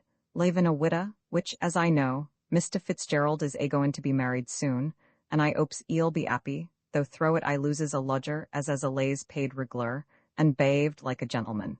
So he is a temperate man, said Mr. Gobby, feeling his way cautiously. Not bane a blue ribbing all the same, answered Mrs. Sampson, And I never saw him the wuss for drink, being allays able to use his latchkey, and take his boots off afore going to bed, which is no more than a woman ought to expect from a lodger, she havin' to do her own washin'. And he keeps good hours? Allays in afore the clock strikes 12, answered the landlady. Though, to be sure, I uses it as a figure of speech. None of the clocks in the ooze stricken but one, which is bane mended, Avon broke through overwinden. Is he always in before 12? Asked Mr. Gobby, keenly disappointed at this answer. Mrs. Sampson eyed him waggishly, and a smile crept over her wrinkled little face. Young men, not bane old men, she replied, cautiously. And sinners not bane saints, it's not natural as latchkeys should be made for ornament instead of use. And Mr. Fitzgerald Bain, one of the handsomest men in Melbourne, it ain't to be expected as should let his latchkey get rusty, though avin a good moral character, uses it with moderation. But I suppose you are seldom awake when he comes in really late, said the detective. Not as a rule, assented Mrs. Sampson. Bain a easy sleeper and much disposed for bed, but I ave eared him comin' at 12, the last time Bain Thursday week. Ah, Mr. Gobby drew a long breath, for Thursday week was the night upon which the murder was committed. Bain troubled with my eed, said Mrs. Sampson. Throw avin been out in the sun all day washin'. I did not feel so partial to my bed that night as in general, so went down to the kitchen with the intent of getting a linseed poultice to put at the back of my eed, it being calculated to remove pain, as was told to me, when a nuss, by a doctor in the hospital. Now Bain in business for hisself at Geelong, with a large family, avin married early. Just as I was leavin' the kitchen I eared Mr. Fitzgerald a comin' in, and turnin' round, looked at the clock that avin been my custom when my late husband came in the early mornin', I bane a preparin' his meal. And the time was?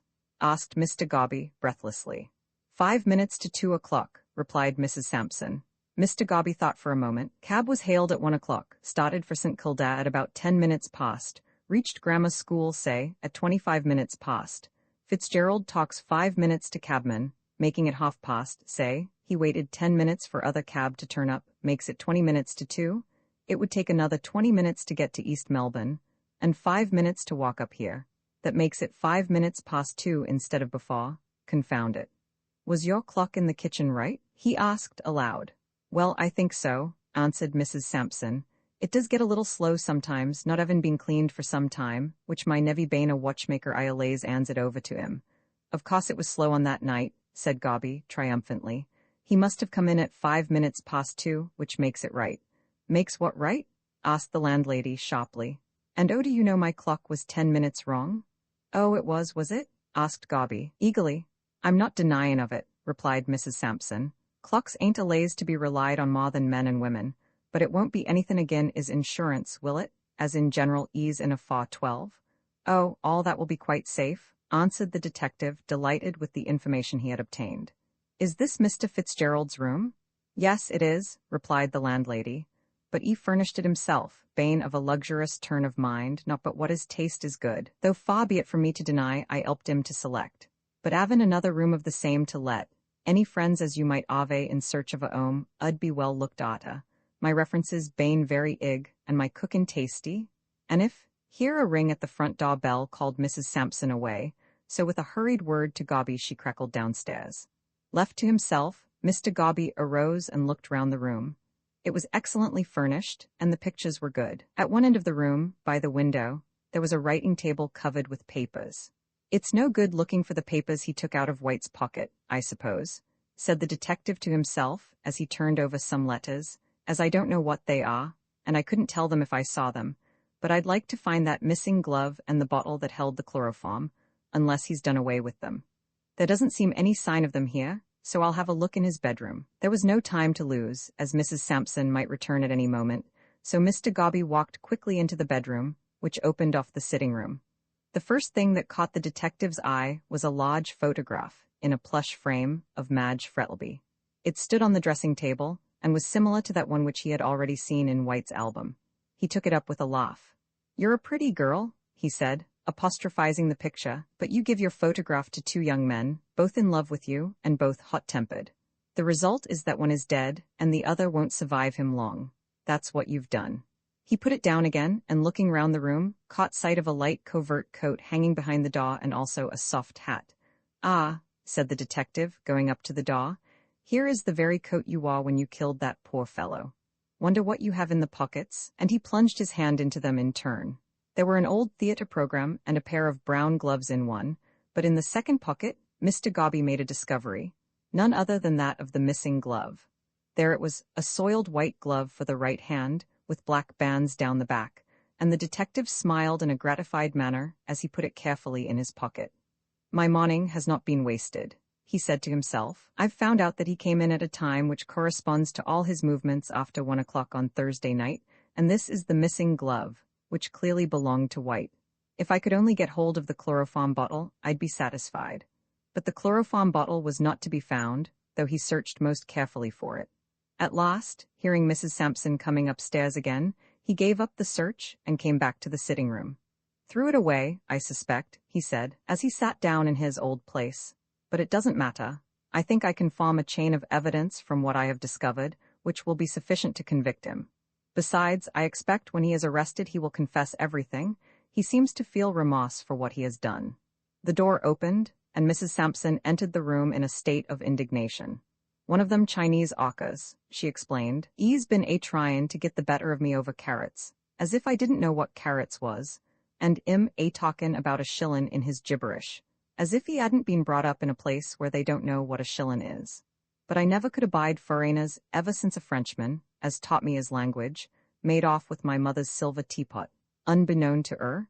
It bane set out on the sideboard for company." Mr. Gobby interrupted these domestic reminiscences of Mrs. Sampson's by stating that, now she had given him all necessary information, he would take his departure. "And I 'opes," said Mrs. Sampson, as she opened the door for him, "as I'll ave the pleasure of seeing you again should any business on behalf of Mr. Fitzgerald require it." "Oh, I'll see you again," said Mr. Gobby, with heavy jocularity, "and in a way you won't like, as you'll be called as a witness." He added, mentally, "Did I understand you to say, Mrs. Sampson," he went on, "that Mr. Fitzgerald would be at home this afternoon?" "Oh, yes, sir, 'e will," answered Mrs. Sampson, "a drinking tea with his young lady, who is Miss Frettlby, and has got no end of money, not but what I mightn't ave add the same ad I been born in a Ickasphere." "You need not tell Mr. Fitzgerald I have been here," said Gobby, closing the gate. "I'll probably call and see him myself this afternoon."